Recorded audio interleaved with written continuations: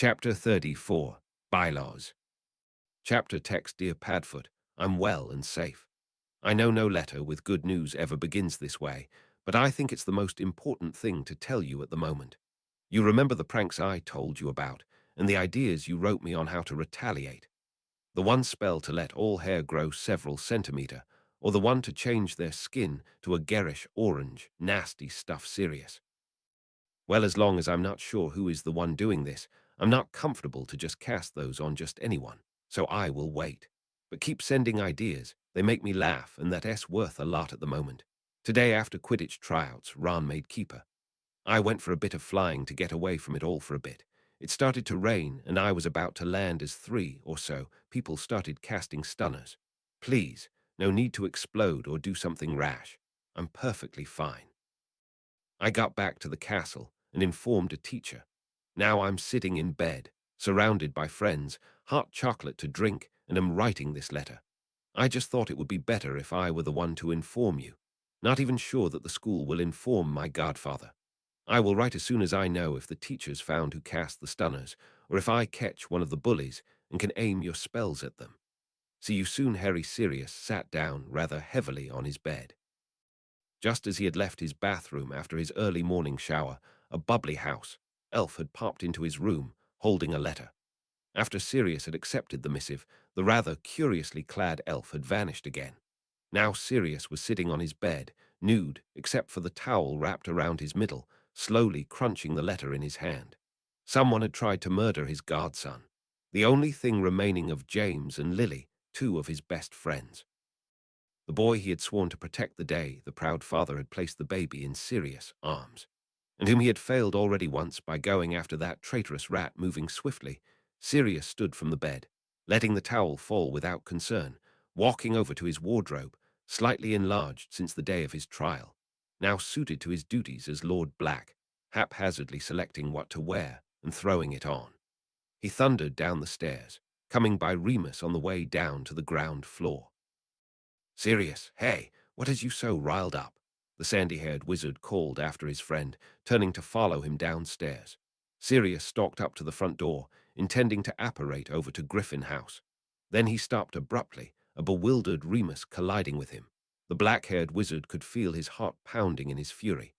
Apparating in this state probably was not the cleverest thing to do, and maybe he would not even be able to get into the house if he apparated to the front garden. Who knew what that bastard had done to the wards since Sirius had last been there? So he should make sure to reach the house inside the wards, which meant he would have to use the flue. Ignoring his friend's persistent inquiries, Sirius spun on his heel, dark blue robes swirling around him, and made his way to the kitchen and the flue in there. He would flew into the receiving room at Griffin House. Most lords of the Wisengamot had warded those rooms separate from the rest of the house, making sure visitors could come in unannounced, but could not get deeper into the house by themselves. Sometimes, it simply was necessary to go to someone without sending the polite request to be allowed into the house. And as the bastard was a lord on the Wisengamot, at least his shouts would be heard in the whole house. With 2 last big and hurried steps, Sirius reached the flue. Remus only a few meters behind him, bewilderment clear as day on his face. Letting the crumpled letter fall to the floor so he could get a pinch of flue powder from the tin on the mantel, Sirius ignored another question from his last remaining childhood friend. He threw the powder down, the flames of the fire turning green, and stepped into the flue, calling out the address. Griffin House. In a flash, Lord Black vanished and left behind his friend, bending down to pick up the parchment from the floor next to the flue. Ooh, the 3 wizards sat around the study, rubbing their eyes tiredly. They had been up all night, reading old accounts of their various families, searching old school records, copies from the days Lucius had been a member of the board at Hogwarts, and a few really old ministry records, for precedents they might use. Now Marvolo was tired and ready for bed. But he knew he most likely would not get any sleep at all this day. He should take a stimulant potion to get himself through the day, because he needed to act on the news a doe patroness had brought him yesterday evening. Someone had tried to murder his son on the grounds of Hogwarts Castle.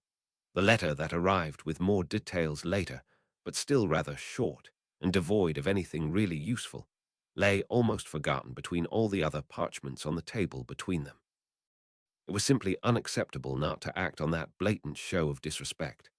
All of the Wisengamot would expect him to use all the laws, rules, and traditions he could get his hands on to protect his heir and prosecute the attackers. His Death Eaters, on the other hand, would be highly bewildered if he did not react with appropriate violence to this attack on his power base. Either way, he would have too much to do today to get even an hour of rest. At least he and his two followers had found quite a bit they could work with. Above all, he needed to see his son and speak with him. He would like to avoid the mistake Dumbledore had so clearly made in excluding the boy from decisions so important to him and his life. Marvolo stood, rubbing his hand over his red and red-rimmed eyes again, and walked a few times up and down to get his circulation back up to counter his exhaustion. He was about to go over the plan once more with Lucius and Xerxes when he heard an enraged call from somewhere in the house. The receiving room, maybe. "Slytherin, you bastard, come down here and talk to me." An angry male was down in the receiving room, it seemed. Sighing tiredly, Marvolo walked over to the door of the study, waving for the other two to follow him. Their whole way to the flue was accompanied by the insults and taunts voiced rather loudly by a man who probably was Lord Black, judging by the choice of words. As they entered the room currently holding the new Lord Black captive, Marvolo turned to the blonde lord walking behind him. "Go home, Lucius. Contact your acquaintance on the board for me. I want to meet him at the gates of Hogwarts. An hour from now." Lucius bowed his head, visibly refraining from kneeling down in proper greeting, before he acknowledged Lord Black with a small nod and walked by the fuming wizard to the flue to vanish with the call of Malfoy Manor. "Did you have anything to eat this morning, Lord Black?" Marvolo asked of the man, now silently glaring at him, further enraged at his anger and the topic he wanted to talk about being ignored. "I was informed of the attack yesterday evening and have been searching for possibilities to deal with it all night. Do you want to accompany me to the school?" The anger in Lord Black's grey eyes slowly ebbed away to be replaced by caution and confusion. The younger man nodded slowly. "Would make quite the impact if we were to go there together. You said something about breakfast, Slytherin. Xerxes, please be so kind and take Lord Black to the dining room. Get the elves to make you some breakfast. I need to shower and change." Without waiting for Xerxes to acknowledge his orders, Marvolo turned around and walked up the stairs to his room. A cold shower and new clothes, as well as a potion to get through the day, were now in order. Time to set the official steps to deal with the danger his son was in into motion. What he wanted to do on the unofficial side. With slightly more options, he would have to decide another time, preferably after a good night's sleep. Uwu Dola stood in the staff room, a strong cup of her favorite tea cradled in her hands, observing the turmoil that was going on. She was not sure what she should think about the topic that was being so heatedly discussed by the four heads of house, the headmaster, and a few of the other teachers. They all had been called here, while the students were in their common rooms. She watched and kept to the sidelines as arguments were thrown back and forth. When Cornelius had offered her this opportunity, she had gladly accepted. But now that she was here, she was beginning to doubt how wise her decision had been. She had hoped that she would gain a measure of control over the one she wanted to get rid of. After all, she was in a position of authority over the boy. But he did not react to her taunts as she had thought he would. The story about his blowing up his uncle's sister was still one of those told during ministry parties and get-togethers. Accidental magic at the age of 13, it was all too clear that the child had a volatile temper, but none of that had shown in the few lessons she'd had with the Potter child in her classes thus far. Nor could she find him breaking any rules that she was allowed to enforce out of the class. She would have to work harder to discredit the boy, as getting him killed had not worked out. "Albus, when there has been a murder attempt on school grounds, we are required to call the Auras," the disgusting half-breed charms professor was stating from his place on the stack of cushions. Most of the others were nodding, and Dolores knew that it was indeed in the rules. Once, she had thought the Dark Lord was right in what he was doing, preserving traditions, bolstering the old families. But obviously something must have gone wrong when he got himself a body again. He was working against her. Against laws that would get them rid of the scum in their world. Eventually. Since the so-called Dark Lord had claimed his seat in the Wisengamot, he had worked on those members she had gotten on her side by painstakingly working on them for long months, sometimes even years, to get the werewolf laws passed. And one by one, they had fallen to statistics and smiles, and she was losing her base. So Dola stood in the staff room watching the headmaster, that senile old man, argue with the professors. She was not sure how she should play this, siding with the professors insisting on calling the auras and therefore sticking with ministry policies, or siding with the headmaster and hopefully getting into a better position here at the school. Severus, my boy, Minerva, we do not know that Mr. Slytherin is telling the truth. We could get students of ours into serious trouble without actual proof. The headmaster said into the room, shaking his head sadly, walking up and down in front of the windows, his hands clasped behind his back. I'm sure Mr. Slytherin would be willing to provide his memory, and we can ask the students who arrived back late into the common room yesterday. Ask them where they were. We will be able to find out what happened if we do not dawdle now. The head of Slytherin was an enigma of sorts. He was rumored to have been a spy.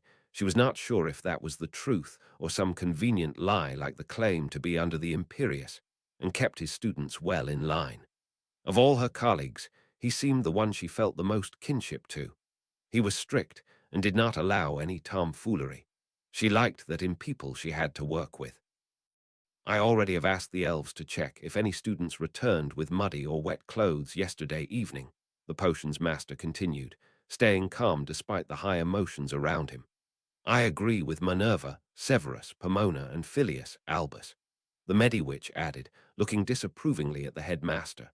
She seemed to believe the Potter brat was telling the truth. He seems stable, but definitely experienced a great shock recently. Just before I came here, I went down to the Slytherin dorms to check on him. She nodded in Severus' direction, so it was likely that he had asked her to check on the boy. The headmaster turned to face the faculty. Mr. Slytherin will have to return to his own common room. If a student is not required to stay in the infirmary, they are to sleep in their own house's dorms. There was a trace of steel in the old man's voice. Dolers, not listening to the answer from the Mediwitch to this, still was not sure what was the best course of action here. It was just too unpredictable. As long as she did not know who was behind the supposed attack, she could not make a well-reasoned decision. We should wrap this up so you all are able to arrive in your classrooms on time. His blue eyes twinkled, and he gave them all a bright, grandfatherly smile. No, we will not gloss over this as if nothing has happened at all, Albus, insisted the irate Transfiguration professor and deputy headmistress. We will call in the auras and make sure the matter is handled the right way. We can't leave the students in their dorms the whole day, Minerva. Should she say something? Agree with one or the other? Before she managed to come to a decision, the runes professor, Bathsheba babbling, spoke up from her seat further down the table, cup with tea still in hand. Why don't we get them all into the great hall to study quietly, finish their homework? All of us can set more tasks to work on there in silence, and only a few of us would be needed to supervise. I would volunteer. So you, headmaster, and the heads of house can work with the auras to resolve this matter quickly. This suggestion was met with approval from the majority of the staff, Madame Hooch and Professor Sinistra offering to help monitor the children. In a spur-of-the-moment decision, Dolers offered her help as well. Better to be there with the students and make sure nothing untoward would happen than trailing along after the auras. But even though most of the professors agreed with the idea to let the students study in the Great Hall and call the auras, Dumbledore still argued, as did that oddball Trelawney. It seemed that it would be a long day. Sighing almost silently to herself, Dolers refilled her teacup, watching the unorganized mess called a meeting. Uo standing together with the other three heads of house, Severus was appalled that Albus Dumbledore was about to repeat an error he had made before. Not enough that he had left not just one, but three boys in abusive home situations. He remembered all too clearly the Dark Lord smashing an ornamental figure upon learning about the abuse Henry had endured. No, he was trying to sweep another murder attempt under the carpet. Seeing the headmaster refusing to call the auras, Severus was glad they had made copies of their memories the moment they had returned from their search at the Quidditch pitch. Now one copy was resting in a secret compartment in his private ingredients store, and another he had sent to Lucius. If the old manipulative codger should try to make them forget, those copies would be safe and could be used, maybe even to remove the man from his last major position of influence. It was a big change in a short time that Severus almost hoped for a new headmaster for the school. Noticing the black fingertips just poking out of the overlong robe sleeves, he wondered if maybe a more natural cause would remove the man sometime soon. This time, it would be not as easy to hush everything up as it had been when Black had tried to murder Severus by werewolf. This time, the almost victim was the son of a lord of the Wisengamot, not of a disowned pureblood witch and an unemployed drunk of a muggle. The whole of Slytherin House had witnessed Henry Slytherin walking into their common room, had heard him telling his story. Those involved were not just a werewolf determined, almost desperate, to keep his secret, the near victim, the one orchestrating the disaster, and a friend to all but the victim. With dark satisfaction, Severus watched Albus trying to regain control over the situation. But with every minute, it became clearer that he would not be able to get his way this time. They would call the Auras and find the would-be murderers. He nodded to Madame Pomfrey for her insistence that Mr. Slytherin needed monitoring. That would make sure he did not have to return to the dorm, where he would be in much greater danger, until the attackers had been found, and agreed with the plan to gather the students in the Great Hall for supervised studying to keep them out of trouble while making it possible to search the school. Listening to his colleagues, and keeping the door to the room always in view, the potions master waited for his lord to make his appearance. Any moment now the pandemonium would increase with the arrival of Lord Slytherin. Suddenly there was a short, sharp burn where his mark was hidden, and he knew that this was a warning that the Dark Lord was on his way. Early in the morning of Friday, Theo woke up and looked over to the cart sitting across from his bed. When he realized the cart was empty, the bathrobe gone, Theo almost jumped out of his bed, slipped into his slippers, threw on his own bathrobe, and strode hastily from the dorm, down the corridor, and into the common room. There by the fire Harry sat curled under a green woolen blanket in one of the wingback chairs, reading. Exhaling in relief, Theo walked over, falling into the chair across from Harry's. "What are you reading?" "I can't read the title."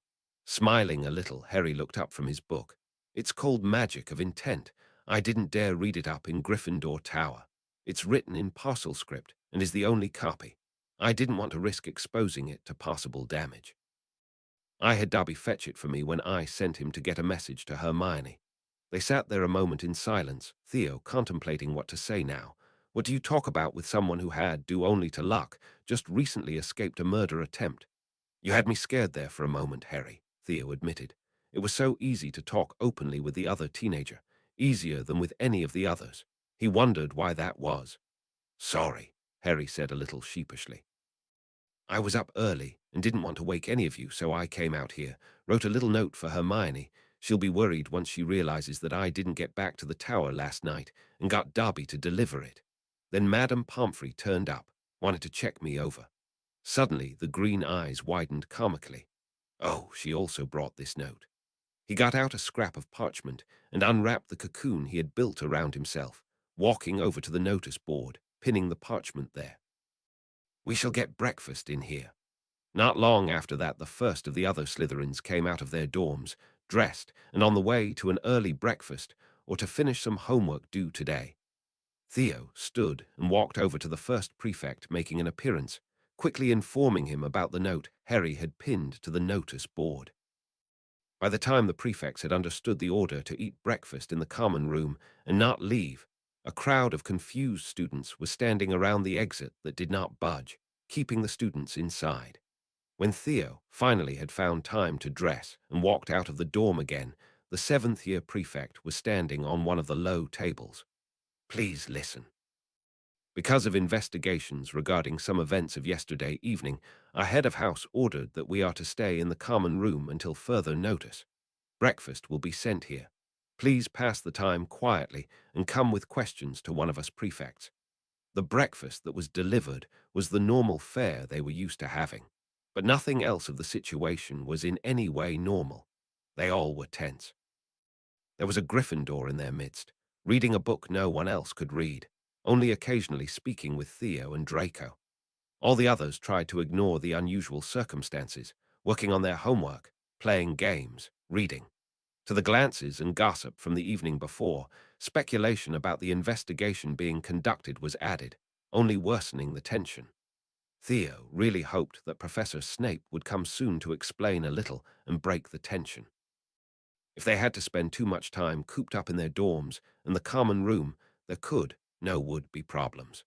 Up in the Gryffindor Tower, Hermione was reading the short note Darby had brought her for the NTH time. She was fairly certain Harry had written it. Even if his writing had changed a lot since the last year, she had seen letters from him and his homework the last few days.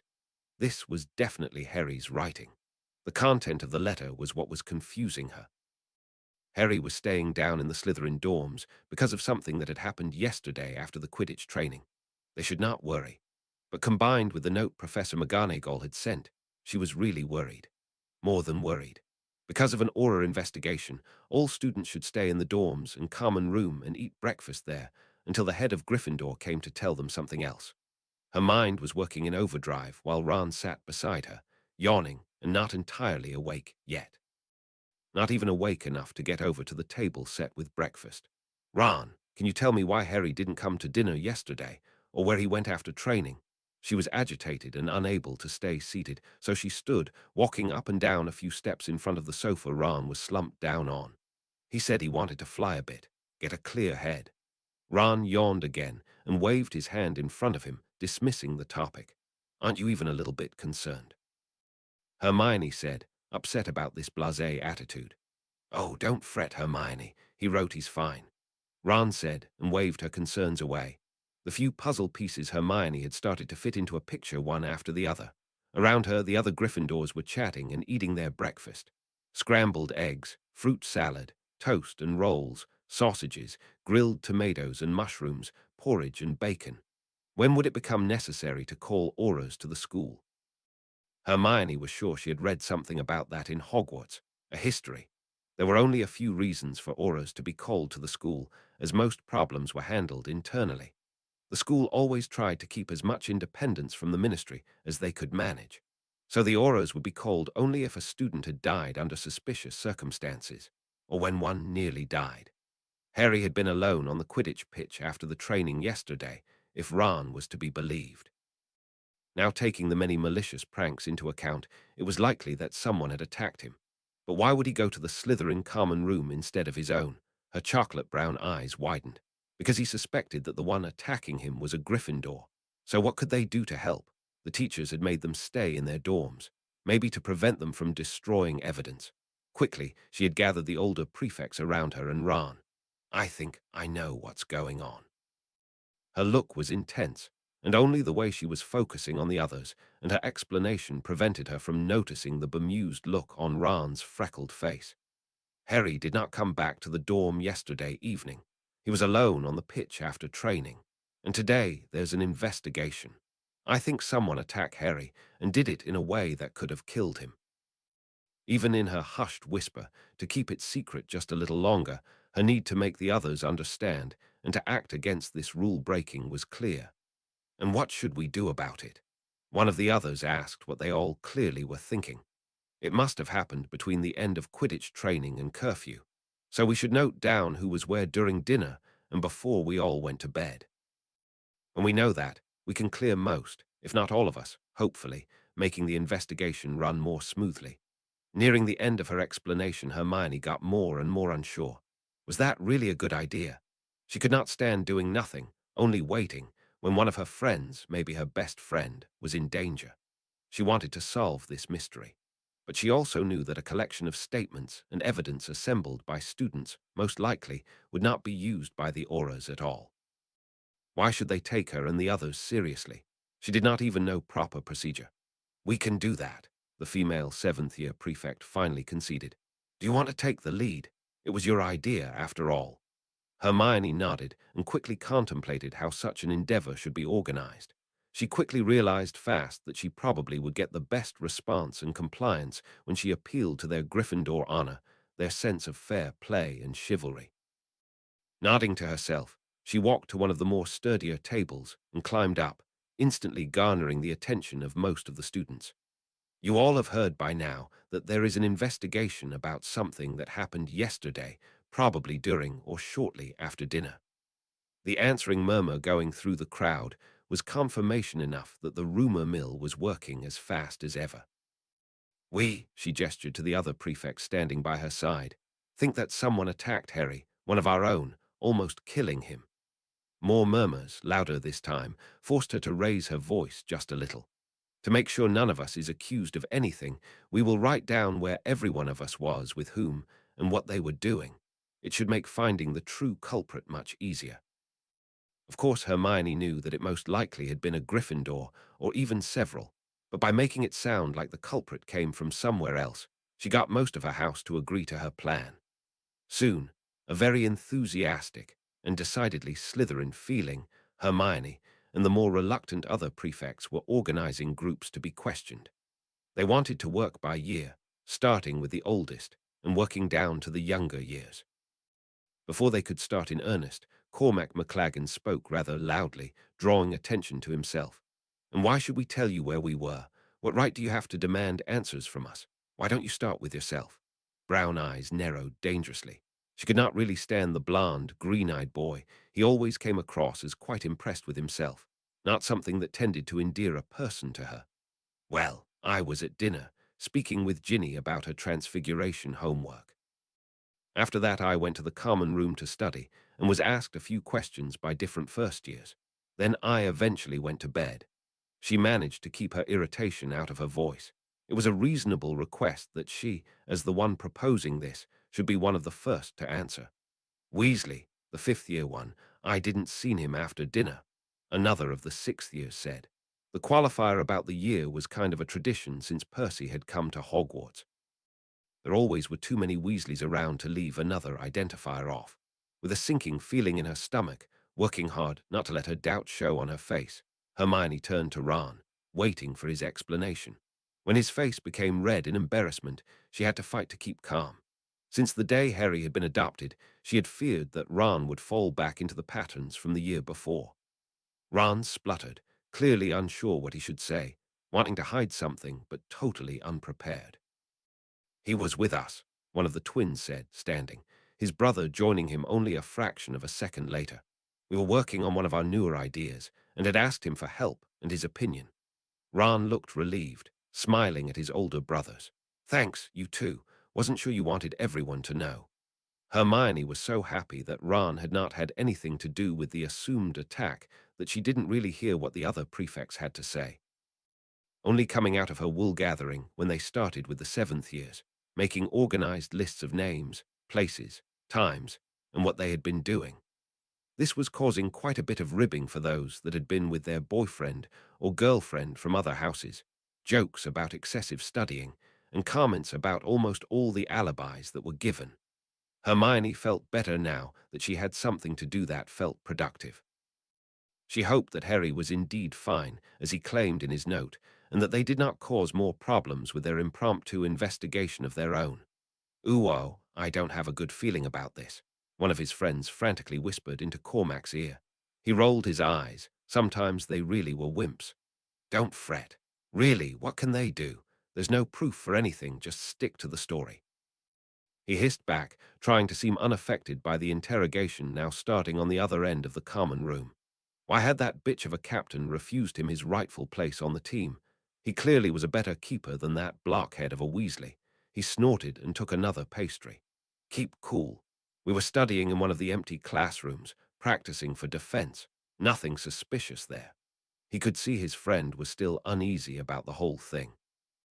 He had not found the will to actually cast anything at the Seeker, claiming later that he had kept lookout for them. And it had been fortunate. If he had cast a stunner himself, he most likely would have been hexed himself. That Ponce Potter, Slytherin, whatever, was good with his curses, and they would not have had someone to enervate them so they could get back to the castle fast. Unconcerned, Cormac refilled his goblet. Should somehow someone come to suspect that he was in any way involved, the boy was sure his father would manage to get him out of the pickle. After all, he had an important position in the ministry. Being part of the courts, and in a high-ranking position too, came with its perks. That his uncles were in influential positions too one holding the McLagan seat in the Wisengamot, did no harm either. "We'll be fine, if you manage to not make any errors," was the last he hissed to his friend, hoping the other would manage to keep his act together. Shortly after Severus had received the warning, the door to the staff room opened, and three wizards stepped into the room, breaking the lively discussion between Burbage and Vector over whether or not they should allow the students to play games during the supervised time in the Great Hall. They made an impressive image. The Dark Lord in front, a dark look on his face, followed by Lord Black, eyes narrowed as he took in the room and its occupants. The other wizard, clad in high-quality robes in tasteful, conservative colors, only added to the appearance of importance of the group, and Severus was quite sure that he was a member of the Board of Governors. The potions master managed to keep his surprise at seeing Black and his lord coming in at the same time hidden. The others were not as successful in hiding their own surprise at suddenly having three others not belonging to the Hogwarts staff in their meeting. "Sirius, Tom, what a surprise to see you both here.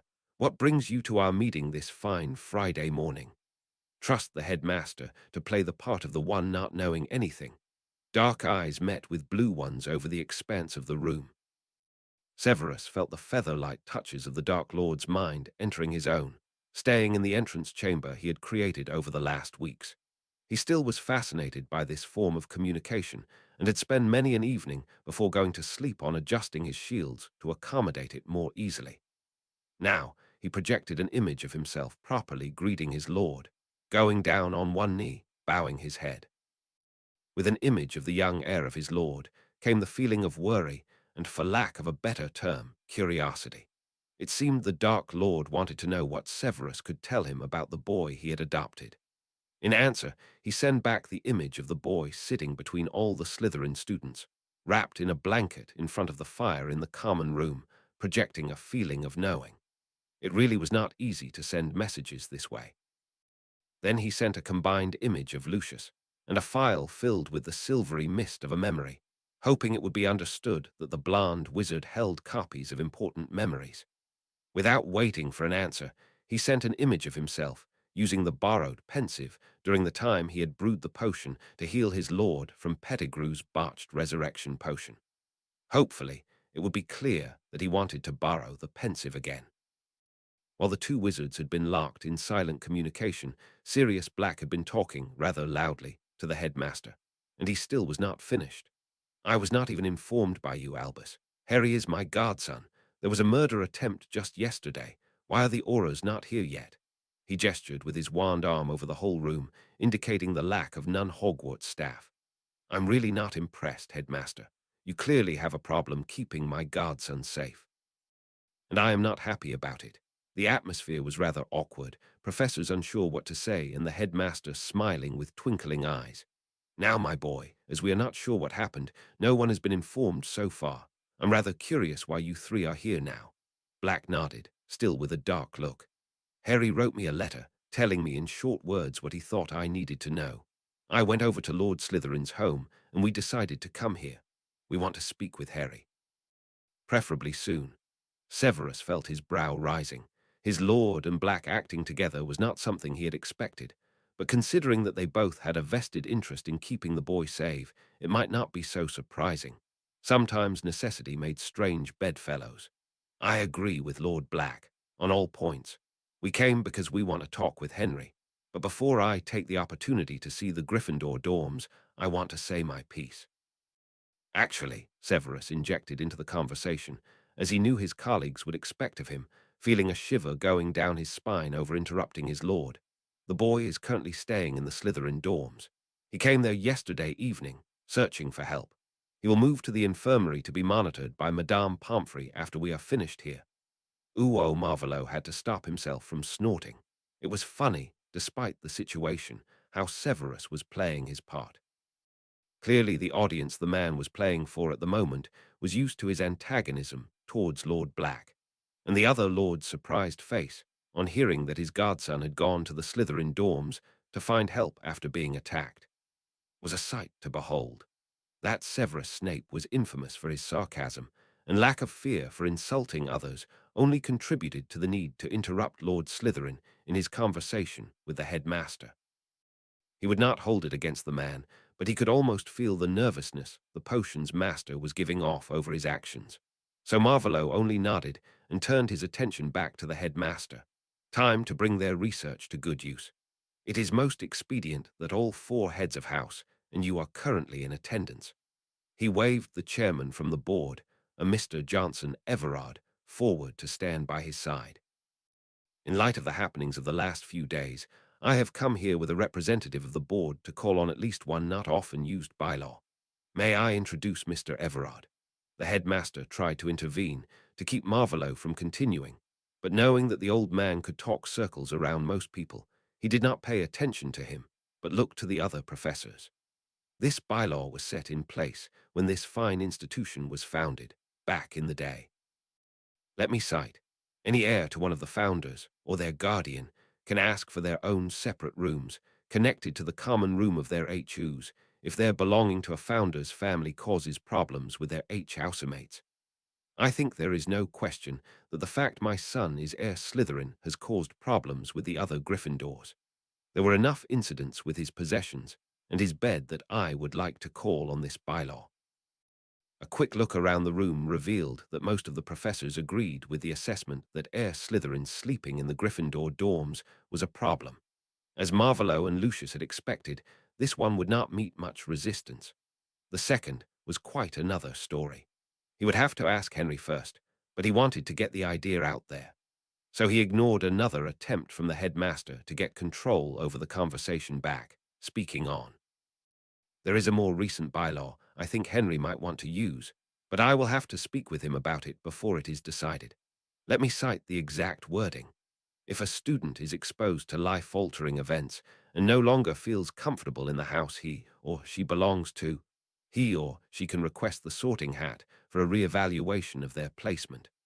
Mentioning resorting of any form brought on the expected uproar of protest. All just knew that resortings were mere rumor, myth, nothing that really was possible. The clearing of a throat brought silence a few moments later. All eyes now were trained on Mr. Everard, clad in slate-grey robes and a dark blue silk cravat. We all have heard many outrageous stories about resorting students, which we know to be false. But there is indeed a bylaw with the wording Lord Slytherin just cited. I know of 2 actual accounts of its use. If you will, I can explain. The man's sweeping gaze quickly recognized that all of the people present, with maybe the exception of the headmaster, were eager to hear what he had to say. One instance was a young boy who had lost his whole immediate family to a big fire, surviving with heavy scarring, disfiguring him. This led to ridicule by the other students from his house. That he was adopted into the Lestrange family, distant relatives of his, added to the difficulty of his situation. He was resorted after he asked the hat for help. The other instance I know of is rather more tragic. He made an appropriately sad and grave face, while Marvolo wondered if the macabre circumstances of the resortings had inspired others to come up with all the false stories circulating. The boy witnessed the murder of his mother and younger sister at the wand of his stepfather. Naturally, he no longer could live in the house the man had belonged to. Constantly being reminded of the man and what he had done. Silence filled the room after the recounting of those stories. Not even the headmaster was attempting to say anything. Marvolo was a little disappointed. He had hoped the old wizard would try to claim that Henry's circumstances were not really this life-altering, but it seemed that the old man would not take the risk. I think we should now call the Auras to investigate. It seems that either there was a murder attempted yesterday evening or false accusations have been raised. Here the chairman was interrupted by the witch in pink robes. Considering that the boy claiming to be attacked is known for his attention-seeking tendencies and not known for his mental stability. But before the short woman could drawl any further, Marvolo interrupted her, keeping his temper in check by will alone. She really was getting on his nerves. Madame. Professor Umbridge, I would appreciate it if you do not repeat the slander printed in the Prophet last year during the tournament. I can assure you that Henry indeed did not enter his own name. It was a plot to get him prepared for a ritual that was used to return me to a body. Here he shuddered on cue. After all, He needed to present the image of one not happy about the means that brought him back into corporeal form. And to be honest, he was not happy with the way it had gone. The rat had made too many errors. It was pure luck that Severus had decided to remain loyal and help in getting him a good body again. His claim that he was forced to participate in a ritual was true, after all. He glared, and the witch, the pink robes did not suit her. She looked a little pale and took a few deliberate breaths. Nodding to the school governor, Marvolo prompted him to continue, not trying to hide the fact that he was impatient for this meeting to be over. He was reasonably sure that this was a normal response for a parent, so he did nothing to hide it. He noted that it was becoming easier to project the expected emotional responses for others to see. As I said, we will call the Auras to clear up the events of yesterday evening, Mr. Everard said decisively. I will stay on behalf of the board to coordinate the investigation and the other matters we have to accomplish. We can sort out the rooms for Heir Slytherin, and then present the case of his placement to the sorting hat to see if it would consider resorting Lord Slytherin's son. Soon a few of the professors left for the Great Hall. The headmaster went with Mr. Everard of the board up to the headmaster's office to call the Auras and talk to the sorting hat. The heads of house left for the common rooms to inform the students of the change to this day's lessons. Marvolo, together with Lord Black, followed Severus down to the dungeons to talk to Henry. Marvolo was looking forward to seeing the common room again, and at the same time he felt a little apprehensive. How would Henry react to him in front of so many witnesses? How in comparison to Sirius Black? Only one way to find out. 3 wizards with dark hair walked down the corridors into the dungeons, imposing figures in billowing robes, striding in silence. Severus felt decidedly awkward, walking down to the common room, followed by the Dark Lord and his childhood terror Sirius Black. He was to send the children up to the Great Hall, and then escort Mr. Slytherin up to the infirmary, before meeting with the others and the Auras for the investigation. They reached the entrance, and Severus spoke the password calmly and clearly, causing the door to slide aside and reveal the way into the common room. He noted with interest that Black was not surprised to see the entrance down here. Had he been here before? It was not an unreasonable assumption to make. The man's younger brother had been a Slytherin after all, as had been all other members of the family. It was quite likely that one of them had mentioned the entrance or described the dorms.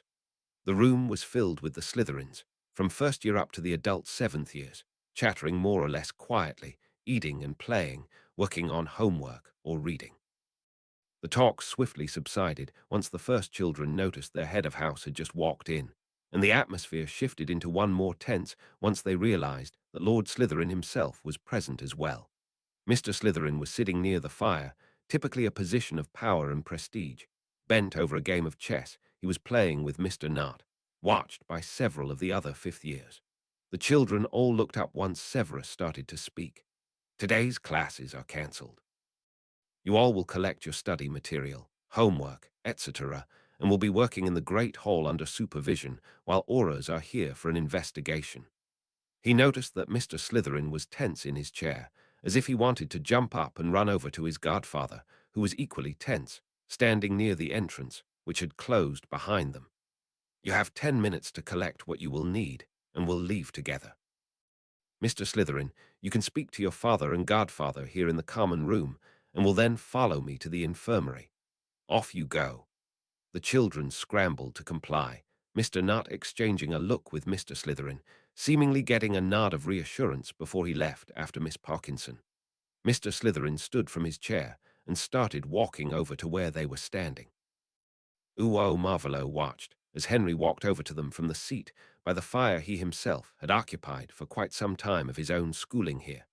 He was also aware of the few older children waiting to leave the common room for the dorms, probably to see Lord Slytherin interact with his heir. And Henry was aware of them too. He had a calculating look in his eyes and seemed to come to a decision before he bowed as it was proper, greeting them respectfully. Father, Uncle Sirius, I'm happy to see you here. You wanted to speak with me. Lord Black flinched at his side, obviously surprised and unhappy that Henry had called Marvolo father. Marvolo felt quite good over this little change. Up until now, whether in public or at home, Henry had always called him sir, never anything different. just as he had been instructed as one of the possibilities at the beginning. Yes, Henry, I'm pleased that you seem to be doing well. Before Marvolo could explain what he had found and ask if Henry would like to be resorted, Lord Black stepped forward and threw his arms around the green-eyed boy. Don't be so formal, Harry. I was so shocked when I got your letter. Never, ever go anywhere alone again, please. I could not live should I lose you too. His voice was muffled because he had buried his head in the unruly black hair on Henry's head. The boy looked a little uncomfortable and patted the bigger man's back in a consoling manner. A whispered conversation between Lord Black and his godson followed, too soft to be heard from a few steps away, and the first students began to come back into the common room. Another few moments later, Lord Black stepped back from Henry, straightening his robes and a blush on his face. Maybe he did realize that he had let down his defenses a little too much in front of that many Slytherins. Henry turned to face Marvolo looking at him, and he smiled at his adopted son. The boy had managed to pick so much up over that short a time to tell him what was to happen and get his view on getting resorted. You remember that I promised to look into possibilities to keep you safe here at school? Henry nodded and answered briefly and softly. Yes, I remember, sir. We found two bylaws that can help with that. One I have already called upon, the other can only be asked for by you yourself. What are they, sir? Severus wandered off to talk to his students, giving them a little more privacy. You will get your own rooms off of the common room up in Gryffindor Tower. You will be able to restrict all access, and therefore be safer. The other, how to present this. Being candid and not embellishing would probably work best in these circumstances. Seeing that you have endured several life-changing events in the last year, you might ask the Sorting Hat to re-evaluate your house placement, if you wish to. I would recommend this course of action, but in the end it is your decision if you still feel safe being a Gryffindor. Either way, Aurors are being called in to investigate what happened yesterday. Henry nodded. I will have to think about that, sir. They did not have much time after that. All the students had assembled in the common room with their book bags and now were departing for the great hall. Severus urged Henry to get his things so he could be placed in the infirmary, where he would be safe and watched until he got his own rooms. Black and Marvolo joined the Aurors and staff to talk about what was to happen, and then Marvolo left to attend to his other responsibilities. But first, they walked in silent agreement up to the infirmary for Marvolo to say goodbye to Henry and for Black to stay with him. Henry seemed to be grateful to them both. Meeting this evening at my place. Asked Lord Black out of the blue before Marvolo could leave the infirmary to walk back to the edge of the wards. To what purpose? Was the cautious reply. Why would Black search him out even more? After all, he had been rather radically anti-Dark for most of his life. Exchanging information on Harry's situation, Black said, in a tone of voice that suggested he thought the other man a little slow for even needing to ask. And then the tall, grey-eyed man added more cautiously, if you have that information assembled I asked for, you might have a look at my place. I do not feel comfortable thinking whatever dark thing you lost might be laying around the house somewhere. Quickly thinking if he had actually assembled enough material, Marvolo nodded in assent. Exchanging information on Henry with Black was most likely safe enough. The other wanted to keep the boy safe as well. And getting to look at a house where one of his Horcruxes might be hidden, not an opportunity he could pass up. Shall I call ahead, or should I just step through the flue? Apparate to the entrance hall. I assume you have been there before. A grimace of distaste quickly flashed over the still slightly gaunt face. I remember the place, was all Marvolo said to that. Of course he remembered, but he still had to make sure to appear to be really not fond of memories made as Voldemort. They nodded to one another, and Marvolo walked out of the white rooms. Now on to the less legal actions he wanted to take in response to this new attempt at murder on his heir. Quite late in the day on Friday the 15th of September, the ministry was buzzing with rumors. Aurors had been called to Hogwarts. There was talk about an attempted murder or actual murder of one or several students. The names and numbers of victims and murderers varied, as did the causes of death. From poison over potion, explosions up to the killing curse, or different weapons, everything was considered a possibility. These rumors were not sparked by anything the Aurors had told. They were the reaction of the people at the ministry, trying to fill in the blanks in the only thing they had heard out of the Aura department. There was possibly an incident at Hogwarts that we are investigating. Bored people with too much time and imagination could do quite interesting things by retelling a story and altering just a tiny bit in doing so every time. People love their gossip. After a day spent plotting, viewing the memories Severus had sent to Lucius, packing the smaller of his pensives for Severus to borrow, and further research into the problem of the unplanned Horcrux, Marvolo apparated straight to the step in front of the old black townhouse. Severus had told him in one of the debriefings after his loyalties had been cleared up that the house had been the headquarters of the Order of the Phoenix and had been under the Fidelius charm. As such, Marvolo was unsure what might have been changed in the house since he had been there the last time. After all, it had been over a decade ago. He did not wish to risk colliding with anything. The house looked dirty and derelict. Considering Lord Black had to stay hidden until this summer, and this house had been standing empty for a long time, it was probably no wonder. What he was puzzling over was the substantially better state the Potter properties had been in. In the end, it was unimportant compared to everything else going on, so he took a deep breath and used the knocker to announce his arrival. The door was opened quickly, and he flinched, suppressing the wish to cover his ears, as a shrieking sound spilled out into the open. Lord Black ushered him in, shouting back over his shoulder, "Shut up, old Herodin, look who's here." A little wary, and extending his senses into the house, Marvolo stepped over the threshold and into the entrance hall. He followed Lord Black, who was wearing an ugly sneer, over to a big portrait of a woman he knew, or had known. As far as he was aware, Walburga Black had been dead a number of years already. "Who have you brought here, you traitor of a son?"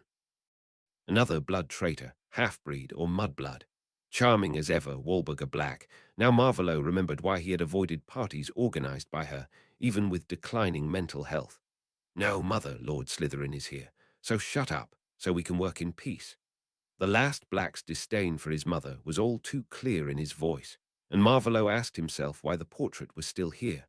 The man was a Gryffindor, so why not simply ask? Nodding to the stunned witch in the dark portrait flanked by fraying curtains, Marvolo gave Lord Black a questioning look. "Why do you have a disruptive portrait still hanging where guests have to endure it, Lord Black?" With inner glee, Marvolo watched as Walburga registered his face and voice, and the title he had used to address her son, whom she had tried to throw out of the family, eyes getting wide. And if she could have gotten any paler, she probably would have. Because she attached it with a permanent sticking charm to the wall, Lord Slytherin. Marvolo saw the spark of glee caused by marking his mother in the other man's pale eyes. "I could recommend an artist. I'm sure I read somewhere that there are special spells to charm animated portraits silent, or even inanimate if needed. But it was a long time ago, so I do not really remember where I read it. But I know several artists who are skilled enough to work on complex portraits," Marvolo offered. He had read anything he had got his hands on, including books on the obscure art of wizarding portraits. "My lord, is that you? Has my son found the way back onto the right path?" Now Walburga was simpering, fluttering her lashes at Marvolo, reminding him of Bellatrix, and Marvolo found himself sharing an eye-roll with Lord Black. "If you ask if I am the man that used to be known as the Dark Lord or Lord Voldemort, then you are right." He spoke his old and current title with the contempt he had to maintain in public, and Lord Black counted as public, before a smirk broke through his mask. "But I'll have you know that my father was a muggle, so you probably would call me now what was it? A half-breed." A chuckling Marvolo followed the rapidly blinking Lord Black into the kitchen, while the portrait did not utter another word. "Ooh, I know it is hardly protocol to entertain another Lord of the Wisengamot in the kitchen. But this room is one of the cleanest, and here we will be able to get tea and biscuits." Sirius worked hard to sound polite and a little apologetic while he tried to cope with what had happened out in the hall. Of course he had known that Tom Marvolo Riddle, the man that had become he who must not be named, was indeed a half-blood. Dumbledore had made sure they all knew of the inglorious past of this man, but that he himself would openly admit to it, that was something Sirius never would have expected. They walked into the kitchen where Remus was sitting at the big table, a cup of tea next to him, reading through a scroll filled with text, probably one of the copies Harry had sent of his history homework to get actual feedback on them. Sometimes Sirius wondered if Binns was even reading the homework that the students handed in. "Do you want a cup of tea, Lord Slytherin?" Sirius asked. indicating one of the chairs for the bastard to sit down in. Yes, that would be welcome, Lord Black. Good evening, Mr. Lupin. That the man was always so damned polite was driving Sirius mad. Remus only looked up, nodded politely in return, and continued to mark the essay. Just so you know, I think you want to push Harry to ask for a resorting so he will be placed in Slytherin. That a resorting is even possible. I always thought it was a myth. All the stories I have heard over the years, each one more outlandish than the next. By the way, the Hat agreed that Harry had that possibility. To ask, I mean. He shut up after that. He was rambling and he knew it. Way to go to actually make a strong position for himself. Remus had prepared tea for the additions to the table and sat down again. Sirius smiled at his friend, rubbing over his eyes. I stayed with Harry most of the day. The Aurors have not found much so far. They did verify that there was an attack on Harry, so there will be a complete investigation. Professor McGonagall told me that the extra rooms for Harry were finished. He seemed rather collected when I left to come here. They lapsed into silence for a moment, sipping on the excellent tea, eating a few biscuits. Slytherin got a bundle of parchment from the inside pocket of his robes, enlarging it back to its proper size, and placing it on the table in front of Sirius. This is the amount of information I could gather in the time I have had. I will probably be able to provide more in a few weeks, but I thought it would benefit the community more to have it earlier. The last came out more like a question, and again Sirius wondered how much was genuine and how much was acted. It was highly frustrating never really to know for sure. Let me have a quick look, but by the sheer size of this stack, I think it should be enough so you can look through this house. Maybe tonight I'll be able to sleep better again. Uo Marvolo watched, while Lord Sirius Orion Black looked through the information he had compiled. It had been quite distasteful to realize how many witches and wizards had died, while he had lost his mind to madness. How many children could have been born with magic if he had found another way? As he had done while writing the information down, Marvolo pushed the thoughts out of his mind. No sense in crying over spilled milk. His head tilted to the side, brown, wavy hair brushing against his shoulders, Marvolo listened to the magic he could feel in the house. There were many dark objects scattered throughout the rooms. The wards were quite extensive and soundly built. Breaking into this house, when someone was defending it, would take great amounts of both time and power. But the Blacks had always been a little paranoid, so the smaller wards inside the house, around several rooms, came as no surprise. Beside the one on the small cupboard next to the storage room, it did not feel familiar to anything Marvolo knew, but was powerful. Maybe house elf magic. He had made the error of underestimating their magic once before. He tried to not repeat errors too often. While they were so occupied, Lupin working on an essay, Black looking through the information, Marvolo feeling the place out, the door to the kitchen opened, and an old wrinkled house elf waddled into the kitchen, muttering under its breath. Could it be that this was the elf he had borrowed from Regulus? To his own chagrin, it would have come in handy to know now. Marvolo had to admit that he never did pay much attention to the elves, so he could not be sure. He did not even remember the name of that elf he had used to test the protection in the cave. Blue-glamoured eyes followed the elf on its way across the kitchen and to the warded space Marvolo had noticed moments before. The moment the little door was opened, Marvolo felt the presence of one of his Horcruxes. There was a piece of his soul hidden in what looked like the sleeping place of a house elf. A part of him wanted to scoff at the place, the circumstances. Another part reminded him that another Horcrux was hidden amongst the rubbish in that room he had found on the 7th floor. Even though that was at Hogwarts, it was not much better. Should he mention that he had located the object, or should he wait for Lord Black to grant him permission to search, before he stumbled upon it by accident? It became a moot point in that moment. That's more information than I thought you could have assembled by now. Should we start searching? Black interrupted his thoughts. Marvolo nodded, emptied his teacup and stood. Maybe we should start in the kitchen, as we are already here. Half an hour later Marvolo left the house, Salazar Slytherin's locket hanging safely around his neck, tucked into his shirt. At least he had managed to retrieve one of them. The diary and the ring had been destroyed, forced to reunite with the rest of his soul, residing in his body. The locket was now safe, as was the small splinter in Henry. Now he needed to get the cup out of Gringotts and the diadem out of Hogwarts, and he could sleep a little better. He really did not want to feel a forced reconnection again. Ooh, I've got the boat ready. Jeff, one of several men around a table covered in old stains, said, smiling smugly. Is it big enough? And what makes it move? The biggest of the others said, crushing his cigarette in a pile of old ash and stubs. It's big enough for us and our friends, and it has more than one way to move. We can row, set the sails, or use the motor attached to it. Jeff looked a little unsure if he had the pronunciation right and took a sip from his beer. It's autumn now. The youngest and only lanky wizard commented and waved his wand, muttering a spell under his breath, opening a new bottle and taking a sip. And the instigator of this endeavor asked a little impatiently, it's the season of storms, is all I want to say. Jeff waved his own beer through the air. The muggle in that marina, where the boat is, promised to have an eye on the weather and tell me when the time is best for a fishing trip. He shrugged to the confused looks on the other conspirators' faces. That's the story I told him. I want to go fishing with a few friends of mine. All right, the big red-faced wizard nodded. So we have a boat, no problem with the weather. We need clothes for our friends, can't have them walk around in Azkaban robes. We should take them something to eat and potions. Fingers, can you get some? The solidly built man standing next to the cool box nodded. If I have time till the start of next week, sure. Most of the plan was in place. They knew who they wanted to come along to the prison, where to hide their friends till they were better, had a few wands found for them. This was a session to clear up a few last points.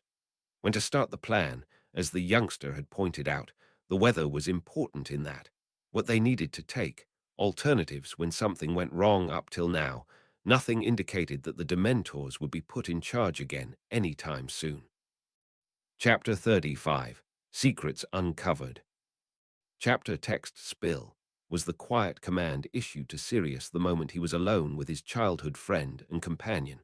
They had had no time for a talk before Lord Slytherin had shown up at the door, so now Remus demanded a more thorough explanation. Sitting down, sighing wearily, Sirius cast a spell to fill a cup with tea and float it over to his place. You have read Harry's letter. Sirius' grey eyes regarded his friend, who rolled the parchment he had been working on into a scroll and placed it to the side, nodding. Well, I went to Griffin House, but you probably heard that. I met with Lord Slytherin, who had been researching the whole night to find some way to make sure Harry is safe. He offered me breakfast and went to shower and change while I waited. After that, we went over to Hogwarts. The research uncovered 2 bylaws. One has already been used, and if the other will be called, is Harry's decision. Sirius made a pause to take a few sips from his tea and to contemplate. It had been rather a different experience to walk at the side of the man who most likely still was the Dark Lord. The animagus still remembered the reverence with which his parents had spoken about the man. And now they had been seen by the whole staff of Hogwarts, a few auras, and even quite a few students walking side by side, working for a common goal. But as the common goal was Harry's safety, it felt all right. There was an attack, but you heard that already. The investigation is in full force, but most interesting are the bylaws that Slytherin found. Harry will get his own rooms in Gryffindor Tower, probably tomorrow, and can ask for a resort if he wants to. Shaking his head in incredulity, Sirius took another sip from his tea. Resorting is truly possible, Remus asked wide-eyed. I heard you talk about that earlier, but the stories that are told just sound so outlandish, and no history text ever mentions something like that. And so Sirius started to recount the stories the man from the board had told them today in the staff room. And then he proceeded to tell Remus all the details about his day spent in the hospital wing sitting by Harry's bed. He pulled a sheet of thick drawing paper from the inside of his robes, showing off the charcoal drawing of himself as Padfoot, already contemplating where he could place it on a wall to the best possible effect. When both the dog Animagus and the werewolf went to bed that night, the wall in the kitchen had a new picture hanging between the door to the pantry and one of the cabinets. Harry had made it almost too late to breakfast on Saturday morning. Now walked together with Ron and Hermione, both carrying a few of his belongings, up the stairs leading to the boys' dorms in Gryffindor Tower. After a day spent in the infirmary, even if Sirius had spent the day with him, listening to stories Harry wanted to tell, and telling stories of his own, it was nice to be with his friends again. And then, finally, the auras made their way into the common room. They wanted to know where each of us had been. I think they went to all the common rooms. So much work. And Aura Proudfoot was a little surprised that we had already collected the places where everyone had been. He's heading the investigation. I hope there are books about magical forensics in the library. I never even thought about the way the Aura department would go about investigating a crime. Hermione prattled on and on. Harry smiled at that. Hermione's enthusiasm was as reliable as the sun, a nice constant in a world where nothing seemed to be sure at all. They finally passed the door to the room of head boy, only ever in use if the year's head boy was a Gryffindor, and started on the last set of stairs up to what probably could be called the attic of the tower. "Wow, mate," Ron commented once they had crossed the threshold and Hermione shut up to take a good look around. The room was mostly circular, the bathroom probably hidden behind the only straight wall and divided by several curtains, which were open at the moment. Red and gold was the main color scheme, like in all other parts of the tower.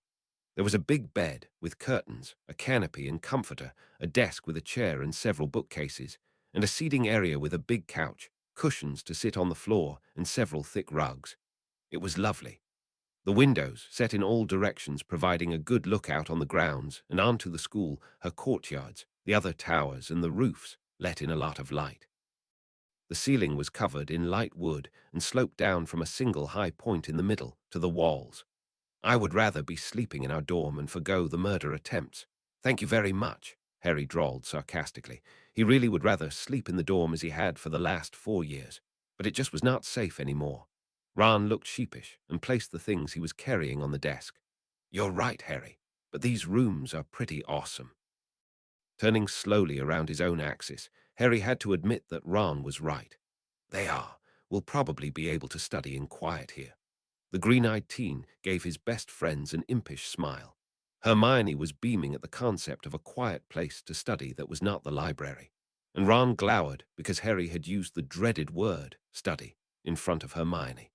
They started to place the things Harry owned around the room, while Hermione continued talking about the investigation. I heard that they discounted all of the first years and probably also the second years. They can't cast a stunner. Do you know if the attackers were big or small, tall, short? Harry laughed incredulously. Hermione, stop. I have given a copy of my memory to the auras. They will see for themselves. I don't really remember. Concentrated on staying on my broom, evading the stunners. Didn't really have the time to look at them more closely. Why don't we talk about something else? Of course, they didn't stay away from the investigation, but Harry did not contribute much to the discussion. So it was Hermione and Ron who speculated about what was to happen, what spells there were to secure evidence. Soon Hermione was appalled at how little real evidence gathering there was happening in wizarding crime fighting. While his friends were comparing the differences in law enforcement between the wizarding and muggle worlds, Harry was deep in thought. What should he do? He was fairly certain that at least one of his attackers was a Gryffindor. Only a Gryffindor could have managed to place the potion in his food. Only a Gryffindor could have charmed his things green. And he didn't believe that there were just several people doing this, unrelated. It felt too much like escalating to him. And thinking back at the reactions and what had been said, he was fairly sure that McLagan was somehow involved. Harry did not dare tell that to anyone, though. If he did, it would get back to his guardian. And somehow he had no doubts that the man would react violently in some way. As much as he had been kind and even somewhat caring, he still had his dark red eyes, had split his soul, was still only running on parts of it, even though it was more than half a soul by now. No, he did not feel comfortable bringing anyone to the attention of Lord Voldemort, even someone who had tried to kill him, and it had been several, more than one. Probably at least 3 students, because he now thought that he remembered that there had been 2 people casting stunners, and he had got them both. So there had to have been at least one more, to wake them up again so they could get away before the professors arrived there. And then there still was the question about whether he should ask for a re-evaluation of his placement. He had walked to Slither in the evening of the attack, because he had not felt safe with his Gryffindor housemates. This was one of the deciding factors for even being able to ask to be resorted, or so Sirius had told him. What would happen if he asked and set the hat on his head again? Would he remain in Gryffindor? Harry thought it possible. He still was fairly brave and brash, And if he asked and was placed in his current house again, what then? It would only increase the resentment his housemates already felt for him, for his desire to leave only to stay. Others might see it as a confirmation that he was in the right place. But the other Gryffindors probably would only see that he wanted to leave. He could maybe present it as a dare. And right there was the proof that he could be in Slytherin. Ever since he had been adopted, his political, cunning mind had been schooled. The part of him that had been active to keep him relatively safe at the Dursleys and had mostly slept since he had come to Hogwarts was active once again. In Slytherin, he would be with Theo and Daphne, Draco. It would not be all bad. He smirked. Never again would he have to remember the password for the common room. Harry was fairly sure that Ravenclaw and Hufflepuff were not options for him. He had adopted better study habits, but still did not really crave knowledge for the sake of knowledge. And loyalty was surely part of him, but smaller than his urges to run into a situation to save others, or his pondering over different outcomes, like he was doing right now. Placing the communication mirror Sirius had given to him yesterday on the small table near his bed, Harry searched the wall for the tapestry that controlled the wards on his new rooms. He could use runes to decide how harsh the wards would be, write down the names of people he would allow in there. While Hermione arranged his school books after some pattern only she would deem useful, and Ron was watching the grounds, laughing about how tiny all the students looked from up here, Harry set the wards. Only Hermione and Ron, and of course the professors, would even be able to walk the stairs up to his door, and no one would be able to enter when he was not there. He just felt safer that way. Considering that safety was the whole purpose of this, it probably was best to err on the side of caution. Ooh, it was Saturday, but they both were still here among heaps of parchment, trying to bring order into the chaos. They had amassed a lot of overtime on this assignment. Kingsley looked up from the parchment he held in his hands, a stack of order forms for supplies from Scriven shafts, quills and ink. Not for the first time he wondered who had been so daft as to place all paperwork in the same room, or make it a rule that all paperwork had to be kept for this long. One of the order forms was older than 100 years. On the other side of the room, standing knee-deep in files, was his partner in this assignment, Dawlish. Even after all the time they had been sorting and searching, he still did not know what to think about him. But it proved to be hard to keep up the constant vigilance Alistair always hopped about. I still don't know what I did wrong to be given this assignment. It feels more like a detention with Filch than anything else, the dark-skinned wizard said into the room, breaking the silence. A snort from across the chaos was the first reaction, before Dawlish straightened up, stretching out his back. Had many of those, Shacklebolt? The brown-haired wizard asked, laughter in his voice. As he continued, he got serious really quick. We search for evidence of who sent Dementors after 3 heirs and their tutor. I consider it an honor to have this assignment.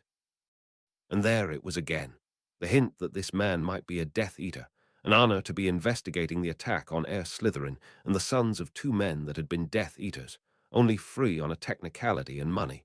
Kingsley stretched his own back. I just wished we could sort these. He waved his arm over the mess, a little more efficiently than by hand. Dawlish nodded, easily agreeing. But with all these charms to make sure they can't be stolen easily. Maybe we can get permission to remove the charms, sort with magic, and be finished faster. For a brief moment, there was a flicker of hope in Kingsley before the reality of pedantic bureaucrats hit him hard. They tended to make all things as complicated as possible. I think before we managed to get the permission, we would be finished with sorting. They both rolled their eyes and bent down again to sort through another patch of tangled parchment. The way all their paperwork needed to be filled out 3 times or more, sometimes Kingsley thought the true evil in the world were the bureaucrats. All forms needed to be filled out multiple times. Slowly, brown eyes widened, and the tall Auror straightened himself up again. It was almost impossible that an order to send Dementors somewhere needed only to be filled out once. Where might the other copies be stored? What are you thinking? Dawlish asked, slowly making his way through the small paths they had cleared in the first few days on this job. Sounding deep in thought and kind of far away, Kingsley answered. The last report I wrote, I copied it 3 times. The original went to Scrimgeour, one I kept, one probably is somewhere in this mess, and the last one went to the solicitor involved. Do you know how many copies are needed for a kiss order? Swearing something under his breath, Dawlish walked a little faster. Blinking in surprise, Kingsley realized that the man had paled a few shades. How curious. You're right. There certainly is more than one copy. Why didn't I think about this earlier? We could have known weeks ago. The man seemed distressed, and Kingsley raised an eyebrow. Maybe the other really was a Death Eater.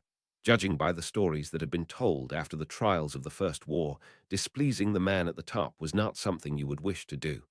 Keep calm, Dawlish. If it was this obvious, like it feels now, someone would have thought about it before today, and we still need to find where the other copy might be stored. He clasped his hand on the other's shoulder. Dawlish took a deep breath and nodded, getting his wits back. Whoever it was, they probably didn't hold onto a copy. But the Dementors are at Azkaban. Is there an archive there? Kingsley nodded enthusiastically, a grin spreading over his face, answered by a matching one on the face of the other man. It should be. And with the Dementors moved to the other end of the island, it shouldn't be too unpleasant to go there to check. We probably should keep it quiet until we've done so, cautioned Dawlish, and Kingsley nodded, continuing his sorting. Can't risk the perpetrator getting wind of our plan. How can we manage to get the portkeys we would need without causing suspicion? They started to plan their way to the island prison to check on the records there, and at the same time make sure that no one got to know about it before they had finished their little excursion. Later the same day Albus sat behind his desk in his office, Fox sitting on his perch preening his feathers, a newspaper and a letter in front of the old headmaster, a frown on his face. Alastair had been right in his assessment of the situation. The prophet had published a piece about the attack on Harry, making Tom out to be a caring and friendly guardian, ensuring that his son would get all the protection he could possibly need. The public loved the tragic story Tom had planted, and which had blossomed beautifully. Never would Albus have thought that Tom would allow this much of his past to be paraded in the open, that he had given information about people that had vanished in the past war to the DMLE. It seemed that Albus had miscalculated. The letter that had arrived with the post around lunchtime only drove the point deeper. Tom had arranged for a standing appointment with the goblins. Whenever they both made an appearance there, at the same time, they would have a room to use and one of the Gringotts curse breakers at hand. The letter proposed that they meet Monday in the early evening in front of the bank and remove the curse on that occasion. Tom even invited him to bring 2 people to keep him company. Rubbing his eyes behind his glasses, Albus conceded that he had grossly miscalculated. Tom seemed to be much better off than before his fall. He needed to take another approach. Most of all, he needed to reassure the Order that Tom really was evil. Now that the boy could act as well as, if not better than, he had as a teenager, it was not as obvious as before. But Albus was sure of it. Tom was evil, had already been on his path to true evil when he had been a boy of 11. No one not evil could split his own soul, and the headmaster knew that Tom had done exactly that, split his soul, more than once.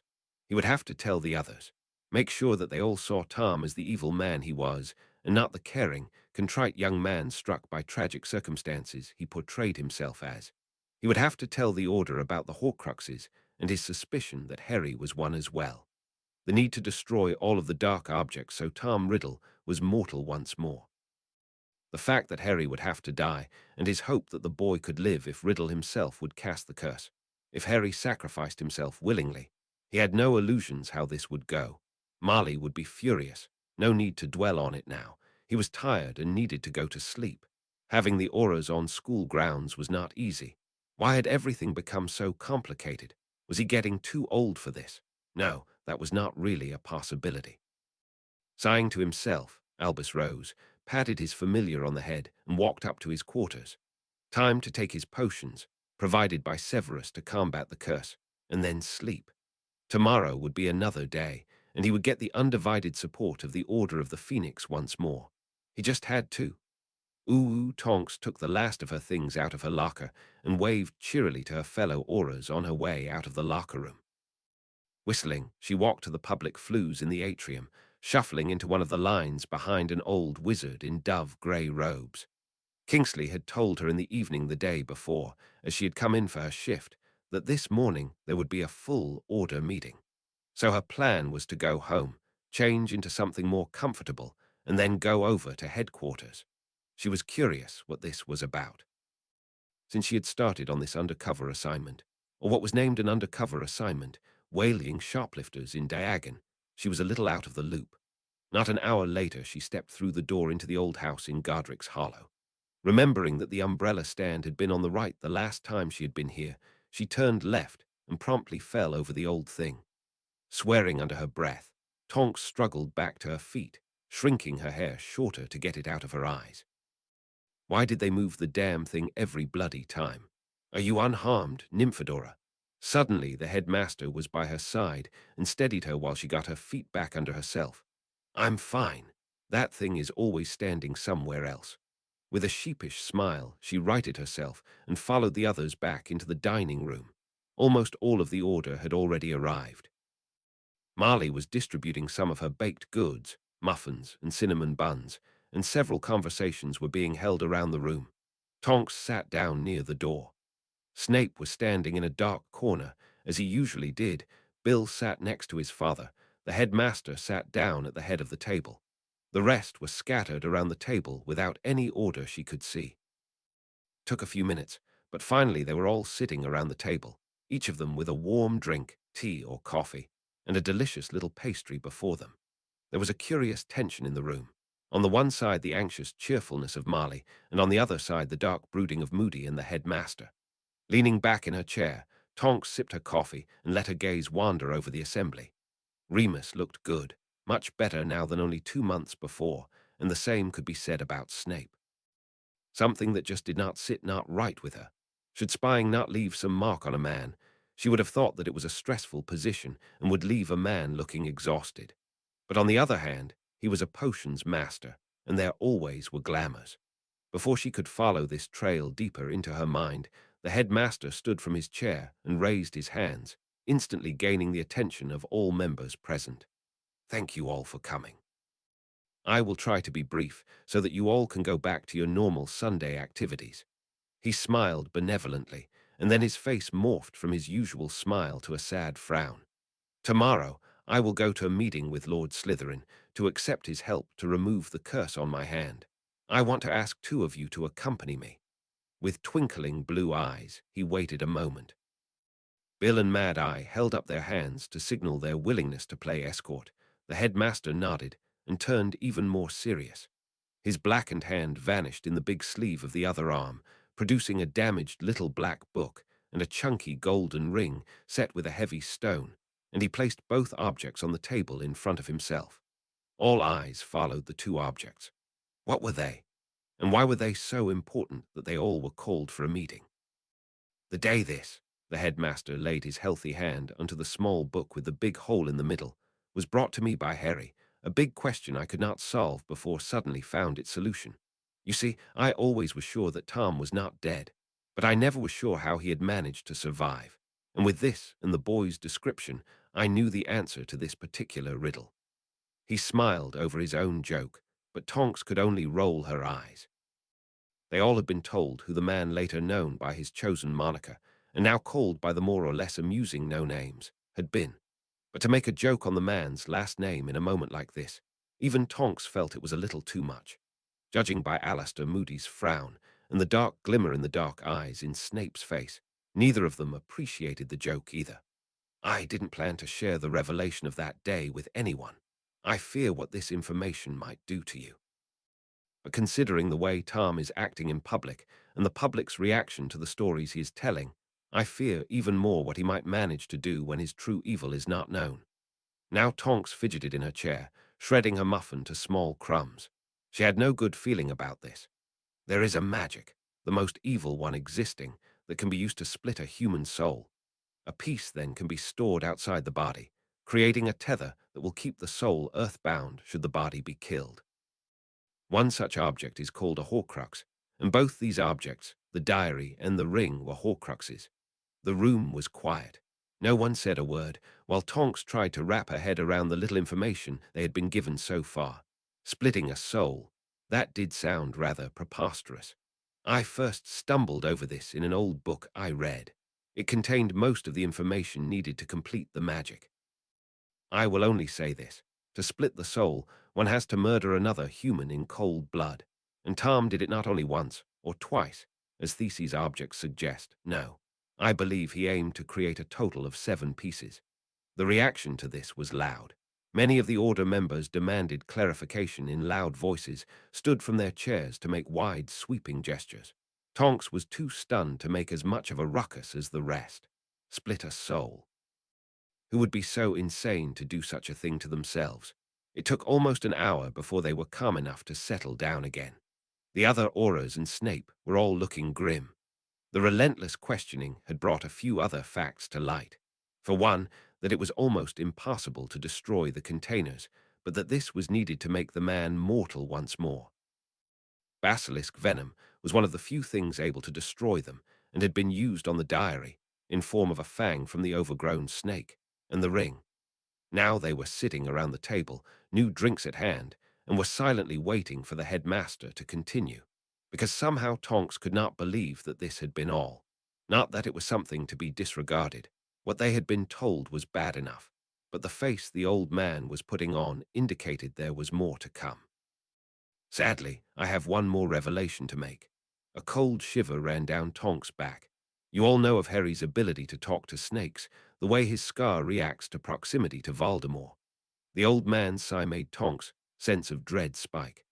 I believe that Tom had destabilized his soul to the point that it fell apart when he attacked the Potters. One piece did not flee with the rest, but attached itself to the only living thing in the whole house. The silence that followed after that was only broken when Molly stood, her eyes wide, staring at the headmaster. Her voice was low and menacing. You want to tell me that for you know who to die, Harry would have to die too. After that, Tonks didn't manage to register much. She tried to comprehend what the old man had said between the lines. A Horcrux kept a soul bound to this plane. To make someone able to die who had even one of those vile things, they all needed to be destroyed. To do so, the container had to be damaged beyond repair. Harry was one of those blasted things. Damaging a human beyond repair was a pretty way to say you had to kill him. Was the old man telling them seriously they would have to kill Harry if they planned to kill Voldemort? Uwo Severus felt faint. The information was entirely new for him. Horcruxes. He had known that the Dark Lord had gone far on the way to immortality. But this was a level he had not considered before. He listened on reflex to the other things the headmaster told them. Something about his hope that the child might survive the removal of the soul piece if the Dark Lord himself would cast a killing curse at the boy. Again, as Severus knew that there was an unbreakable vow in place that would prevent such a thing from happening, he felt the suspicion rise that should the headmaster learn that his scenario never would come to pass, he would fall back on destroying the Horcruxes all by himself, including the one located in one of their students. He watched Molly Weasley shouting so long that her voice was going raspy, watched the calculating looks from Moody, the pale face of Lupin, and then he had to leave. His lord was summoning him. He stood, caught the eyes of the headmaster, and left. He wondered what this day would still bring. If only once, it would be nice to not stumble over some new complication at every turn.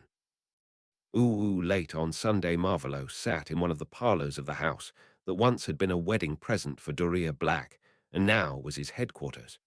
He had transfigured a few smaller tables into one big oval-shaped one, and the plush love seats into single leather chairs. A few touches to the Dacre, flowers just didn't cut it, and he had a new meeting room. While he waited for his inner circle to answer his summons, he made himself another cup of sweet tea and took one more of the little cakes the elves had prepared. They had not taken long to realize he loved to eat sweets. After a childhood of missing out on good food and sweets of any kind, he now indulged himself. Barty naturally was the first to arrive, as he had been down in the office trying to get all the invitations to small get-togethers sorted out. Marvolo hoped that he would not be able to attend all of them. All the families of higher social standing with unattached adult daughters had managed to invite him. It was a slightly frightening prospect to be chased by matchmaking mothers. Those maudlin thoughts were banished from his mind as he heard steps in the hall leading up to the door. One after the other, the rest of his inner circle, Lucius, Xerxes, both Greengrasses, Severus, Benjamin, and the Caro twins came in, kneeled down, and then took their places at the table. Each of them was clad in the dark robes and had brought their masks. The masks were placed on the table almost without sound. Soon they all prepared their cups of tea to their liking, taking cakes and relaxing. Marvolo watched them with amusement. It was obvious which of them had been in contact with him the most. Severus and Xerxes were the most relaxed. The Caros were the most nervous. Marvolo nodded to Lucius, who was sitting on his right, and the blonde aristocrat started on his report. He talked mostly about the meetings he had been at, talking about the moods and shifts he had felt in the Weisengamot members and the ministry department heads. It seemed that his efforts to gain support for his campaign to change the laws regarding werewolves were going well. Next in line was Severus, who emptied his teacup before he started on his report. Marvolo finished off another small cake and focused his whole attention on Severus' smooth voice. Earlier today, the order met in full. The headmaster reported that he would accept your help, my lord, in removing the curse on his hand. He asked for volunteers to accompany him. Alistair Moody and William Weasley will be there with him. After that, he told some things he had been keeping to himself for a long time to all that were there. The reaction was varied and violent. The long-term effects of this revelation on the order are unclear. Marvolo raised a brow. That was ominous. Severus was pale and obviously reluctant to talk about details. Red eyes met with dark ones, and a clear picture was projected into his mind. Severus kneeling before him, giving a report without any audience. Curious why the man was so reluctant to speak about whatever had been the topic at the order meeting, Marvolo sent a picture of Severus talking, and his face with a stern expression. The next thing the Dark Lord saw was a memory of Dumbledore as he spoke the word Horcrux, and showed a little black book with an enormous hole in its middle. Suddenly Marvolo's stomach felt like a leaden weight had been dropped into it from a considerable height. Why had Dumbledore decided to talk about this? Clamping down on something he did not want to acknowledge, but that felt suspiciously like panic, Marvolo reminded himself that he had been the one prying, and that Severus had known enough to ask for privacy to report. He reflected the image of a kneeling Severus giving a report back at the man, prompting him to move on to the next topic. All this had happened in the blink of an eye. It was a nifty way to communicate. Taking deep, even breaths, he had known that Dumbledore knew about his Horcruxes. No need to panic now. Marvolo listened to the other part of Severus' report. The Aurors have decided to not consider the first and second years as possible culprits. They are now sure that only residents of the castle were involved, as no one crossed the wards in the relevant time. The copy of the memory your son provided, my lord, was examined carefully, and the number of attackers was determined, with 3 attackers casting stunners. As your heir managed to drop all 3, the Aurors assume that there were at least 4 people present. So far there are no obvious suspects, but they keep searching. Severus took a moment to fill his cup again before he continued. I have reviewed my memory of breakfast the morning your son was poisoned, my lord, and suspect that Cormac McLagan, a Gryffindor 6th year, was the one to place the potion in Heir Slytherin's goblet. Considering that there was a distraction staged at the other end of the table, I have a few more suspects likely involved in the scheme. Give their names to Benjamin, Marvolo said decisively, glad that there was some progress in this matter that he could focus on. He turned his head so he was looking at Lord Knott. Get me whatever information you can on the students themselves and their families. Once there is more evidence, I want us to be ready to strike at them. Accepting his order, Benjamin inclined his head in a respectful half-bow. I wanted to thank you, my lord, for providing the pensive. Without it, finding this information would have been considerably harder. Severus bowed in his chair with practiced elegance, indicating that he had finished his report as far as he could give it in front of the others. The reports moved around the room until the Caros were next. After they had spoken about the rumors going around in the shadier parts of magical Britain, Alecto gathered all her courage to ask a question she had obviously chewed on for quite a while. My lord, not that I would presume to intrude, but why are you not doing anything against Dumbledore? He broke into a place you had under wards, so I guess you could file at least a complaint with the Aurors, or even press charges. The witch looked decidedly pale under her fiery red hair, her face a mask, hiding her nervousness. With all that had come to light so far, The amusement at her nervousness at questioning her lord felt subdued. But it was a valid question that deserved an answer, if only to diffuse rumors. You are right up to a point, Electo. As the place I had warded is not mine, and most of the wards I used are not legal, I would rather not draw any attention to the place. He placed a smirk on his face. The ministry is not really bright, and is willing to accept almost anything that will preserve their view of the world. But even they would get suspicious once they noticed the wards and curses on the place were placed there while I still was in school. He laughed, and the others followed his invitation to laugh at his dig at the ministry. Dumbledore is even now suffering for his error, and his reputation has suffered even more. Considering the matter closed, Marvolo turned his head to Xerxes, who started to recount his progress with the school. Listening with as much focus as he could manage, Marvolo had to concede that he was affected much more than he would have thought possible by the fact that the whole of the Order of the Phoenix now knew of his Horcruxes. He resolved to not think about this until he had all the facts from Severus. At least it seemed that the school was making good progress. The caretakers for the children had moved into their rooms, and the first 2 young orphans had moved in. Xerxes and London were visiting eligible Muggle-born children and had managed to collect quite a number of students already. Next, his old friend planned to get a bus, enchanted to act like the night bus, only to collect the students in the morning and take them home after lessons were out for the day. The rest of the meeting went by in a blur. He felt unbalanced and checked his occlumency shields, but the cause for his tumultuous feelings was not bleed over from his son. Maybe all this ease with appearing human, projecting feelings, was not at all his ability to act getting better. Maybe he actually was regaining more feelings than he had been aware of, but now was not the time to ponder it. With a good plan of action and orders for all of them, Marvolo sent them away, back home to their families. Only Severus stayed behind. Uo, still shaken from the revelations of this day, Severus did as he had in the picture he had projected into his lord's mind.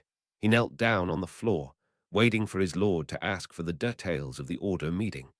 "Get up from the floor, Severus," his lord said, not sounding half as angry as Severus had expected. "This report demands a glass of fire whiskey." Slowly the potions master did as he was ordered and got up, following his lord to his study in this house. Soon they were sitting on opposite sides of the desk, each with a tumbler of old fire whiskey before them. "Ask, Severus, or talk, whatever it is you need to do. You look shaken." His lord sounded remarkably shaken himself, and the fact that Severus was even able to hear it unsettled him deeply. The headmaster talked about Horcruxes, explained what they are in general terms. He called them the most evil magic in existence, and he claimed that you, my lord, made several. Severus had to swallow. He had just relaxed a little around the Dark Lord, and now he suddenly knew how the man had managed not to die the night Lily's life had been ended. Talking about splitting souls with a man who had done it, repeatedly, felt dangerous and reckless. As Severus saw the man nodding and taking a sip from his drink, he felt the last of his blood leaving his face. "I did," he sighed, "one of my bigger mistakes." Severus took a sip from his tumbler and tried to comprehend the mood the man across from him was in. "Can you give me the details of what the old man knows?" Severus nodded and tried to recount the information as concisely as he could manage. Dumbledore had an old diary and a ring. He claimed that they had been destroyed. The diary by Potter, the ring by Dumbledore himself a few weeks ago.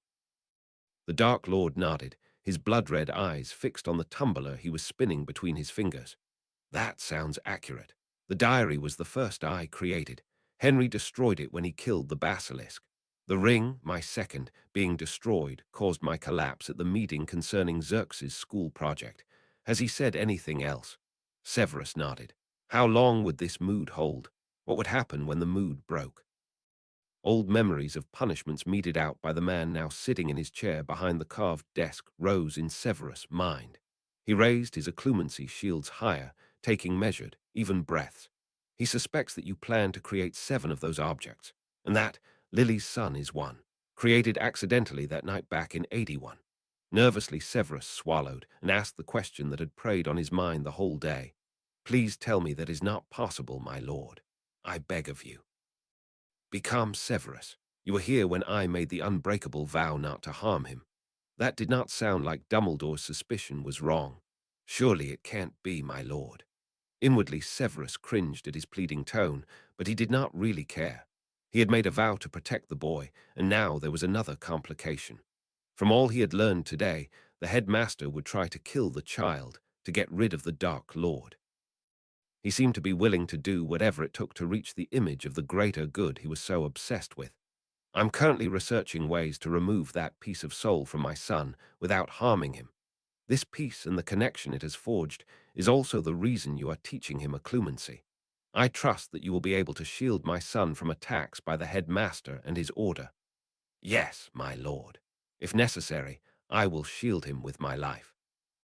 After a long assessing look, the Dark Lord nodded and then asked, You will make a wand oath to not speak of my Horcruxes to anyone who does not already know, and never share more information than the person is aware of, with the obvious exception of myself.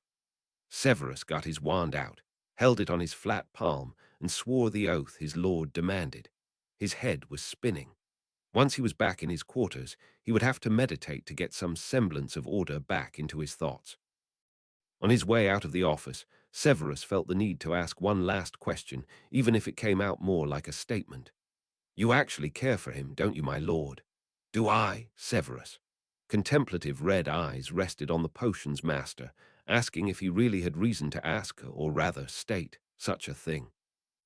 Severus thought over all interactions between his lord and the boy he had witnessed, and over the reactions of the Dark Lord to different pieces of information regarding his adopted son.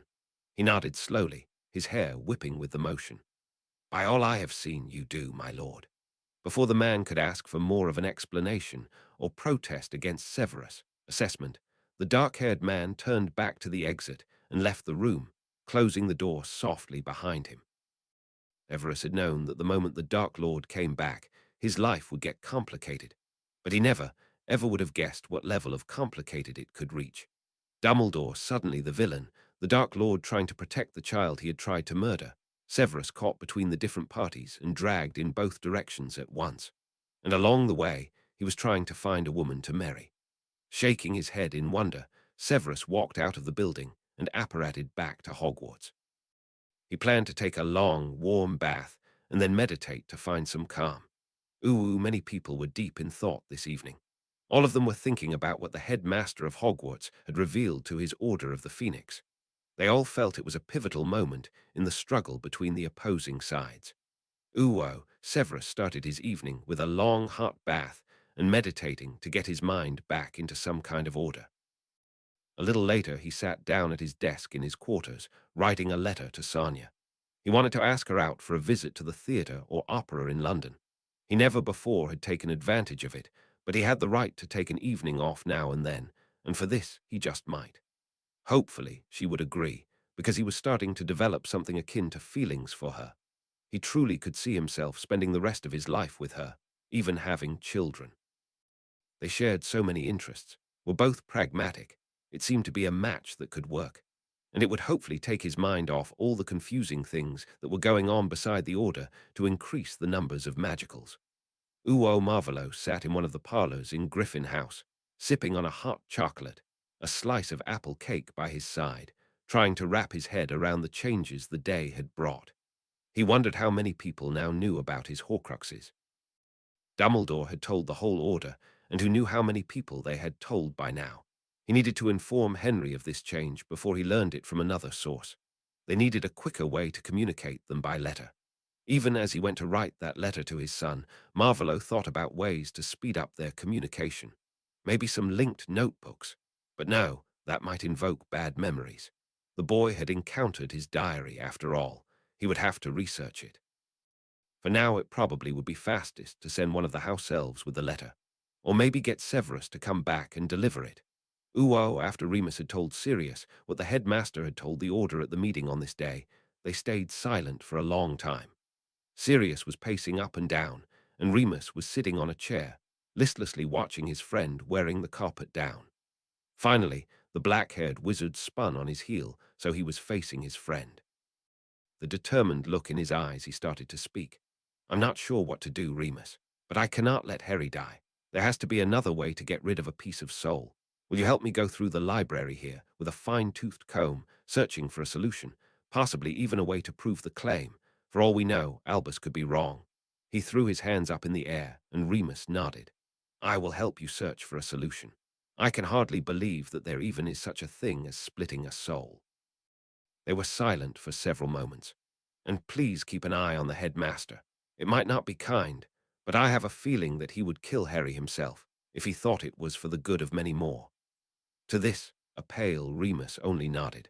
So much he had thought he knew had been cast in doubt of late. He had no way to refute the implied accusation that Albus Dumbledore would disregard the individual for the good of the group without so much as a flicker of hesitation. Chapter 36. Thoughts. Chapter text Sunday had been quiet for Harry and his friends. They had spent much of the day in his new rooms, working on their mountain of homework. He had not noticed in the last years, but the 5th year was a hard one. They had to write more longer and more complicated essays than ever before. But the new rooms came in rather handy. Up here they were out of the way of the others and their hostile looks. There were not many, but sadly there was one in every year, from the 1st years up to 7th. Harry sighed and cast a simple charm at his history of magic essay, copying it, before rolling the parchment into a neat scroll. Maybe he should go to bed. It was late, and tomorrow was another day of lessons. He rolled his eyes. The fact that he had defense and potions made Mondays his most disliked day of the whole week, even if his relationship with Professor Snape had improved over the summer. Thankfully, he had dropped divination. If he had to endure Trelawney on top of Umbridge, he would despair.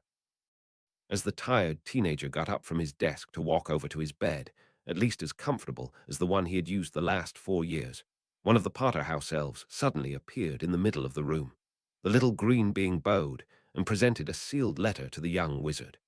Young Master Henry, Master Lord Slytherin sends this letter to you. Cautiously, Harry took the few steps to close the gap, getting his wand out from its holster. He remembered vividly the time that Darby had tried to save his life. No need to take any chances, so he cast the series of detection spells he had learned over the summer.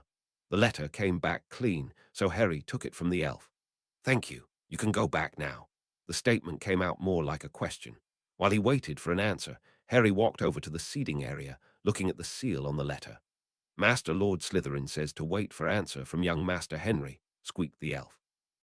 Not able to say if he wanted to send a response before he had read the letter, Harry sat down on his bed and broke the seal, getting the letter out and opening the parchment. The letter was written in the squiggly lines of parcel script. Dear Henry, I want to make sure that you learn of this from me and not someone not directly connected to the situation. Dumbledore saw fit to inform the Order of the Phoenix of the fact that I created Horcruxes. I'm not sure how many people now know, but what is the most concerning is the fact that he suspects you might be one too. It seems he is planning to hunt them down and destroy them. One of them is back in my possession. I have started research on how to move the soul piece out of you without causing you harm, and will keep you up to date as to how my search progresses. If you ever feel unsafe in the school or threatened by one of the teachers, go to Severus, the Slytherin Common Room, or the Chamber of Secrets. You should be safe there. Be assured that the research has priority at the moment. I think we should find a way to communicate faster than Owl Post, so you can alert me if you feel threatened, and I can tell you important information without the risk of it falling into the wrong hands. I'm open to suggestions. In the hope that you like your new rooms Marvolo flummoxed, Harry blinked, the letter held in both of his hands.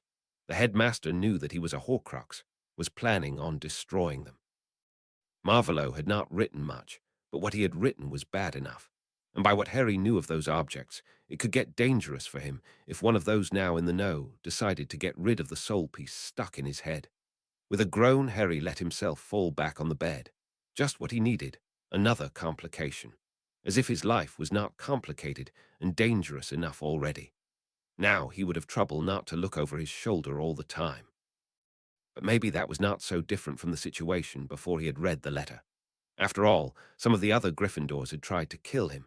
He needed to write a short letter in response, because one obvious solution to the danger he was in was to remove him from Hogwarts, something he really did not want. His friends were here. This had been his first home. There was no chance he would be happier at another school or homeschooled. No, he wanted to complete his education here at Hogwarts. So he needed to tell Marvolo that he would heed his advice, and felt safe enough now that he had his own rooms. Fast communication. Just as Harry sat back up to move over to his desk to start on the answer, the mirror started to buzz. Green eyes widened. A communication mirror. That was the answer. And Harry scrambled to answer the call from Sirius. Uncle Sirius, the teen exclaimed once he had the mirror in front of his face, the letter fallen to the floor all but forgotten. Out of the mirror, the serious face of Sirius Black looked up to his godson, eyes taking in the teen's appearance. "How are you, Harry? Room's good." Harry nodded, sobering as he realized that his godfather was worried about something. "I'm fine. No one's tried to kill me today, and the rooms are great. I'm happy that you like your rooms." "Listen, Prongslit," the dark-haired wizard faltered, obviously unsure how to say what he wanted to talk about. Harry settled down better into the pillows, giving the man time to find the words to tell him what was on his mind. Remus was at a meeting with the Order today, and Dumbledore had something to tell. "I don't know how to do this." He spoke haltingly and carded his hand through his hair, distressed and nervous. Harry bent down and picked the letter up from the floor. Then he fixed his eyes on his godfather in the little mirror. "Don't fret, Sirius. I already know. Marvolo sent me a letter." He held the parchment so it was visible for the wizard through the communication device. "You know," Sirius asked, incredulous, "are you sure? I can't believe that bastard would tell you something like that. He actually tells me quite a lot, more than the headmaster ever did, that I'm one of those Horcruxes. He told me of his suspicion and then tested if it was true. I got a letter just now." Harry trailed off at the look on Sirius' face. Sirius opened and closed his mouth several times without managing to say a word. He closed his grey eyes and took a deep breath. What does he plan to do? As long as you're a Horcrux, you'll be in danger. Remus will keep the situation with the Order under supervision, but, well, it is dangerous. He wrote that he started researching to find a way to move the piece, and I believe him. But I have no idea how long something like this will take. Deciding on a whim that Sirius was the best to ask about it, Harry changed the topic radically. "Sirius, do you know where to get another set of mirrors, or how to make them? I could use a way of fast communication with Marvolo." Disbelievingly, Sirius shook his head. "It's really strange. I never would have thought that I would agree with or work together with the man who brought war. Was a monster. But at the moment I feel he is one of the few sane people. Am I dreaming?" At that, Harry started to laugh and could not stop until tears were streaming down his cheeks and he held his sides. The world must be ending when Sirius started to work together with Lord Slytherin. Finally, Harry started to speak again, a little out of breath. "Tell me about it. I feel like I've been dreaming since the day I was dragged to the ministry to be adopted." He wiped the tears from his face and spotted the still patiently waiting elf. "So about the mirrors," Sirius waved a hand. "Tell him to ask me. I'll search for the notes we used to create this set. Be careful, Harry." The mirror went blank, and Harry walked over to his desk to scribble a short note to Marvolo. In as few words as possible, he told about the communication mirrors and Sirius, offer to provide instructions on how to create a set, and about the reaction of his godfather to the information about Horcruxes. After the short note was finished, Harry handed it to the still waiting elf. With another bow, the small green elf in a toga made from tea towels accepted the missive and popped out of the room. Yawning, Harry decided that now was the time to go to bed and sleep. The day tomorrow promised to be interesting. Soon Harry was snoring lightly in the dark room. Ooh-oh, in London, Sirius set the mirror down and rubbed a hand over his eyes. What had happened to the world? Dumbledore, the man he had thought was the epitome of light, suggesting it might be necessary to kill a child.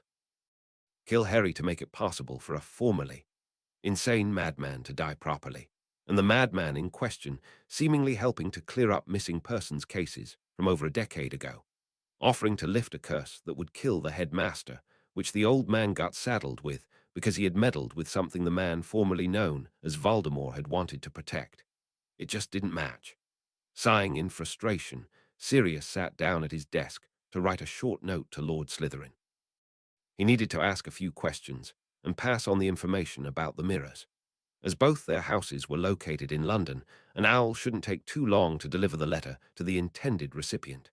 Maybe they could manage a meeting in a few days. Walking down to get a quick breakfast, porridge with assorted fruits and brown sugar. Marvolo thought back to the letter Henry had sent with the elf yesterday evening. In a way, it was funny how the information he had wanted to keep secret almost desperately now was spreading so quickly. Lord Black knew about the Horcruxes because a member of the Order of the Phoenix had told him about it. Maybe it was not so bad after all. He was another one dedicated to protecting the boy, and by lacking information, he might not be able to do this to the best of his ability. Marvolo felt uncomfortable knowing that his secret to immortality was not so secret any longer. But considering what problems this approach had caused, sanity was a useful thing to possess. He might be better off undoing it. Barty had placed a schedule for the day next to his bowl, together with a letter sealed with the black crest. No surprise there. It only stood to reason that Lord Black would have more questions, and might want to discuss when the attempt to retrieve his brother's body would take place. Marvolo sat down, placing the napkin on his lap, skimming over the schedule while taking the letter with the hand not holding the spoon. Seemed he had quite the packed day. The curse removal for the headmaster to live and to further his reputation, a meeting with Xerxes regarding his school, a tea with the Malfoys and some selected guests, and then time for research in the evening. Idly spooning his breakfast from the bowl into his mouth, Marvolo broke the seal with his other hand, unfolding the letter so he could read. Lord Slytherin, my godson, informed me of his wish to have an easier and faster way of communication with his guardian. On my last visit to the school, I gave him one half of a pair of communication mirrors his father and I had used during our own time at Hogwarts. He asked me if it was possible to get him another pair. Enclosed with this letter are the notes and references we used back then to create the mirrors. I trust that you will be able to make them work for a set you and Harry might use. Further, I would like to find a time when we could speak about different matters. Plans for the winter holidays, and where Harry will be during that time. The revisions to the werewolf laws noted down for the October session of the Wisengamot. Returning some of the black possessions that were lent and not returned, etc., awaiting your reply with suggestions for a time to meet and talk. Lord Black, that the only Black ever sorted into Gryffindor could write such a political letter was a surprise. It contained everything, and was at the same time so delightfully vague that nothing could be proven, and someone not knowing what it was about would have trouble guessing the content. So Black wanted to ask questions about Henry and his status as a sole container, when Regulus' body would be returned to the family, and a possible political alliance regarding the werewolf laws. Not a bad start into the new week. On his way out to the entrance hall and the cloak hanging in the small cloakroom, Barty came into his line of view, carrying several letters, bowing with a greeting. "Good morning, my lord. Some letters have just arrived. I hope you've found the schedule for today." Nodding his head, Marvolo took the letters to see if there was one that needed his immediate attention. "I'm on my way to Gringotts. I want you to make arrangements with Lord Black for a meeting sometime this week. Sooner would be preferable." While he talked to his secretary, Marvolo broke the seal on a letter from Dowager Longbottom. Skimming its contents, he added to his instructions, and a meeting with the regent for House Potter. "I will try to be back in time for lunch, but if there are complications, I will apparate from the bank over to Xerxes' school directly." Handing over the letters to his bowing assistant, what would a 16-year-old him think about the situation as it was now? Marvolo took his cloak out of its place, slipped into it, and adjusted his robes before apparating to Diagon Alley. Time to work on the public image of a likable, remorseful Lord Slytherin. Ooh from the place dedicated to apparition near the white marble building of the bank, Marvolo easily spotted the group of three waiting for him. The mixture of a redhead, an old wizard in eye-wateringly bright robes, and a white beard, as well as a man with a peg leg, was simply unique. Once more checking the fall of his robes, Marvolo schooled his face into a polite smile and started on the short walk over to the others. The alley was not overly packed with people this early on a Monday morning, but those who were there threw him curious glances. The looks no longer were as hostile as during his first visit to Diagon Right after he had adopted Henry. His work on his public reputation seemed to be doing what he wanted to achieve, and now was the time for the next act in this play. "Good morning, Headmaster, Mr. Moody, Mr. Weasley," he greeted pleasantly. "As we are all here, Let us go inside. Marvolo registered the disapproving glare of the old aura and could only assume that the paranoid man didn't approve of his seemingly lacking security. But as both Crabbe and Goyle were already here, ready to act if he called them, it truly was only an apparent lack. His need to appear as the non-threatening young Lord Slytherin would not go well together with himself, surrounded by bodyguards. Furthermore, it would not do for him to look like he had followers, especially as he did have them. "Splendid idea, Tom," the old fool proclaimed with a much too bright smile and twinkling blue eyes. "It is most advantageous that we all have the time today to solve this little problem." Marvolo reigned in his first three angry responses to this casual use of his given name, which he still loathed, despite the fact they were not actually on a first-name basis. He managed a polite, if frosty, smile as he started to walk, gesturing for the others to follow, and addressed the breach of protocol. "I'm sure you are aware, Headmaster Dumbledore, that I am long since a grown man and one of the lords of the Wisengamot. I would appreciate a more formal form of address." That the old man only started to chuckle at this forced Marvolo to recall some calming breathing exercises to keep his cool. "I always have trouble remembering to call former students by anything other than their given name. I will try to do better, Lord Slytherin." Inwardly sneering, Marvolo was proud. He'd managed not to react violently at the condescending tone the old goat used for his name. He acknowledged this with a short nod as they crossed over the threshold. He had been reluctant to actually remove the curse so soon. He had wanted to make the headmaster suffer as long as he had suffered as a child, as Severus had suffered, as Henry had suffered, but now he was eager to get this over with. Blue-charmed eyes scanned the hall and headed for the first open teller he spotted. "Lord Slytherin, you are here to use one of our rooms," the fierce-looking goblin asked as soon as Marvolo was near enough. "It is in fact true," the young-looking wizard answered, giving a small bow from his neck, his hair swinging slightly with the motion. "Follow me," ordered the small being, jumping down from his seat and striding into the back of the big room, aiming for the smaller rooms that were rented out for use in rituals and negotiations between business partners and those that wanted to be business partners. They walked into one of the rooms, and Marvolo looked around to see if the room was suitable for their purpose. There was a small, round, solid table in the middle, surrounded by a few chairs. The walls and floor were simple, unadorned stone. The light was provided by a few glowing crystals attached to the ceiling. Marvolo supposed it would do. Uwo Bill was curious despite himself. They were here to get the man who once had been called a Dark Lord to remove a curse from the headmaster, not to get Bill's need to know about the most unusual curse he had seen in all his time as a curse breaker fulfilled. But it was hard to remember that the man with the blue eyes, wavy brown hair, and impeccable manners was capable of doing the most evil thing on this world without even batting an eye. That this man had split his soul, of course Bill had heard about Horcruxes during his apprenticeship. They had been mentioned, and he had learned how to recognize and destroy them. But to know that there actually was a person who had made several alive today, that was something different. A cold shiver ran down his spine as the suspicion that Harry might be a Horcrux came to his mind. He vividly remembered the long conversation held in his mother's kitchen the last evening. Bill had promised to try to get a better feeling for the personality of the new Lord Slytherin during this appointment because of it, because no one in his family was comfortable with the idea they might need to kill Harry. Bill had mentioned that it was possible to merge a piece of a soul back into the main part if the one that made it felt true remorse about the murder used in the ritual. Now all the hopes of his parents were pinned to the idea that Lord Slytherin might take this route, and Harry would lead a happy life. So he followed after the others into one of the smaller rooms rented to customers, and kept his eyes on Lord Slytherin and the man's behavior. He seemed to be annoyed, but considering the headmaster had no concept of personal boundaries, Bill did not mind being called by his given name. But Fleur had objected to this habit a few times already, and she had not met the man that often. There might be a valid reason for the other wizard to be pissed off.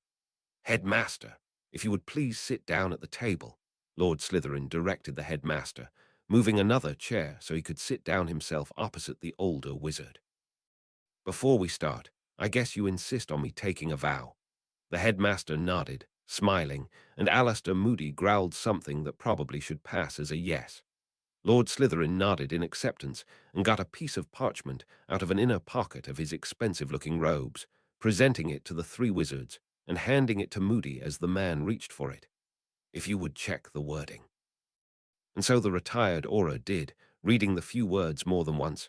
He obviously did not trust the man who had written them down before he gave the parchment back, gruffly conceding their usability. That should do. Very well, Lord Slytherin said, placing the parchment on the table and getting out the infamous wand made from yew, taking it with both hands and holding it in front of his chest, just where the heart should be. Then he started to speak, and Bill could not shake the feeling that he was speaking with genuine sincerity. I swear to only cast magic at Albus Percival Wulfric Brian Dumbledore today in this room with the intent to keep him alive and remove the curse he currently suffers from. So mote it be. A soft glow briefly surrounded the man before he let go of his wand with one of his hands, resting the wand on the table. Please lay your hand on the table, Headmaster. I need to take a look. If I remember correctly, this curse was intended to kill in the first few minutes after making contact. I have to check in what way it might have warped in the time it now has been festering in your hand. While the headmaster complied with the polite request, Bill's curiosity got the better of him. How did you combine the curses to become what they now are? I recognized the spells building the basis, but could not come up with an explanation on how they were combined. He got a slow blink in reaction to his question before the man visibly collected himself and started a slow explanation. I always was interested in spell creation and general magical theory. That's why I started to travel after graduation. When you add the unfortunate paranoia I was cursed with into the mix, you get the determination to combine curses that don't want to be combined. He paused a moment to cast a few spells on the blackened hand, humming to himself as he contemplated the results. How I finally managed to force the two to become one, you probably do not really wish to know, or you do not want to admit you know the theory to follow my explanation. Bill needed a moment to decipher what the man was talking about. When he finally did understand, a grin spread over his face. No problem there. As a curse breaker for Gringotts, I have a pass on knowing about what is classified as dark magic by the Ministry. How else are we supposed to know enough to break the curses we are paid to break? A contemplative look moved over Lord Slytherin's face, and then he nodded slowly.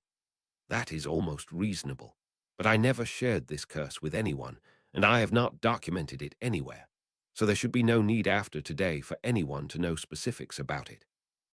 If you truly are interested, though, we might be able to find a time to discuss this topic. Now I think we should concentrate on the matter at hand. He gave a small smirk in Bill's direction. These rooms are paid for by the half hour.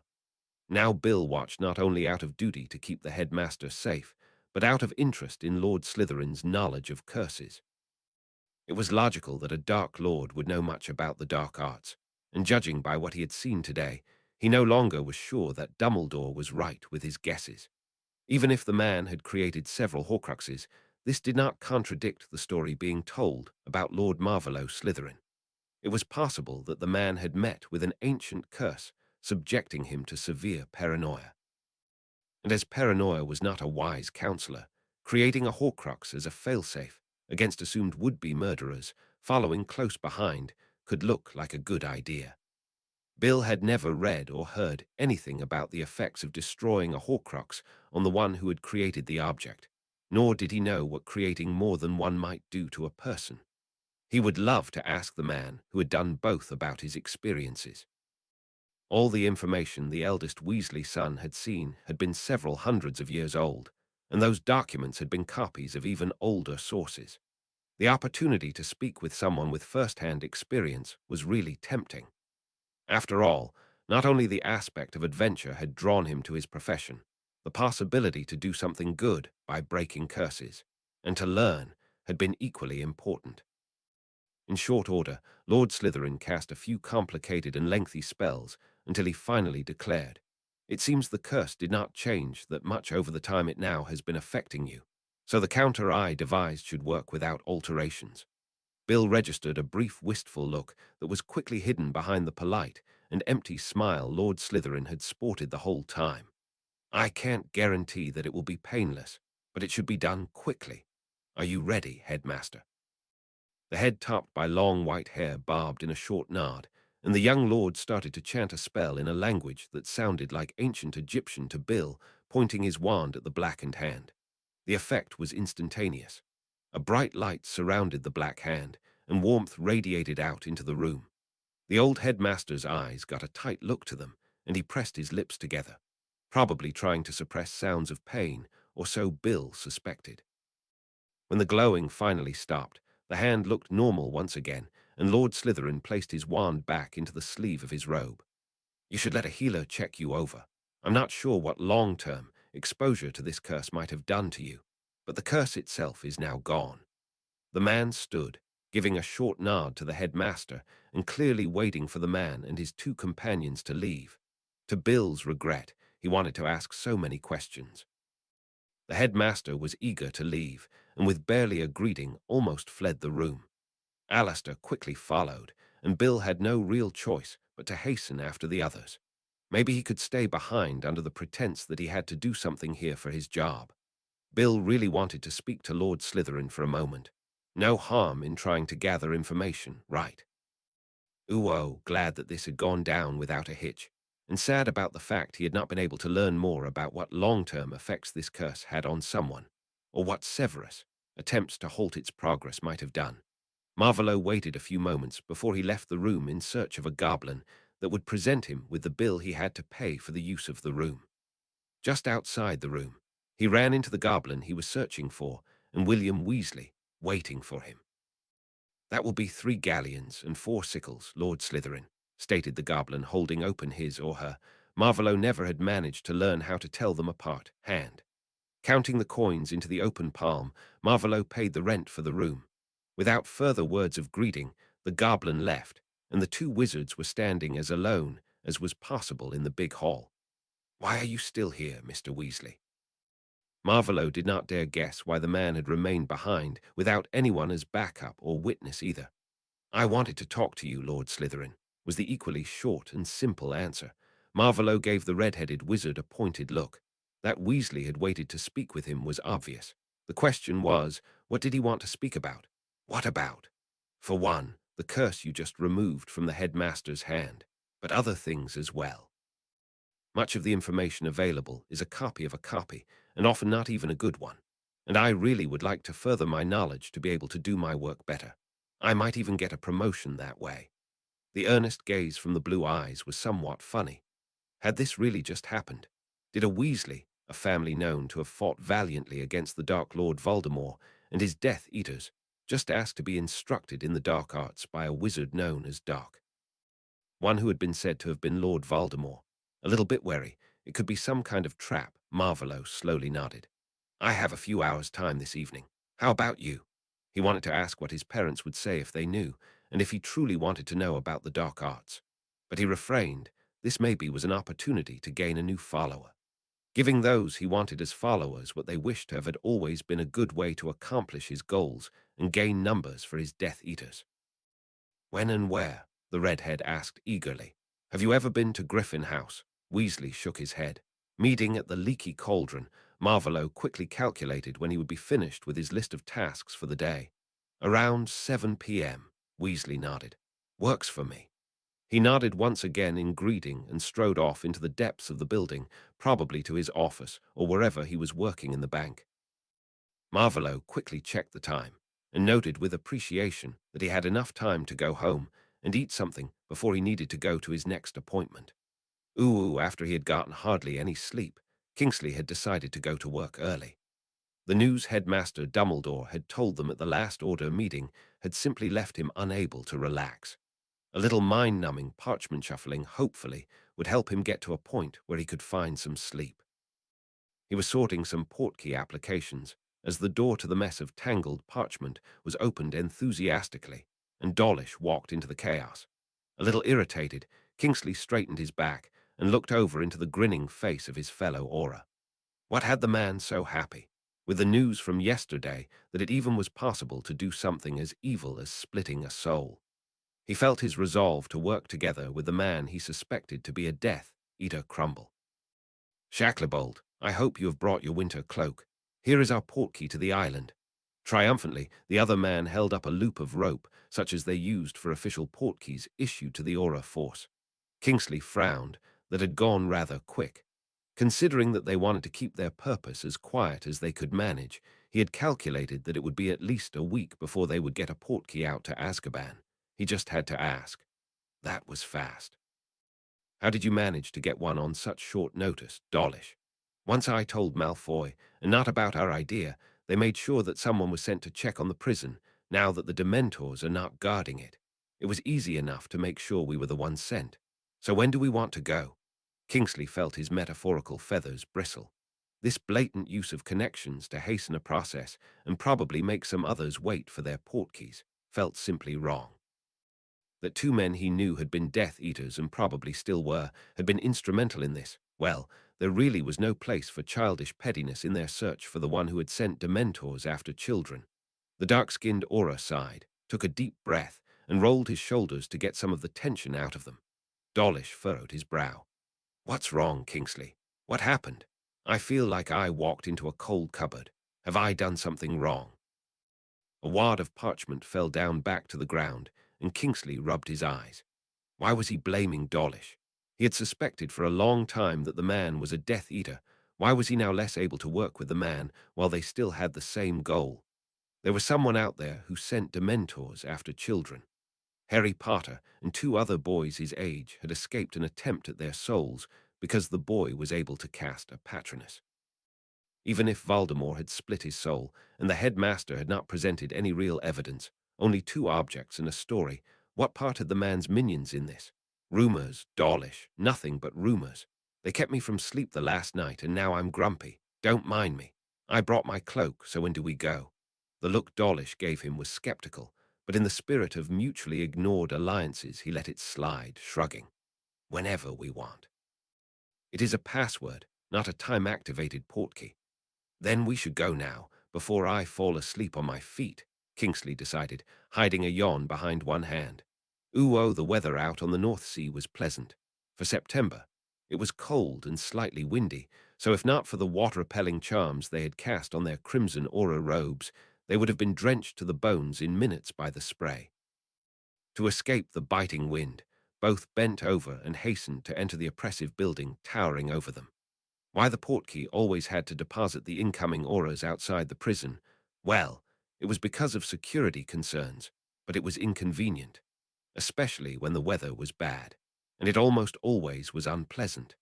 They walked past the gate into the small corridor leading up to the office occupied by the one lone aura on duty. Normally no human was guarding the prison out of the few times a year there was an inspection. But as the Dementors were secluded, confined to the most remote edge of the island, the office was now manned around the clock. In here it was warmer, as a small fire was burning happily in the stove standing in the middle of the room. Against one wall stood a simple cot, which was occupied at the moment. Dawlish walked over and took the man's shoulder to shake him awake. Simons, wake up. We need your help. Kingsley grinned to himself, walking over to the stove to warm his hands. He always got cold hands when he was out in a storm. He watched, amused, as Dawlish woke the aura on duty. This was a job he did not wish on his worst enemy. A grumbling aura, Simons walked over from his bed and poured himself a cup of old coffee. What do you two want here? I guess you're not intended to be my relief. Indeed not, Simons. Sorry. Kingsley shrugged. We need to check some of the records. There are records here, aren't there? Sure, over there. Simons gestured with his coffee cup over to a rickety door before he walked over to a chair and sat down. With a glint of hope in their eyes, Dawlish and Kingsley looked at each other and took a few quick steps over to the room holding the records. As Kingsley got a good look at the filing cabinets, however, the hope was dimmed on the spot. It seemed it had been some time since anyone had had even a little bit of motivation to file the orders in a way conducive to finding them again. Wonderful, Dawlish drawled sarcastically. It seems we have exchanged one sorting job for another. Sighing, Kingsley nodded in agreement. At least we know that here we will find only records, papers, and orders that have something to do with the prison. No more portkey forms, orders for ink, and other useless drivel. Let's start to search. Maybe a summoning charm will work here. Conceding that it might work, and certainly was worth trying.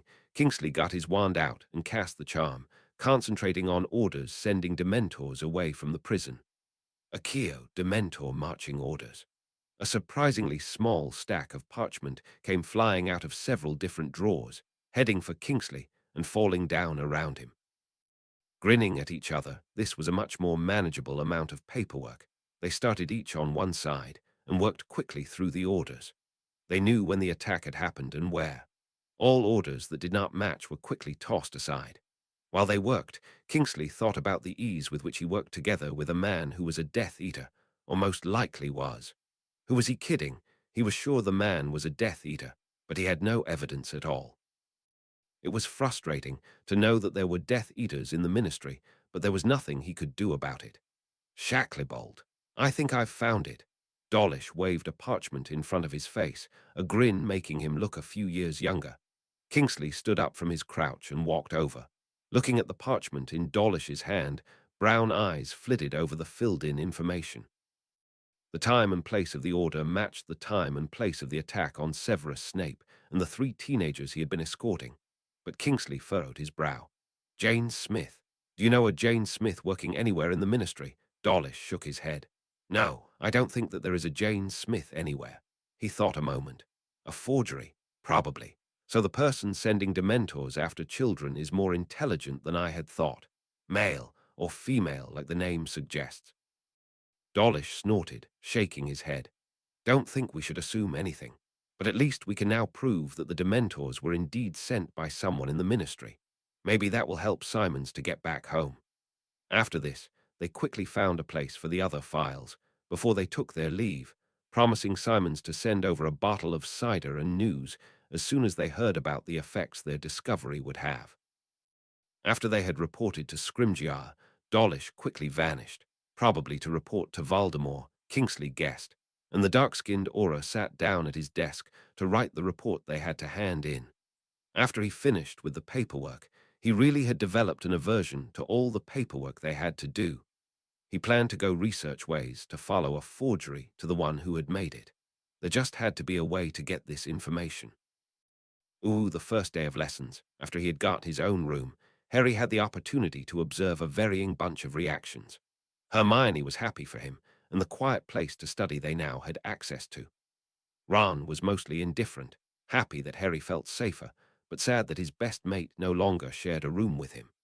Most of Gryffindor was either excited to know that there were rooms that never were used because there were so seldom any heirs to one of the founders at the school.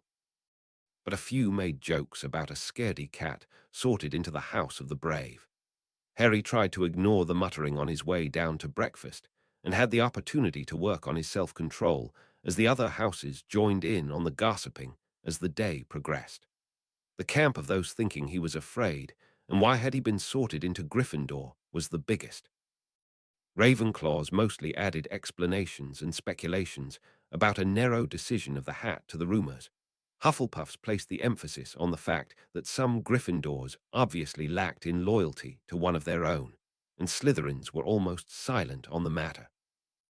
That last reaction surprised Harry the most, and the whole way from history down to the dungeons and the potions classroom, Ron speculated about a hidden agenda the slimy snakes had to have, because why else would they not chime in with the others? Harry suspected the reaction had more to do with his status as an honorary member of the house, due to the fact he was heir Slytherin, than with any hidden plots. And when he demanded that Ron explain what the dastardly plot was, he got no satisfying answer. His red-headed best mate only glared at the Slytherins, who had found them and were trailing behind a few paces, obviously keeping an eye on them, as if he wanted to point out that there just had to be a reason for them to follow Harry as if they were puppies. At the end of the potions class, Professor Snape gave out the last essays as each student placed his or her phial of the potion they had to brew on the desk. When it was Harry's turn to hand in his sample of a strengthening solution, Severus Snape handed over his scroll and for once had no sour expression on his face. It seems you have inherited your mother's talent in potions after all. Your work has improved in comparison to last year, Mr. Slytherin. Keep up the good work. On the dreary Monday this comment, delivered in the normal dry tone, the potion's master was prone to use, was a light in the darkness, carrying Harry through a dismally boring defense lesson. There just had to be something they could do. Hermione constantly was muttering that they were in their owl year, and if the lessons continued in this way, they never would be able to pass the exams with acceptable marks. And in the back of Harry's mind was still the question of whether to ask to be resorted or if he was better off staying where he was. Maybe he should just wait to see if his change in rooms would change anything, and if the auras found anything. It was a plan that was easy enough, so maybe that was what he should do. Ooh, the Slytherins were watching the reactions of the school as well. Draco, in particular, was watching like a hawk at the way the Gryffindors, Ravenclaws, and Hufflepuffs reacted to the news. It was oddly reminiscent of the behavior of the whole school during their second year, when they had all called him the heir of Slytherin, or last year, when he had been shunned as a cheat for smuggling himself into the tournament. Did you know that there are extra rooms for the heirs of the founders? Greg wanted to know as they sat at the Slytherin table during lunch, eating their vegetable soup with freshly baked bread. No, Draco answered, as Theo and Blaise had their mouths full at the moment, but it seems reasonable. It was breathtaking how fast the rumors had been spread. The whole of Hogwarts already knew about the extra room at the top of Gryffindor Tower. The descriptions Draco had heard so far were so different that he was quite sure that no one had actually seen them yet. And the fact that Henry Slytherin had the opportunity to ask to be resorted. The Blancs suspected that one of the auras or a teacher had spoken about it where students were able to listen, starting the rumors that had run like wildfire through the school. Have you heard what the older years have said? How Poe Slytherin greeted his father. He actually called him that. Pansy was really excited about the fact, and Draco had to stop himself from rolling his eyes. Of course he did. After all, he is Harry's father. Nart snorted and took another piece of bread. What else should he call him with the audience he had? Audience. He's a Gryffindor. You don't really expect me to believe he would pay mind to something as political as the proper form of address in front of an audience? Blaise asked incredulously. Never. Theo shook his head, sending his hair flying. You do underestimate him. I've spent quite some time with him this summer. He lives up to his new last name quite effortlessly, as far as I can see. You don't think he was sincere? Daphne wanted to know, setting down her spoon as she was finished with her meal. Draco was not sure himself and resolved to stay silent. He still wanted to get closer to Slytherin, not only because his father would very much like him to be friends with the Dark Lord's son and heir, but because he liked the teen he was getting to know. He was different from most of the boys he had known growing up, but there was a bright mind under all that Gryffindor bravado. An interesting contradiction. That he could not actually tell if he had meant to call the Dark Lord father, because he had been brainwashed in this short time with the man, or because he was so gullible that he had come to feel something for the murderer of his parents, or because he knew it was the political thing to do, only added to the fascination. That's the funny thing, Theo answered, as no one seemed to want to speak up. He could have been, or he just said it to make the right impression. I feel like it would be equally likely. As the food vanished from the table, and all around them the other students gathered their belongings to make their way over to their next classes, the fifth-year Slytherins did the same. Who can keep a lookout for Slytherin until he has to be in Dada later? Daphne asked. She was the unofficial coordinator to make sure one of them was near the Dark Lord's heir whenever they could manage, getting a short nod from Theo. I have a free period as well. I'll ask him if he needs help with his runes homework. They quickly split into different directions, Draco going up to the North Tower and divination. He now wished he had opted for another class, as it was obvious it was not as easy as he had been led to believe. Putting up with the batty behavior of the professor put quite a strain on him. Better hurry. The way up to the incense-laden classroom was long and would take up all the time between lunch and the start of the afternoon lessons, even if he did hurry. Late on Monday evening, a short note made its round via owl to a small group of people. It read, "We start tonight. My contact told me tomorrow would be ideal for our outing, as the storm will cease during the night. We will meet at the place and time we agreed to," and was not signed. Bill was the first to arrive at the Leaky Cauldron, as he was a little early. He asked Tom, the owner of the pub, to give him a little nook with a good view of the room to wait in, and ordered a warm butterbeer. It would warm him up, as it was a slightly windy day, and did not have enough alcohol to have a negative impact on his senses and reaction times. The red-headed wizard didn't have to wait long before the young-looking wizard he had come to meet made his way through the door from Diagon Alley, looking around the place and spotting the waiting Weasley almost immediately.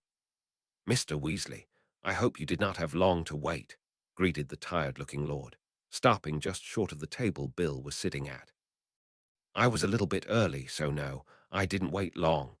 Please sit down, Lord Slytherin," Bill answered, getting up for a proper greeting. Even if the man presumably was his enemy, the manners his mother had drilled into him through constant repetition kicked in. After a short pause to think over the suggestion, or so Bill assumed by the look on the man's face, Lord Slytherin nodded and opened his cloak to get more comfortable, sliding into the bench so he had a wall at his back and his view was over the room. Before they could start a conversation, Tom the owner came over, looking a smiling question to the addition at the table. "I would like 2 slices of apple tart with cream." "Of course. Only one moment. Do you wish something to drink as well?" "No, thank you." A few moments later, there was a plate with apple tart on their table, and Lord Slytherin got out his wand to cast a few privacy wards around them. "I presume you would not want anyone to listen in to our conversation?" Bill was asked. Bill nodded. He always preferred privacy for a conversation, and for this one, it was almost a requirement. In fact, he felt a little uneasy, sitting here, with you-know-who, or at least the man who had been him, intending to ask the man questions about Horcruxes and dark magic in general. Suddenly, he no longer was sure that this had been such a bright idea. The fact that the man now started to eat his tart, as if he had all time in the world, helped Bill not one bit. A few minutes and one piece of tart later, Bill gathered all of the courage that had decided the hat to sort him into Gryffindor and started with his questions. "The headmaster claimed you made a Horcrux, Lord Slytherin. I was wondering where you might have learned about them. I only heard of them when my instructor told me about them during my apprenticeship." He took a sip from his butterbeer and shortly contemplated whether he should tell the man of the one time he had witnessed the destruction of one. Why not? Nothing ventured, nothing gained. And I only ever encountered one during my time in Egypt. And now the headmaster tells such a story, he trailed off, his eyes almost glued to the man sitting across from him. Leisurely eating a bite from his tart, Lord Slytherin returned the gaze from Blue Eyes with a contemplative look of his own. "If I ever did what Headmaster Dumbledore claims I did, would I be so foolish as to admit to it?" Lord Slytherin gave Bill a pointed look, setting his spoon down. "As for where I first heard of them, in my day at Hogwarts, there were a few books about them in the restricted section. As to why you have not seen them there, I would guess that Dumbledore removed them once he became headmaster. He has always had a penchant for restricting access to information he deems dangerous." The man smiled sweetly before he asked a question of his own. "You encountered a Horcrux in Egypt?" Bill nodded, shuddering as he remembered. "Yes, it was in a sort of tomb, deep in the desert. It was secured and displayed next to a trap of sorts. The inscriptions and murals told a story about a wizard striving for immortality. He killed someone important to the pharaoh. When he was apprehended, he was killed, or more likely his body was destroyed, his wraith captured in the trap, and he was condemned to an eternity imprisoned. Nameless. My superior decided we should destroy the Horcrux and free what was left of the man to go on." Bill felt a chill run down his spine, and judging by the look on the other's face, he was feeling something similar. It was a horrifying prospect, an eternity trapped as a bodiless spirit. If the stories were true, the man now sitting at a table in the leaky cauldron, eating apple tart, had experienced something quite similar. "That is quite a disconcerting story you are telling there. So Gringotts destroys Horcruxes it encounters." Bill nodded. It was not a secret that such dangerous magic was always destroyed, even if it was not common knowledge. The goblins are against such practices, and by all accounts, as vague as they are, there is not much to be done for the creator of such things after a certain amount of time. Taking the last sip from his butterbeer, Bill tried to come up with a question to truly get some answers.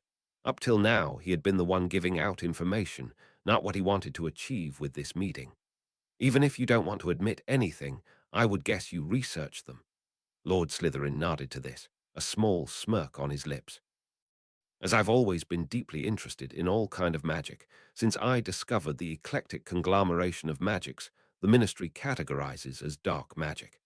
He made air quotes and rolled his eyes, intriguing Bill with the easygoing and laid-back attitude the man was displaying. There simply is no rhyme or reason to which magic is banned and which is not. Some things are banned because they are hard to control, others, like the unforgivables, for the ease with which they can be cast, or what they do to the caster, some because they violated some morals or customs from a long time ago. It became my goal to get this tangled mess sorted out, regain legal access to those magics that had absolutely no reason to be banned. The man sighed, taking another bite from his tart. Sadly, the curse derailed me quite a bit. But what happened in the last years has given me a new chance to achieve my goals. They danced around the topic Bill really wanted to talk about, Horcruxes, and the rare first-hand experience he now was sure the other man had, talking about the curse that had been removed from the headmaster's hand this morning, and others Bill had seen in Egypt, and what Lord Slytherin had studied on his travels. They only left once Tom made rather unsubtle signs that he wanted to close his bar for the day. Chapter 37, Told You So. Chapter text, Look where you're stepping, you dunce. An indignant voice hissed from the lower places of the boat they would be using. You almost snapped my wand. Then don't put it on the floor, was the hissed, angry reply. It was a starry night from the 18th into the 19th of September, and the tension in the air was thick enough to walk on. As the Muggle had said, the wind had lessened enough that they were confident to make the way over to Azkaban and get their family and friends out of that miserable place. Everyone on board. Murmurs all around answered, and they set their plan into motion, starting the engine. Over an hour later, they could see the silhouette of the prison building against the dark night sky with the small crescent moon. They deactivated the motor and covered the rest of the distance in silence. After all, they did not want to alert any auras that might be stationed at the island. Finally, the boat made contact with the small jetty used when a boat had to transport something to the island, and the small troop made their way much onto solid ground, much more smoothly than they had boarded. Falling into long-trained habits of using hand signals and almost soundless steps, impossible to hear over the sound of the waves, they made their way up the slippery steps and through the rusty gate into the halls of Azkaban. It was not difficult to find the guardroom and incapacitate the sleeping aura with a stupefy and an incarcerus. Let's split and meet again here in an hour, their leader whispered, and got answering nods from all around. Did just that, a few running down the steps to the place where the higher-risk prisoners were held. One of those they wanted to free had killed a few muggles when he had been drunk. A few running off up the stairs to get those that were held only for minor crimes, and one remaining with the aura to make sure that he would not wake up and raise the alarm. Uo waking up from her restful sleep and dreams of raids at the side of her fellows, Bella sat up on her old and worn pallet, listening intently. There was someone walking in the hall just outside her cell. Since the Dementors had been removed, for what reason she still didn't know, her mind had cleared considerably. Now all she could think about was her certainty that her lord was back and that she had to return to his side, at whatever cost.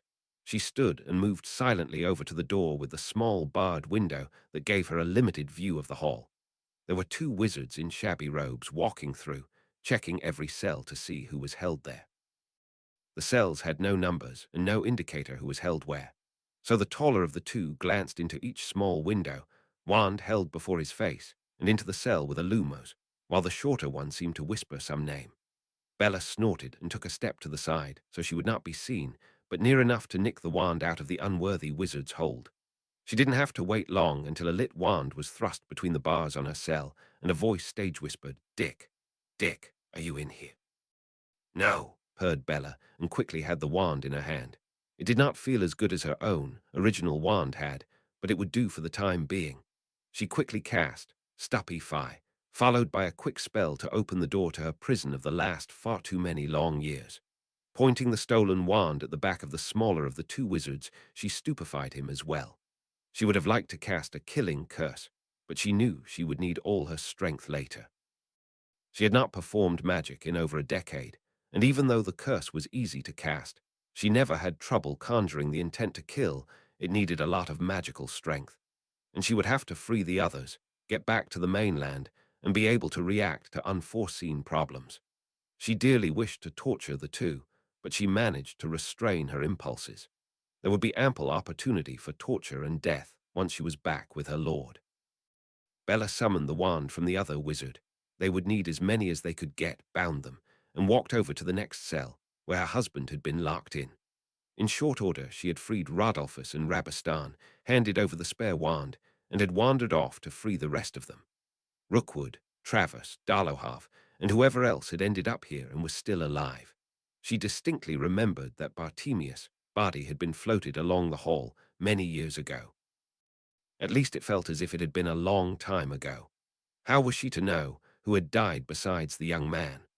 On their way up the group of 10 Death Eaters encountered a mixed group of wizards who looked totally gobsmacked to see another group of prisoners strolling through the halls.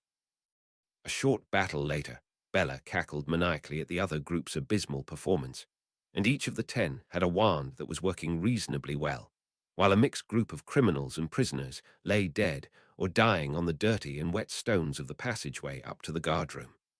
They silently walked up the stairs to the guardroom and filed in through the door, seeing that there were only 2 wizards in the room, one of them bound. The only witch of the group snickered as Mulciber bound the wizard standing near the stove, warming his hands, his wand tucked away in a pocket.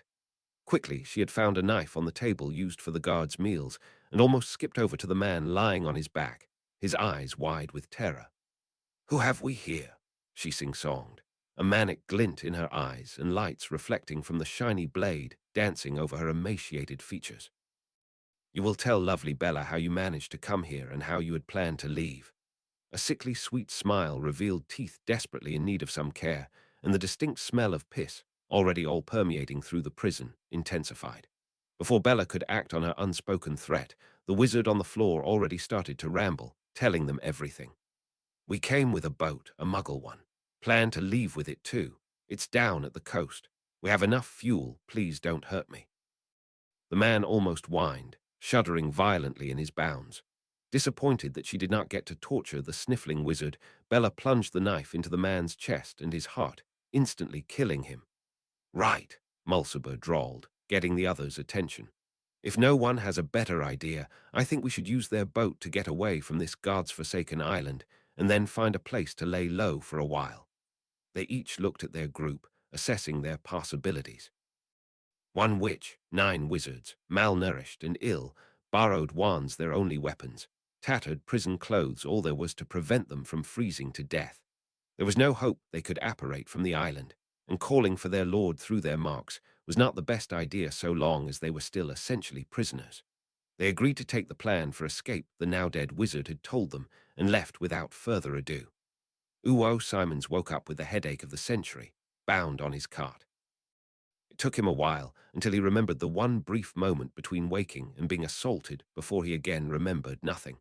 With difficulty, he managed to sit up, leaning against the wall, to get a better view of his surroundings. There was a man lying on the floor next to the furnace, a knife sticking out of his chest, a puddle of drying blood all around him. There were no signs of a fight or anything else different about the room. Whatever had happened, it looked like he was lucky to be still alive. It took a few minutes until Simons had managed to hop and shuffle over to the stone he had to press his palm to, so the ministry would be informed that something was not right on the island, that reinforcement was needed at Azkaban. Since the first time he had had guard duty here, he had been convinced that this was the worst way to organize a call for backup. He hated his life. He really did. The morning of her birthday, a Tuesday this year, Hermione got up early, as she did any day of school. The other girls sleeping in her dormitory congratulated her with polite smiles. But that was all. After the disastrous start into their first year, all possibilities for a close friendship had been gone. And now that the whole school knew that she was heiress to the Lestrange family, the tentative bonding she had achieved over the Yule Ball last year was in ruins. It was sad, but not something Hermione was unfamiliar with. She had been an awkward child, not bonding easily with others. Harry and Ron had been her first close friends. She grinned. There were things you could not experience together without forming a bond. Defeating a troll was definitely among them. With a spring in her step, she made her way down to the common room where she was sure Harry and Ron would be waiting, eager to get down to the great hall for breakfast. She was not waiting for a gift or congratulations. After all, the boys had not acknowledged her birthday in the years before. But when she was honest, she had not really told them about it. So how were they to know? Harry had thought long and hard what he should get Hermione for her birthday. After he had been ashamed and horrified over the fact that he had not really done something big for the 3 birthdays his friend had since they had become friends, he had decided he had to make up for the oversight this year. As he knew what it felt like when your birthday was ignored, there was no excuse for ignoring it any longer now that he knew the date. It was not a good feeling, so he wanted to make the day a happy one for Hermione, sparing her further unhappiness. His first idea had been to get her some book or a nice quill, but then he had had another idea, something more unusual, more personal, a thing he could do, and which not something that could be bought at a store. He had wanted to remind Ron of their friend's birthday at the end of the last year, but had not done so, Cedric's death and the happenings at the graveyard overriding everything. And with all that had happened over the summer, and the time they were not really talking to one another, he simply had forgotten to do so later. As Ron joined him in the common room, he had to repack his book bag. Harry leaned over to whisper into his red-headed friend's ear. "You know it's Hermione's birthday today, don't you?" Ron's eyes got wide, so he probably had not remembered. Before he could begin to frantically demand that Harry help him find a gift right here and now, they heard feet on the stairs coming down from the side of the tower where the girls' dormitories were located. Followed by Parvati and Lavender, Hermione walked down the stairs, smiling. A little nervous, Harry got his gift for his friend out of his book bag. "Happy birthday, Hermione." Harry greeted the bushy-haired witch, giving her a quick, brotherly hug, before holding out a small scroll of his best sketching paper to her. "I hope you like it." With a smile, Hermione accepted the scroll tied with a Gryffindor red ribbon and carefully opened the bow to unfurl the paper. Her smile broadened into a pleased grin as her eyes fell onto the sketch Harry had made for her. It showed a big cat with a bushy tail and a scrunched face, curled up in front of the fire here in the common room. It was done with charcoal on paper, and so Harry had had no way to capture the special color of Crookshank's fur, but he was pleased with his work nonetheless. "Oh, it's wonderful, Harry. Thank you." She enveloped Harry in a crushing hug, careful not to crumble the picture of her cat. The moment the young witch stepped back from her raven-haired friend, Ron took a step towards her, giving her a hug. "Happy birthday, Hermione." Their friend did not comment on his lack of a present for Hermione, and neither did the others. "I'll store this in my trunk. I'll be right back." And Hermione was gone, up the stairs and back to her dormitory. That was why they left a little after the other Gryffindors, making them the last to leave the tower. Down in the great hall, Harry watched with quiet amusement as a number of Slytherin students made their way over to the Gryffindor table, carrying small parcels. Draco and Theo were among the first to come over, greet Hermione, and present her with small tokens. As she had learned over the summer in the lessons she had had together with Harry, she accepted the gifts with the ceremony that was expected, opening an assortment of the finest confections Honeydukes had to offer. After a few Hufflepuffs and Ravenclaws with family in the Wisengamot had come over to congratulate her, Neville stood up from his place at the table to walk over to where Harry and his friends were sitting. He had a smile on his face and a small plant in his hands. "Happy birthday, Hermione. I hope you like flowers. This is one of the Amaryllis family and keeps away small insects and bad dreams with its pleasant scent." Neville's nervousness dissipated the moment Hermione took the plant from him with a bright smile on her face.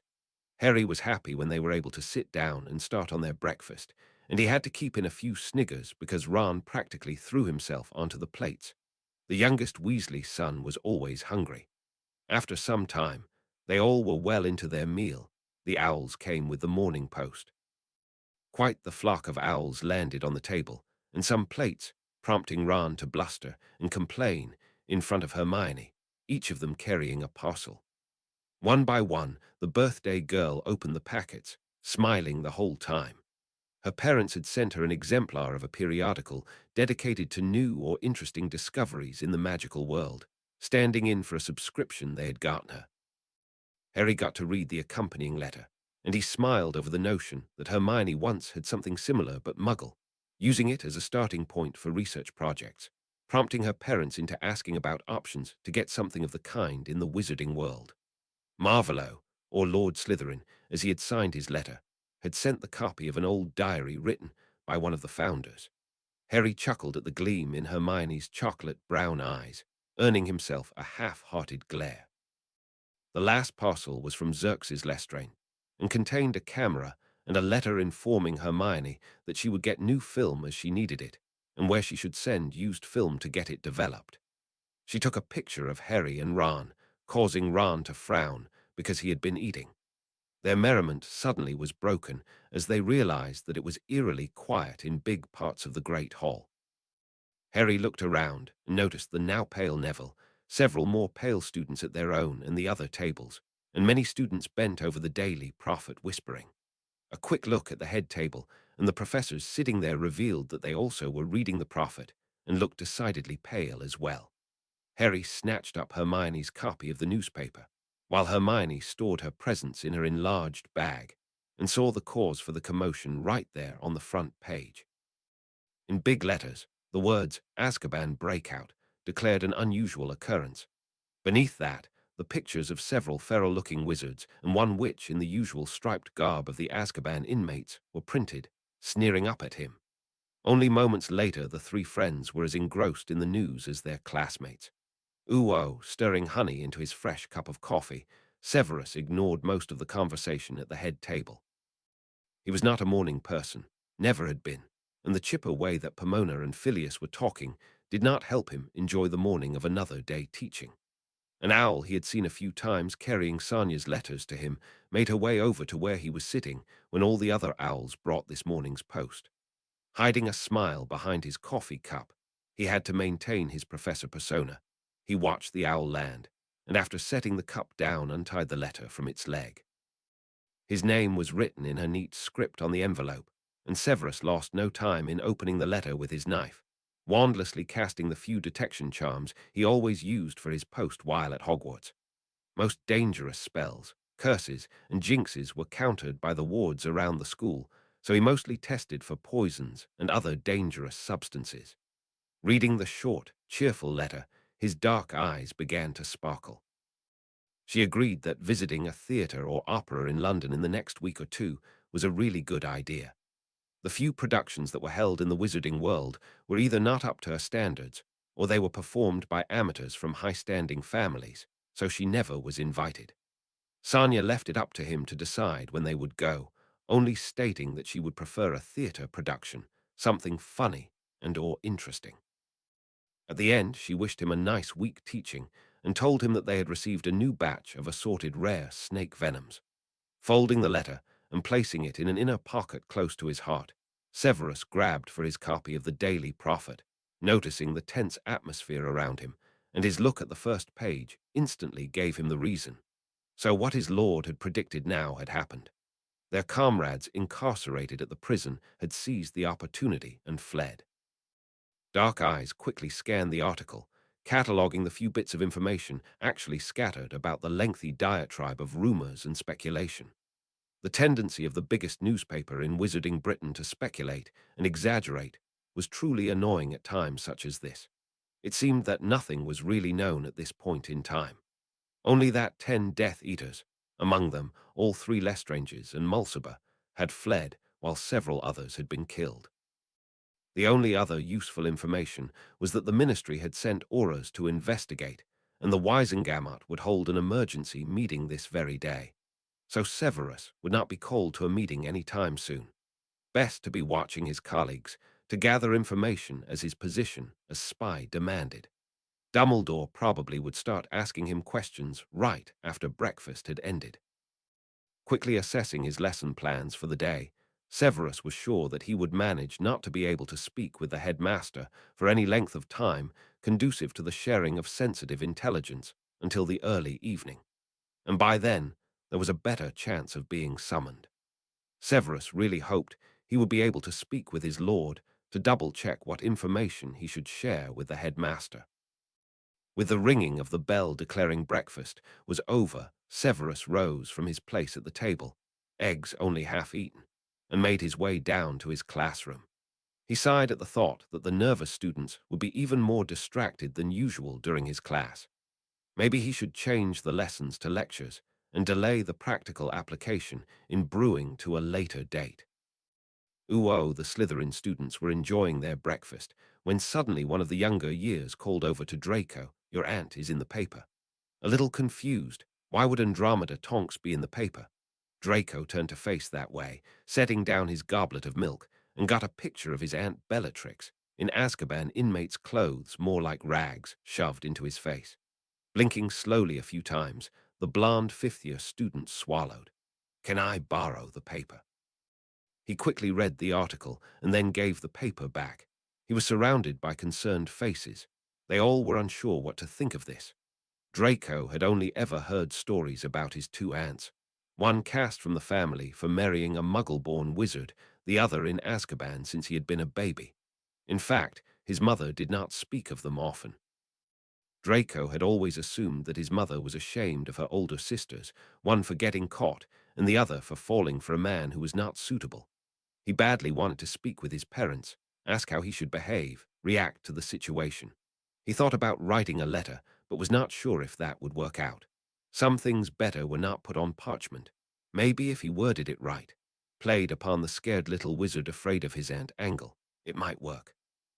The bell sounded, telling the whole school that the first lesson was to start soon. His letter would have to wait, but he was not sure he would be able to concentrate on lessons with this news on his mind. After the late evening and the nice conversation, Marvolo had fallen asleep fast, only to be woken in the early hours of the morning by a frantic-looking Barty in his nightshirt and with dishevelled hair standing up in every which way, standing by his bed, holding a letter sealed with the crest of the Wisengamot.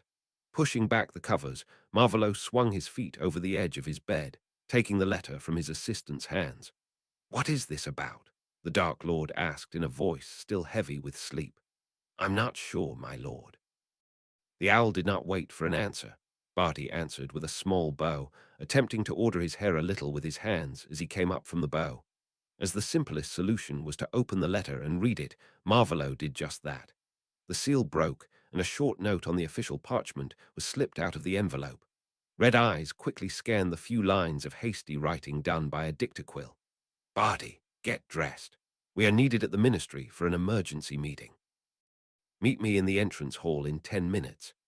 After Barty had vanished from the room, Marvolo tossed his nightshirt onto the bed and walked over to his wardrobe to get out fresh undergarments, socks, trousers, and shirt, as well as his robes in family colors. A freshening charm would have to stand in for a shower. There simply was not enough time for a proper one.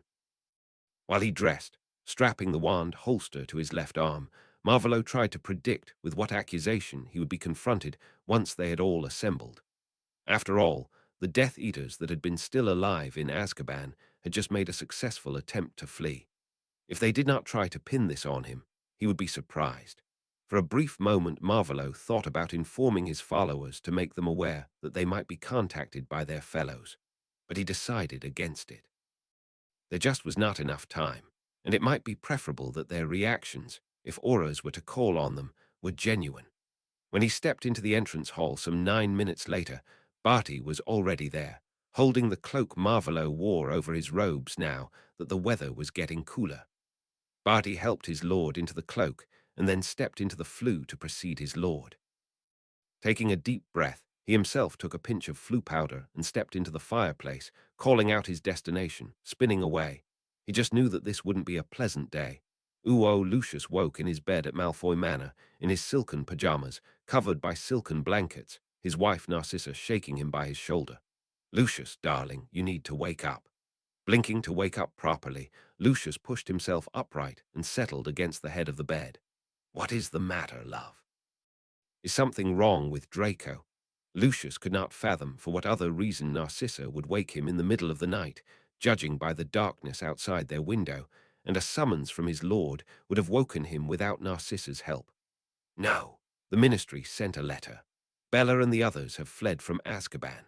The blonde showed her husband the letter she had opened and read.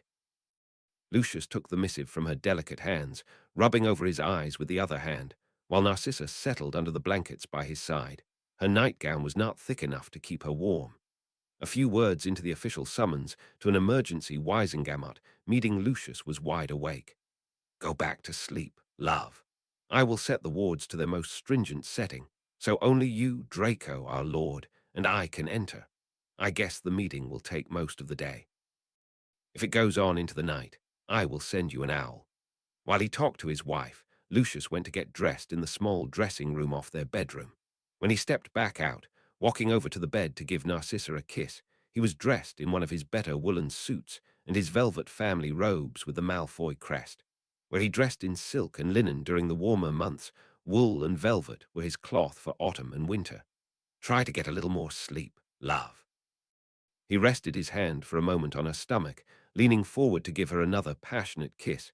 You need your sleep. She smiled sleepily up to him, snuggling a little deeper into the covers. Be careful, my heart.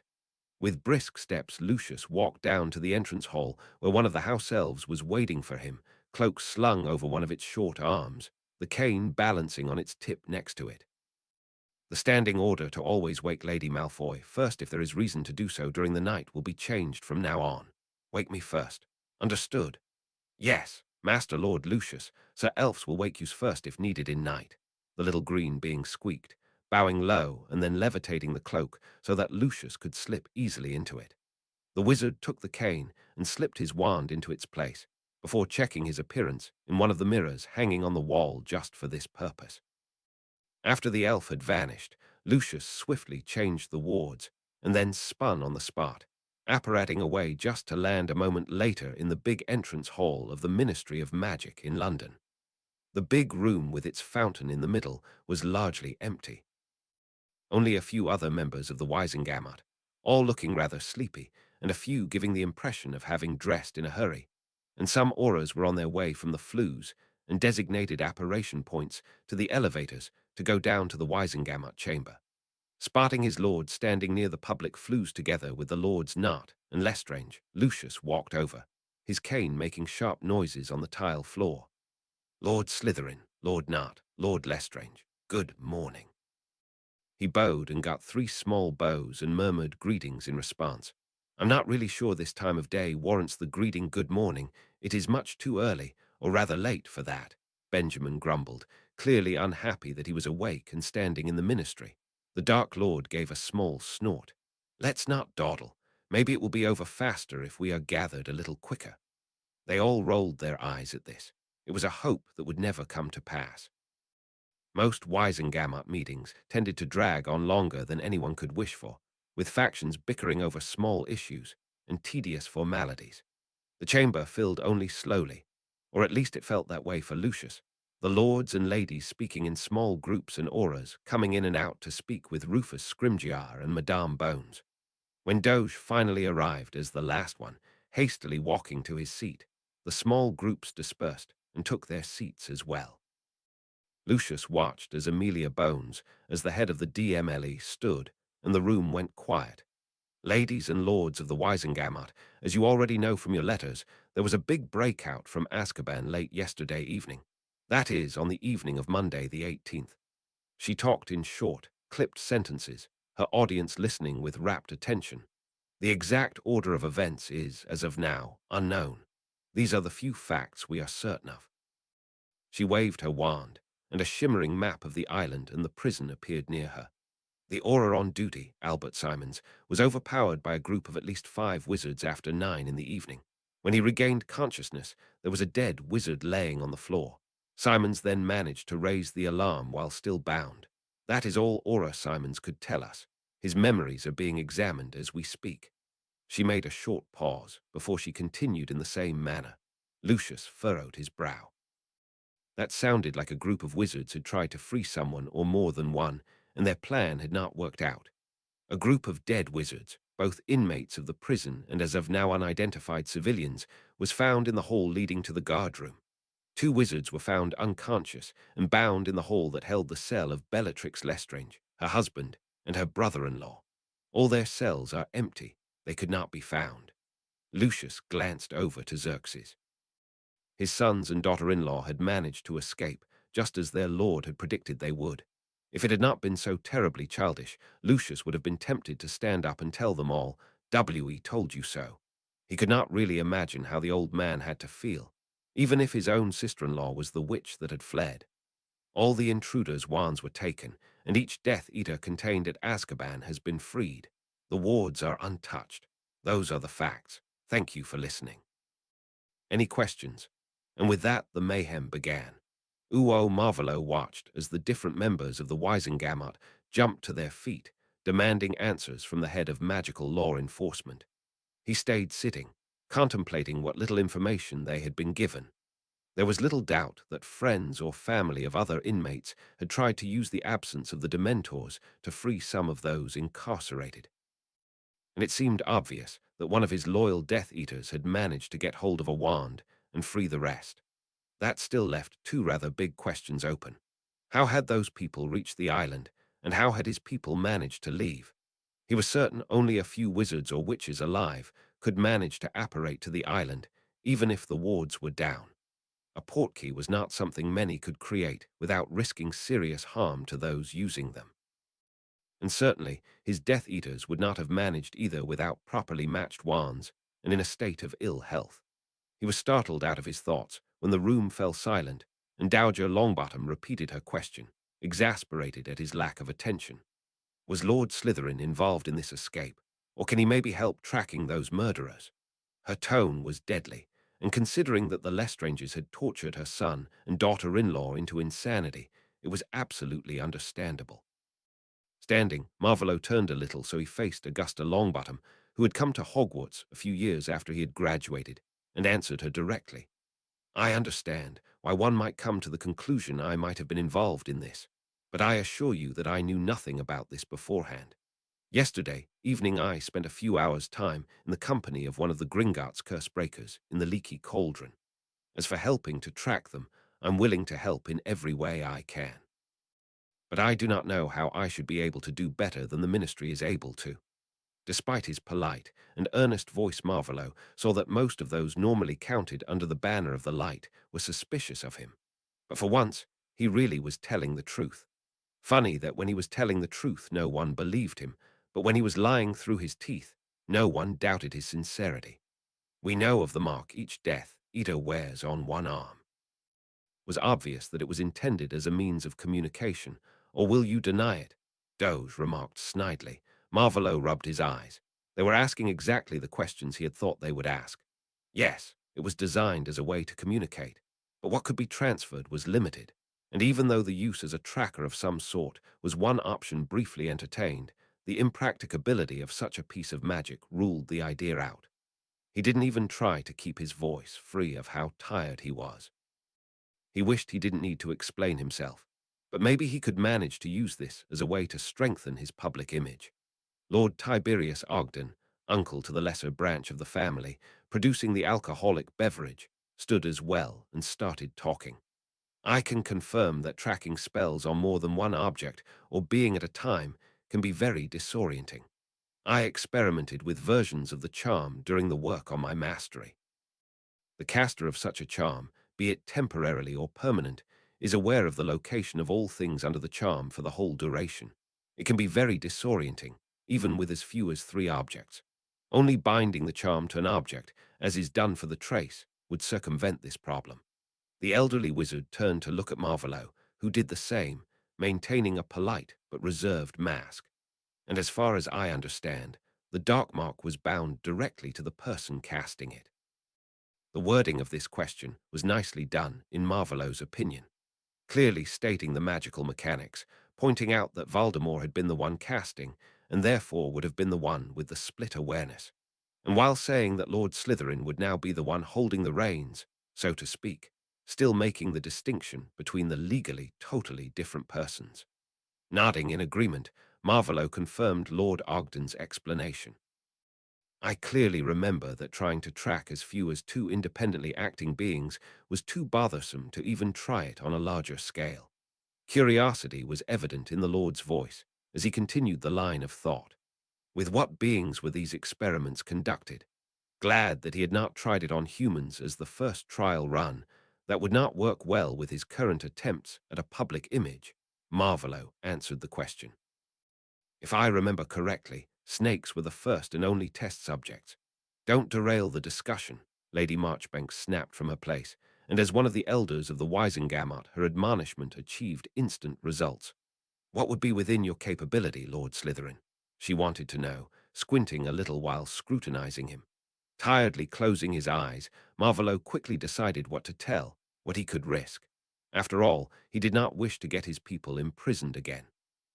His need to protect them was not something he could deny anymore. It seemed the Slytherin family magic concerning vassals and their bond to the Slytherin family that he had used in the creation of the Dark Mark had finally made its influence known. I could try to summon them, but I doubt that they would answer. They most likely would expect an unpleasant welcome. Considering the state they probably are in, he trailed off. Naturally, they most likely would be at his side the moment he summoned them, or as quickly as they could manage.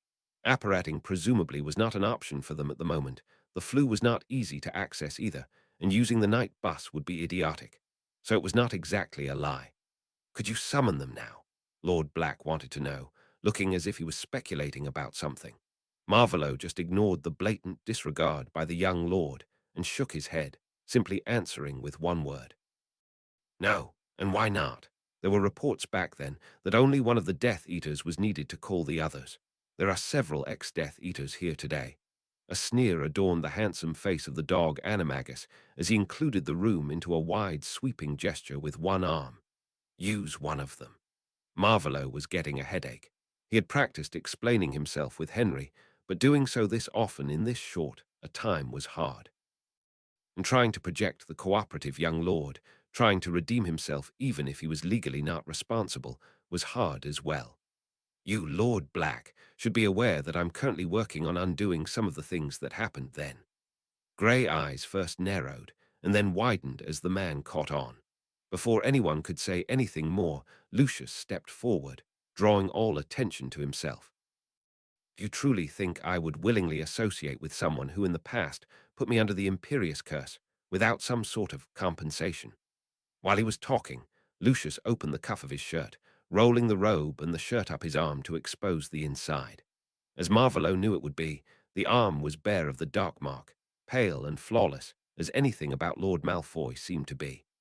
As you can see, I have removed what was forced onto esteemed members of our community. I thought this was the most important measure to take and consequently started there. Marvolo explained, trying to seem contrite and hopeful at the same time. So it is gone from all of them. The incredulous voice of one of the more dim-witted lords sounded from somewhere Marvolo could not pin down. He rolled his eyes again. He should have pocketed a headache potion before leaving Griffin House. He could use it now. No. He really did try to stay patient, but it was getting harder. It is magic applied directly to a person, individually, and has to be removed in the same fashion, one by one. As I think no one would have let me visit certain individuals at Azkaban, and most of them took the mark willingly, I did not try to ask for the possibility. There are other things that are more important right now. He turned to Madame Bones, trying to get this into a better direction again. What are the plans to find the escapees? If he knew what the Auras were planning to do, he might get to his people before they were captured and brought back to the prison. It took several hours of back and forth. Many questions to all those that were in some way related or associated with the escapees, and the declaration that most of the Auras currently investigating the murder attempt at Hogwarts would be reassigned to search for the prisoners. Finally, they were dismissed for a short breakfast break, which Marvolo used to meet up with Barty under the guise of needing to rearrange some appointments due to the meetings likely dragging on for longer. Marvolo quickly penned a few orders and cast a spell making sure only those bearing his mark would be able to see the real content. Get this to the Carrows and express my regret at the necessity for moving the appointment. I will help them with their venom harvesting optimization another time. Barty bowed. Certainly, my lord. I will move all other appointments into the next week. Marvolo nodded in confirmation and directed his attention to Rufus Scrimgeour, who was purposefully walking over to him. How may I help you, Aura Scrimgeour?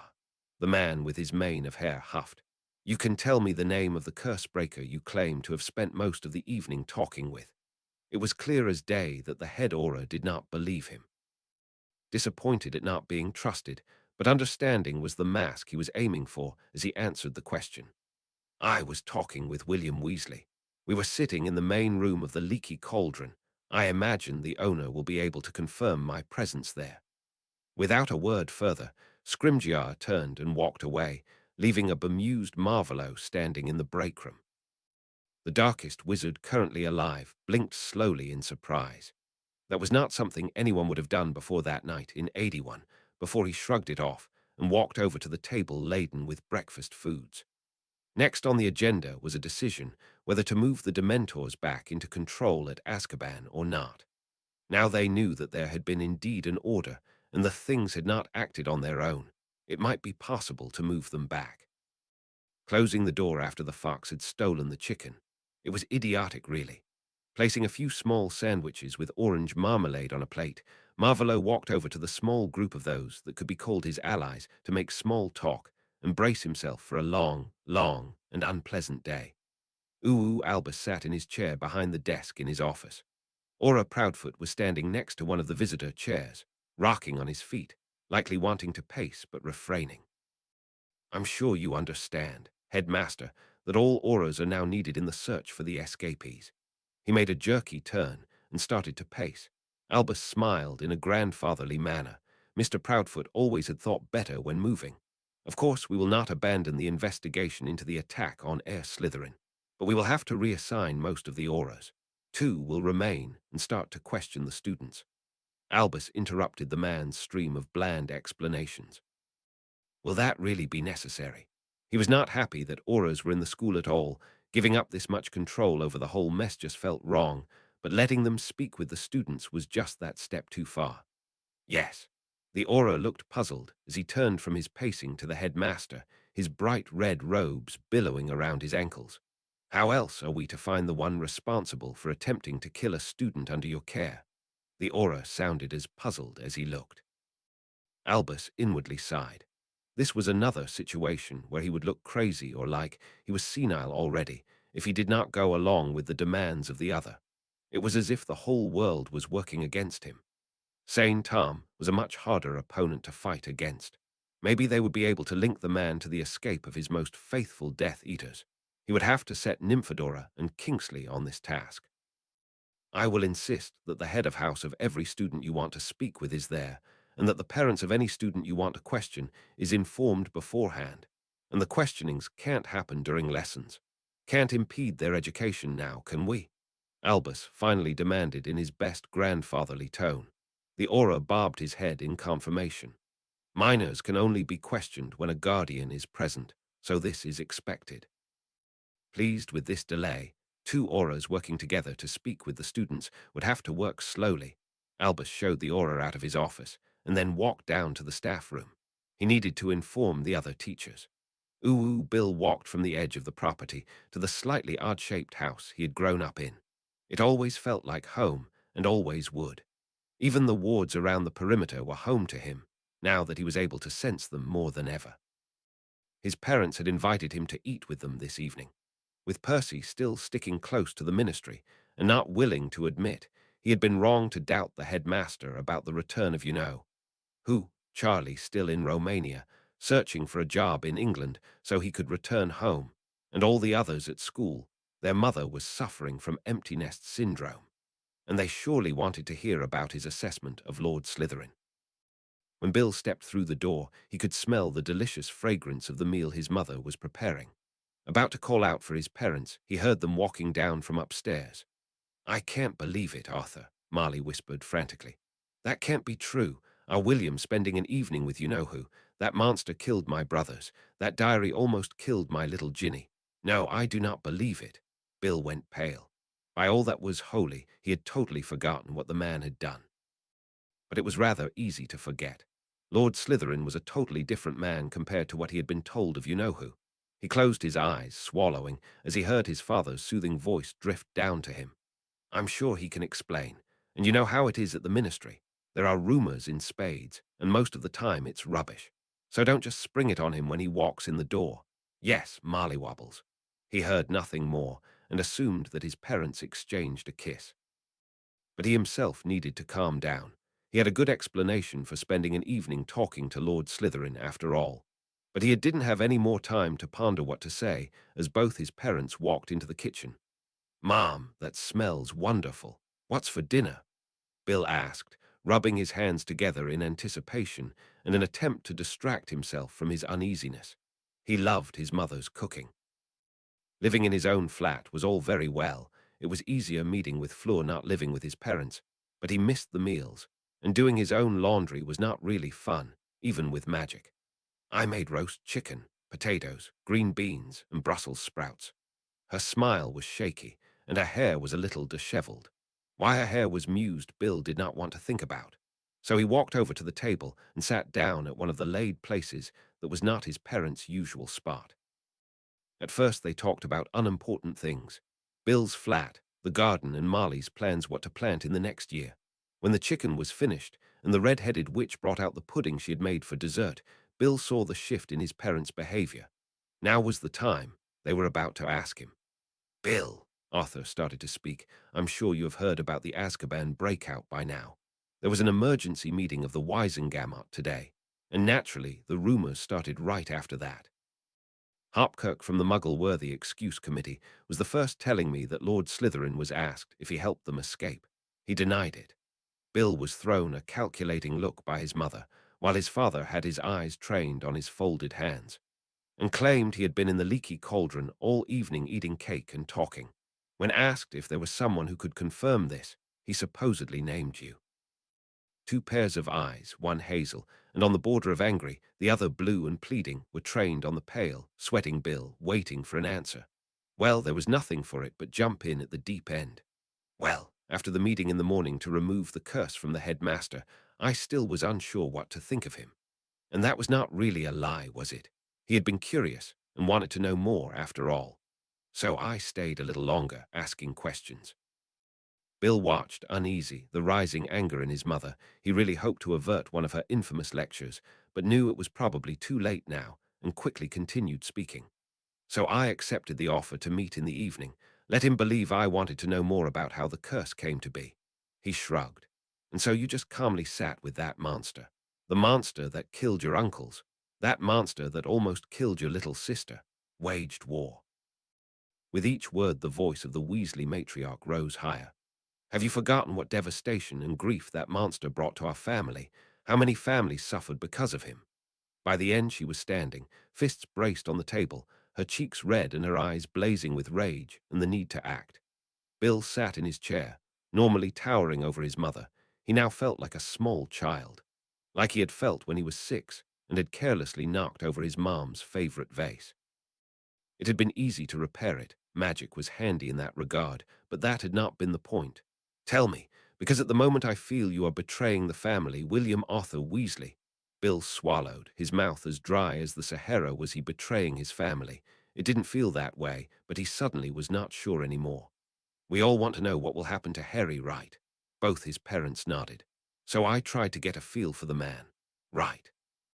He seemed polite enough, cooperative, willing to help, even as he was clearly unhappy with the headmaster. He knows about the laws and appeared like he wants to keep to them. But it was a short moment, not nearly enough time to get a better picture of the man. Bill took a deep breath. He just hoped he was clear and his parents would understand. "When we met at the leaky cauldron, he acted polite, as he had at the bank. It was almost like talking to one of the other curse breakers, or to one of my instructors. Nothing about his behavior screams evil, insane dark lord. I will admit for a while I forgot who he once was. Is it possible that the official story of the old curse of paranoia really is the truth? I tried to get him to admit to making Horcruxes. He let me know that he knows about them, but did not admit making one or more. I'm confused, don't know what to think." He turned his eyes on his mother, pleading entering into his voice. "Mom, I love my family, and I never would help someone who had harmed any of my siblings. But if Lord Slytherin is the man I saw yesterday evening, then maybe Harry truly is safe with him. I don't know what to hope for. If the headmaster is right, then Lord Slytherin is a frighteningly good actor and manipulator. But if the man is genuine, then the headmaster is either lying to us or he is losing his marbles. It was silent in the burrow after that. Marley was now as concerned as her son, and Arthur got them all small glasses with fire whiskey. It was indeed an uncomfortable situation they were in. If Albus was right, they had a really dangerous man to deal with, who managed to let others forget their fears even if they were skeptics. And if he was not, then they might just have another equally dangerous man on their hands. Someone in a position of power over many of their children, and with a wider influence than Lord Slytherin currently had. Uwu in Gryffindor Tower, after a long day filled with students unable to concentrate and much speculation, Hermione was trying to distract herself with her new camera. All day, wherever she had gone, whispers and speculation, pointing fingers and stares had followed her. I don't know how you manage to live with this constant attention, the bushy-haired witch exclaimed in indignation. She snapped a quick picture of both her friends bending over their last piece of homework for the day. I would say, welcome to my world, but I guess that would sound rather cruel. Sorry you have to go through this, only because you are related to Lord Lestrange, Harry said, smiling sadly, and then called over to Parvati. Hey, would you be willing to take a photo of us? The Indian girl was only too happy to take the camera from Hermione, taking a picture of the three friends sitting on one of the sagging couches, smiling a little strained, but happy enough. Hermione had enjoyed her birthday quite a bit despite the bad news. She was hopeful that none of the escaped Death Eaters were animagi, and therefore would not be able to sneak into the castle quite as easily as Sirius had during their third year. But with the many changes that had happened since the end of the tournament, it really was going to be a hard year for them all. Chapter 38. Reacting. Chapter text Marvolo had thought long and hard about how to go about this. He had barely slept this night, contemplating the different possible ways to handle the escape of his most loyal Death Eaters and the consequences and side effects each of them would have. Most of all, it worried him that they did not know about his change in plans, about the vastly different approach he was using now. And maybe the fact that the boy he had adopted, whom he needed to remain Lord Slytherin, maybe he should find a way to father a child of his own, a sort of failsafe, was also the boy everyone held responsible for his downfall that night in 81. At the moment, Henry was relatively safe at Hogwarts, well, at least safe from the escapees. But Marvolo really didn't want to forbid the boy to go to Hogsmeade. Taking away even more from the boy somehow felt wrong. Marvolo furrowed his brow. There it was again, a new emotion he could not properly name. In a way, it was similar to his wish to care for the well-being of his sworn followers. He was not sure what it was, but thinking of Henry only as a means to an end felt wrong. And not only because the boy also was one of his Horcruxes. Maybe if he thought about the fact that another child's son would give Henry a younger sibling, a bigger family, and some kind of security, because just killing him would not remove the title of Lord Slytherin. Yes, that was a slightly better way to think of it. But sadly, it was no solution to how to go about having another child, getting a bigger family. He sighed and went back to his original and more pressing train of thought. So after much deliberation, Marvolo had decided to call first all that had time. It was early in the morning, after all, and then speak with those who could be called his inner circle of advisers. Even if Severus probably had to leave early, it was Wednesday, and the man had classes to teach. Throwing back and swallowing a potion to tide him over for a few more hours of work, keeping him awake, Marvolo summoned his followers to the house in Scotland. Moments later, the first of them arrived with the cracks typical of apparition, walked up to him, kneeled, and waited until he told them to stand. It was obvious for the Dark Lord that many of the others, especially those in the Wisengamot or part of the Aura Corps, had not had any sleep since the early hours of the morning of the previous day. When 5 minutes went by without another Death Eater apparating in, Marvolo decided that it was time to begin. Those not there yet probably could not get away from wherever they currently were. By now you all have probably heard that those of us incarcerated in Azkaban have managed to escape. All the old safe houses are being monitored, and if one of them were to contact you, bring them here, make sure they get medical attention if needed, food, water, and inform me as soon as possible. He let his gaze wander over the people standing before him, trying to gauge if there were problems lurking around. Do not search for them if not ordered to do so. All beside the inner circle and all auras dismissed. There was no reason to keep his people up longer than absolutely necessary, now that he had reaffirmed the orders he had sent through Barty yesterday. Lucius, take the others and get some tea in my study.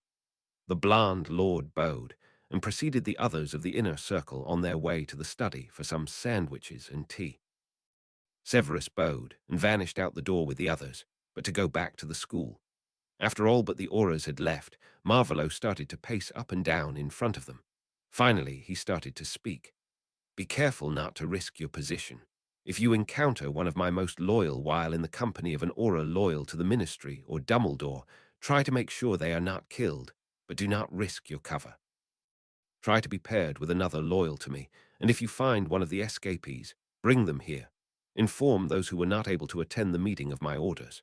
Marvolo was of the opinion that he had managed quite well to keep his tiredness out of his voice, trying to sound stern but not angry. The posture of those standing before him broadcasted their fatigue, even as they tried to mask the fact. Go home, rest, and get the sleep you need. Marvolo waved his hand, sending them all away. On his way to the study, robes billowing behind him, he yawned. Over 24 hours of talking and bickering took their toll, and he had not even managed to get into contact with his son.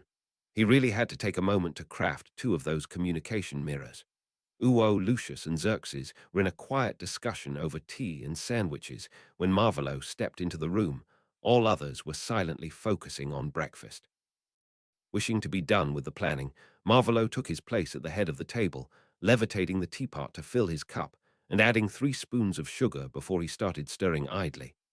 Xerxes, he addressed one of the eldest present, how do you plan to inform your heiress about your son's and daughter-in-law's escape?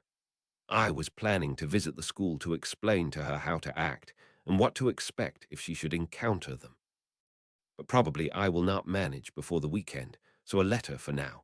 And I plan to hire guards to watch over her if she leaves the castle grounds until they are either captured or contacted, the other said calmly between sips of tea. Marvolo nodded. Getting a guard for Henry too is probably a good idea. All properties known to the escapees, still not under ministry observation, are under wards reacting to the mark. All around Nards were his answer. Suddenly, an idea struck him. Regulus Black had used an elf to thwart his plans, managing to breach all protections and wards around the cave, stealing the locket. All of the escapees were part of old families. How many of those families had one or more house elves? With a thoughtful gaze, Marvolo tried to remember who of his followers owned one or more elves. In the end, it was irrelevant. They all needed to know. Have those who were imprisoned still the right to call for elves bound to the respective families? Confused and surprised looks briefly flashed across the faces of those seated around him before they managed to show the customary mask they all were cultivating around others. As long as they were not disowned, they should be able to call for elves bound to the family as a whole, Lucius explained, his slender fingers folded on the table, probably to keep himself from drumming them. Marvolo knew that it was a nervous habit of the blond lord. He had put the man under the cruciatus in the past for this irritating habit. Make sure all your elves know to respond to calls from our fellows, and then report back to you with the place they can be found, or the escapees themselves, ordered Marvolo. And assure the ministry that you are willing to assist in any way possible. More tired nods all around the polished table answered him. And now go home, rest, and keep in touch with any news. All his Death Eaters recognized a dismissal when one was given. They rose from their chairs, bowed low with a murmur of my lord, and left. Rubbing his eyes, feeling the last effects of the potion he had taken before the meeting leaving him, Marvolo stood, his destination Griffin House, and his warm and comfortable bed. Ooh, the fragrance of freshly baked bread, hot bacon, and freshly brewed coffee greeted Arthur as he stepped into the kitchen the morning after their disturbing talk with their eldest son. In the same moment he sensed that his wife was troubled by something. The way she moved, the rigid set of her shoulders and back, all spoke of uneasiness. As he had to leave for work soon, Arthur sat down at the table, filled a cup with the strong coffee, added a splash of milk, and thought about how he could get Marley to talk to him. Conscious of the short time and the fact that talking plainly worked best most of the time, Arthur decided to just ask. Mollywobbles, talk to me, darling. What bothers you so? A sigh was his answer as his wife of many years turned from the bowl mixing something on its own to face her husband. Worry was etched into her features. I'm worrying about William. She wrung her hands, her wand sticking out of her apron pocket. Arthur was surprised. Why would Molly worry about their oldest son? And it colored his answer. But why, love? He's here, back home, or close enough. He has work and found a girl. What is there to worry about?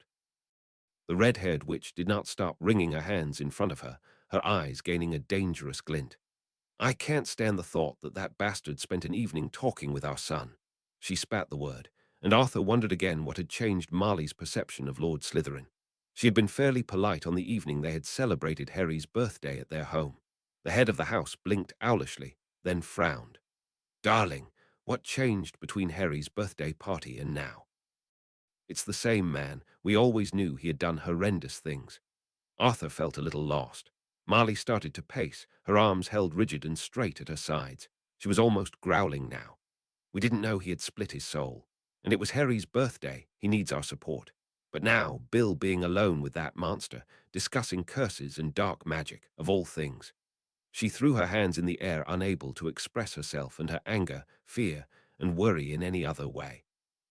Understanding dawned for Arthur while he took a sip from his coffee, noticing it still was a little too hot to drink safely.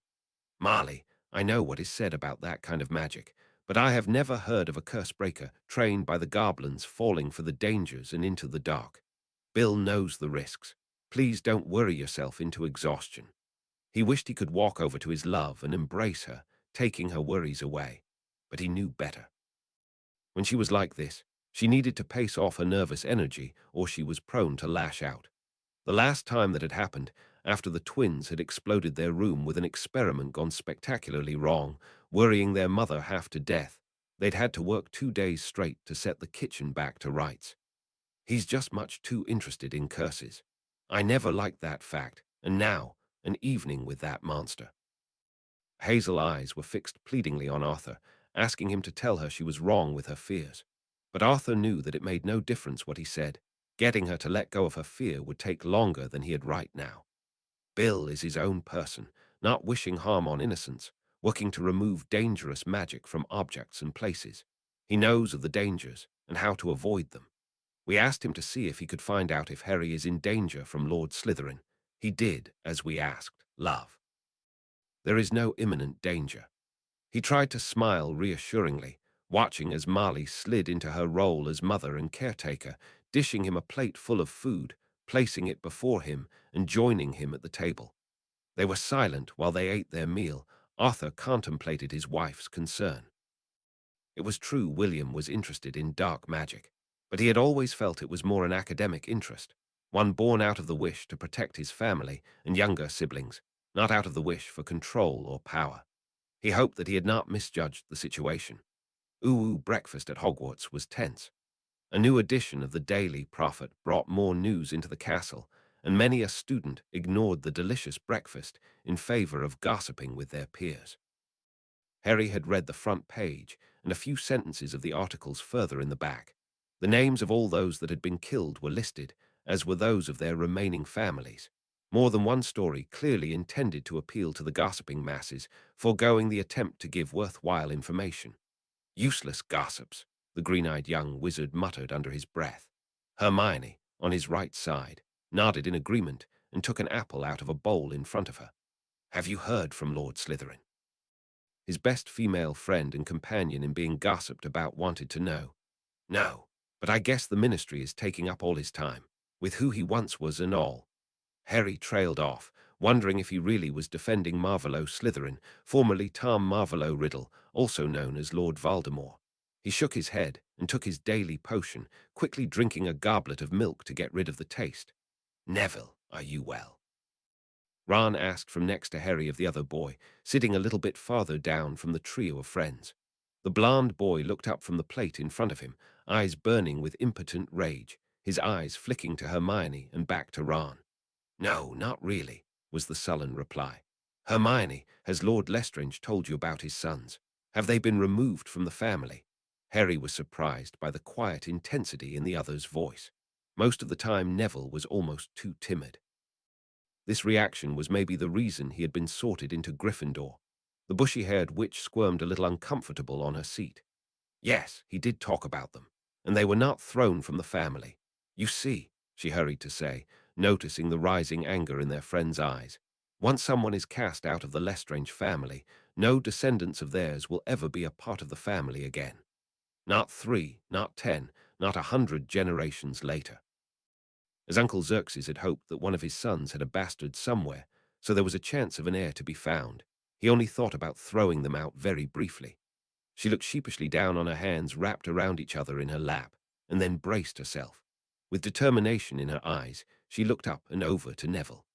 We know about the damage House Lestrange has caused House Longbottom, but I hope that we will be able to move on from the past into a brighter future. Knowing from the seemingly endless lessons from this summer that here was something important happening, Harry stopped Ron from interrupting the moment. The redhead's baffled look was answered by a slight shake of a raven-haired head and a finger raised to Harry's lips. They were witnessing the tentative steps towards a possible alliance between the houses of Longbottom and Lestrange. One counted among the lighthouses for a very long time, the other regarded as dark for an equally long period. If Neville and Hermione could manage to bridge that gap, there might be a chance for more balance in their world. As long as those responsible find no refuge in the halls of House Lestrange, I will not hold the whole responsible for the actions of individuals, Neville finally said, and the artificial formality vanished with a filibuster firecracker going off over where the Weasley twins were sitting. Judging by the looks on Hermione's and Neville's faces, they were quite happy with the agreement made between them, while Ron clearly would need an explanation, which would probably fall to Harry. Harry sighed as he saw an enraged Umbridge walk down from the head table to where the twins were making their escape. It was going to be another long, awful day. In one out-of-the-way corner in the Gryffindor common room, two boys sat bent over parchment scrolls, working on their homework. Today, the two auras still at the school had started to question students. It was slow going, as the headmaster insisted that no lessons be disrupted. He further insisted that the auras would only be allowed to speak with the students when their head of house was present. Don't panic, Cormac whispered to his friend. There's no reason for them to suspect us. Stick to the story, and everything will be fine. We were in the classroom next to that tapestry of the frolicking lion cubs, practicing for transfiguration. Brushing some stray blonde hairs out of his face, Cormac leafed through the book placed on the table between them in search of the information he needed for their essay. It's not that easy, Cormac. They have memories, most have better stories where they have been. They know we don't like him. The other all but whined, fiddling nervously with his quill. Cormac rolled his eyes. His father would not let anything happen to him, he was sure of that, and it was almost impossible for them to be found out at all, as long as his friends stuck to their story. Maybe he needed to find something to reassure them that there was no risk. But what? For the time being, Cormac started to relate some story about his summer involving a broom and a beautiful girl. In the evening after Hermione's birthday, they all sat together with Colin in the seats next to the fireplace in the common room. They had the best light here, and they needed the light. Hermione was examining the camera she had been given by her uncle, and keeping her mind away from the dark looks and comments that had been directed at her all day, peppering the younger Gryffindor for answers. Cameras and photography were Colin's expertise among the Gryffindors. Much is similar between the wizarding photos and the Muggle ones, but the film is different. It's prepared with a certain potion which reacts to the light and later to the potion used for development. I find it a rather clever way to get the people in the pictures to move. Colin was excited, and Harry understood perfectly. Normally, all of their housemates would avoid talking with him about his hobby and passion, and here the small mousy-haired wizard was explaining magical photos to the smartest witch of the whole house. If you want me to, I can tell you something about shutter speed, focus, picture composition. Colin prattled on, and on while Hermione asked many questions, taking note of the literature Colin was recommending. Harry tuned the conversation out, even if it was not uninteresting to hear about how taking good pictures worked, contemplating the fact that he had gotten a letter from Marvolo this evening. His guardian had reassured him that he had not been involved in the escape of those Death Eaters, but that he was trying to contact them to prevent them from doing anyone any harm. Of course, the letter had been written in the flowing lines and flourishes of parcel script, and only communicated under the family vow. So Harry was not able to tell anyone, but he felt better nonetheless. If Marvolo had not freed them himself, Harry had not miscalculated in this aspect, and that the man tried to contact those people boded well. Harry was not dumb, far from it, so he had been aware that Marvolo Slytherin still was in contact with those that had been, or still were, Death Eaters. They had sent him presents for his birthday. He had lived in the house of one of them. His healer was one. One of his professors was a Death Eater, and he was sure that Marvolo had held more than one meeting during the summer. But in the end, it did not matter, because Harry was certain that Voldemort would not return to the way he had been before his body had been destroyed. Lord Slytherin might share some traits with the Dark Lord Wizarding Britain had known before, but he was not the same. Ultimately, it confused Harry to no end how to deal with this, but he was sure of his facts regarding the actions of many key players, past and present. Rubbing his hand over his eyes under his glasses, Harry watched as Colin got up to walk over to his friends to finish some piece of homework. Hermione turned to him, smiling a small smile. "You got a letter from your guardian?" she asked of him, casting a glance around, looking to see if someone was listening in. "Yes, and you got a letter as well." Was it from Lord Lestrange? Harry confirmed and asked in return. Ron lowered the Quidditch magazine he had been reading to listen to them. "It was from Uncle Xerxes," the young witch nodded. "He assured me that I was the heiress no matter what, and that I would have guards with me should I leave the grounds of Hogwarts." She sighed. "I guess we'll have shadows on the first trip down to Hogsmeade this year." "Not if the Ministry catches them soon," Ron stated confidently, but Harry was not so sure of that. Before the Ministry's auras were likely to get their hands on the escaped Death Eaters, they probably would be found by their own. And to keep up appearances, they both would be burdened with guards. But he was pretty sure he could not simply tell Ron something like that, even if the family oath would not prevent him from telling. So he simply shook his head. "I'm not so sure, Ron.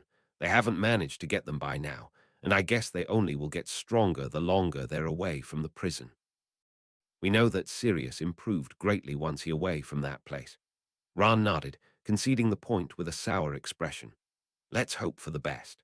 Yes, that was what they had to do, hope for the best and try to stay clear of all those unhappy with two Gryffindors as heirs to two old families most associated with the conservative parts of society. While Ron started on his reading again, Harry helped Hermione in a Herculean task of writing all the thank you notes she was required to send. He could vividly remember the pain in his writing hand after he had finished with his notes after his birthday. Ron watched over the edge of the last edition of his favorite Quidditch magazine as Hermione and Harry started going over the overly long list of presents Hermione had received.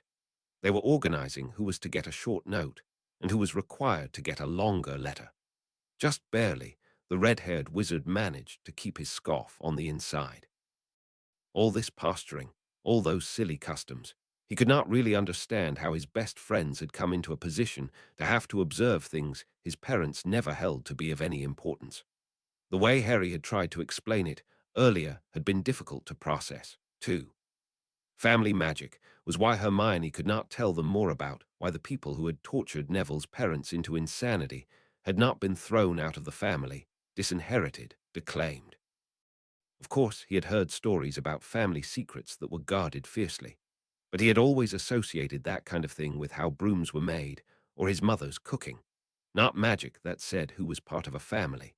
It was really strange to define by magic who was or was not part of the family. Such nonsense. He was glad his family had done away with this old-fashioned way of going about things, but he was not really sure how he felt about all of the other stuff. He knew that Harry would stay his friend, regardless of what other responsibilities he had now. Ron knew that Harry didn't like the fame, the expectations, even so he had trouble believing it. He himself would do almost anything to be able to step out of the shadow of his brothers. But Harry had repeated it often enough. It had to be true. Considering what negative attention had come Harry's way, the pranks, the attempt to kill him, Ron was finally sure that he would not like to trade places with Harry. But now Hermione had her place in the spotlight as well, besides her tendency to impress the professors, and he, Ron, was pushed even farther to the sidelines. The attention put on her was negative as well, that had been rather clear over the course of the day. Some mocking her with comments about how she would be cast aside now the true heir had fled the prison, others claiming she somehow had been involved in the plot to break the Death Eaters free. Ron was not really sure what he wanted, now that he had such a prime view of what it meant to be famous. Maybe he could find something to make an impact, something to make him different from all his older brothers.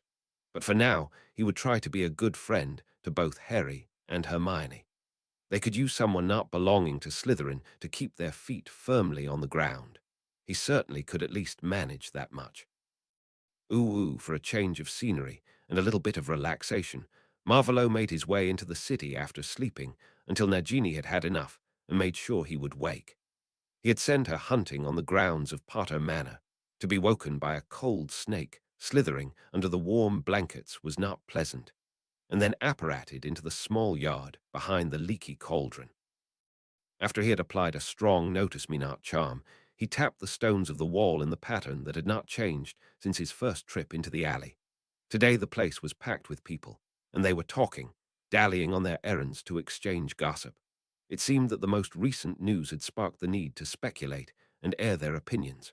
Walking in a leisurely pace, Marvolo listened in on various conversations.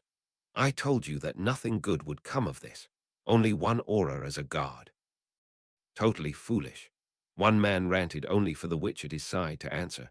Yes, dear, you have already said so 3 times since this morning. And as I said before, I agree. A group of elderly wizards was discussing what they remembered of the trials that had been held back then, claiming to have always known that the walls of Azkaban would not hold them. The next group recounted the escape of Sirius Black and were so far off the mark that Marvolo had to suppress a snort. The idea that the newly appointed Lord Black had flirted with a Dementor to get an opening to flee was just too ridiculous. With a little bit of regret, it was fun to listen in on the conversation of the normal wizard from the streets. Marvolo stepped into the magical menagerie. He planned to purchase a snake to gift to the school Xerxes was still working on. It would be a perfect thing to have in the science classroom. Marvolo still was intrigued by the idea of teaching more Muggle science, biology and physics, as well as chemistry. Maybe they would be able to broach new areas of magic if they got another point of view on the mechanics of the world. As always, the shop was filled with numerous scents, not quite clean litter boxes, different foods, stale water like a pond in the middle of summer, wet dog, and sounds. But as the walls were packed with different cages, and the owner was not as meticulous in using charms to keep the place clean as he should be, Marvolo did not expect anything else. Lifting the notice-me-not charm to avoid anyone from bumping into him in the narrow pathways of the shop, Marvolo quickly made his way past rats, cats, a tortoise with a shell encrusted in gems, into a corner shielded from direct view from the door. Hello, lovelies. Marvolo hissed to the lazily resting snakes, curled on stones charmed to emit a comfortable warmth. Coils unwound, and small heads were raised. There were a few interesting specimens here, but he had come for a native snake.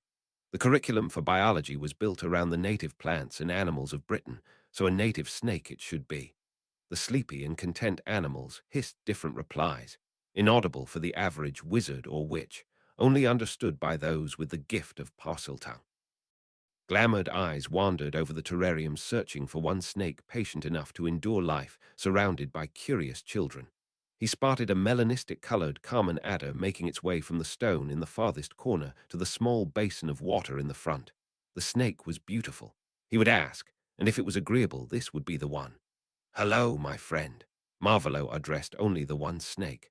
Hello, speaker, was the reply of the snake lifting its head curiously. What would you say if I offered to take you to another place? Bigger terrarium, nice live mice to hunt, a warm place to rest, fresh water every day. How does that sound? At is the catch. The snake wanted to know, its head now level with Marvolo's eyes where he crouched in front of the terrarium positioned slightly below hip level. The Dark Lord in hiding smirked. Trust a snake to catch on to the hidden dangers. There will be young humans around, watching for the most part. And I would like for you not to attack them. But I get to hunt, will not have to live off dead prey dumped into the area. Yes, you will get to hunt. It was an easy enough promise to make. Withholding fun from an animal in captivity was not something he approved of, quite ironic when he thought about it. Withholding food and comforts from human prisoners was one of his go-to methods of breaking them, but he would not treat an animal that way. Then, I agree to go with you, speaker. The snake decided, and began its slow way over to the entrance to its transparent prison. The small ward keeping customers from opening the cages was easily broken, and the snake wound its way around Marvelo's arm before the wizard turned and made his way back to the front of the store and the counter to pay for the animal. No vendor stood at the front, so Marvelo made the bell ring with a small brush of magic, alerting whoever was in charge that there was a customer willing to pay for a part of their goods. "Coming. One moment, please," a wizard called from a back room, or so Marvelo assumed, as the voice came through an archway covered by brightly colored curtains. Only a few moments later, a wizard in sturdy robes of a more practical than fashionable cut came through the archway, plastering a smile on his face, and turning to the counter and the more or less patiently waiting Marvelo. The Parselmouth saw the moment the other wizard recognized him as Lord Slytherin, former terrorist madman, now member of the Wisengamot, standing there, waiting. With forced calmness, the man gave a small bow. "How may I be of service, Lord Slytherin?" For a moment, Marvelo wondered why the man asked. He had a snake on his arm after all, until he realized that the dark-colored snake would not show up against his equally dark robes. They were not black, but a deep, dark green, giving ample cover for the reptile hiding in its folds. "I would like to purchase this common adder," Marvelo answered, holding his arm more towards the man, over the counter, to point out his passenger to the man. With wide eyes, either in fear of the venomous snake or anger that he had taken a snake without asking, the wizard got out his wand. "You can't simply take one of the animals out of their cages. That's a dangerous snake. One bite and I would have to call the healers, of all the irresponsible things to do." Marvelo could not repress a chuckle. The flustered wizard just looked too comical. "No need to be so frantic. The snake would not attack me." And without pause, he switched to Parseltongue. "Or would you harm me, pretty?" The small head moved so one eye could look up at the wizard holding the snake. "Why should I harm a human providing me with food?" A pale-faced wizard stated the sum of 10 sickles as the price for the snake, and barely managed to ask if Lord Slytherin wanted to purchase a terrarium or any other supplies for his new pet. Marvelo declined with a small smirk and turned to leave. His next stop would be a shop for odds and ends in Nocturne Alley. He needed 2 simple but stable mirrors. Best would be some out of metal, as the runes needed would be more durable in this material. Listening to more gossip and speculation, Marvelo meandered the streets, speaking in low hisses with the adder still on his arm. Ooh, they apparated directly to the front door of the house Sanya was living in. She had rented a flat here, as she had told Severus in the break between acts of the play they had seen this evening. Severus was in his finest muggle clothes, and Sanya wore a wonderful flowing dress made from silk under a cape of velvet. And even without trying, they had managed to color-coordinate their outfits. Both were in tones of green and blue, making a fine picture. The evening had been a success. Severus had shown up at Sanya's door bringing with him a small bouquet of flowers useful in potions. He had gathered them in the greenhouses and the forest himself, and was sure his date would like them. After that, they had moved on to the theater by a muggle taxi. The play had been wonderful, and the food and drinks they had enjoyed in a little bar afterwards had been really good as well. Sanya had made no fuss over Severus paying for everything. It was an old custom in the wizarding world that the male part of a first date paid everything, smiling and flirting with him all of the time. But now, on the last steps before he would leave, he started to get nervous.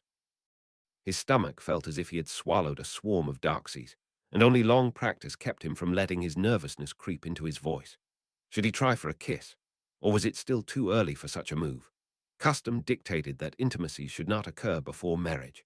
But as Sanya had been at a muggle school, had visited the cinema regularly with friends, she had confessed to liking to watch love stories for how unrealistic they were and how romantic. She might have other expectations. The way she had flirted and bantered with him did indicate that she was interested in him as he was interested in her. But he did not really have much experience in this area of social interaction. Dancing with the wives and older daughters of his associates, he knew how to do that. He also knew how to speak with single women he was not interested in. But it had been a long time since he'd had any serious designs on a woman, beyond an evening spent in mutual pleasure. He never had searched for a lasting relationship. And now he found himself in a situation where he was ordered to marry, have children, and where he had found a woman he could imagine spending his life with.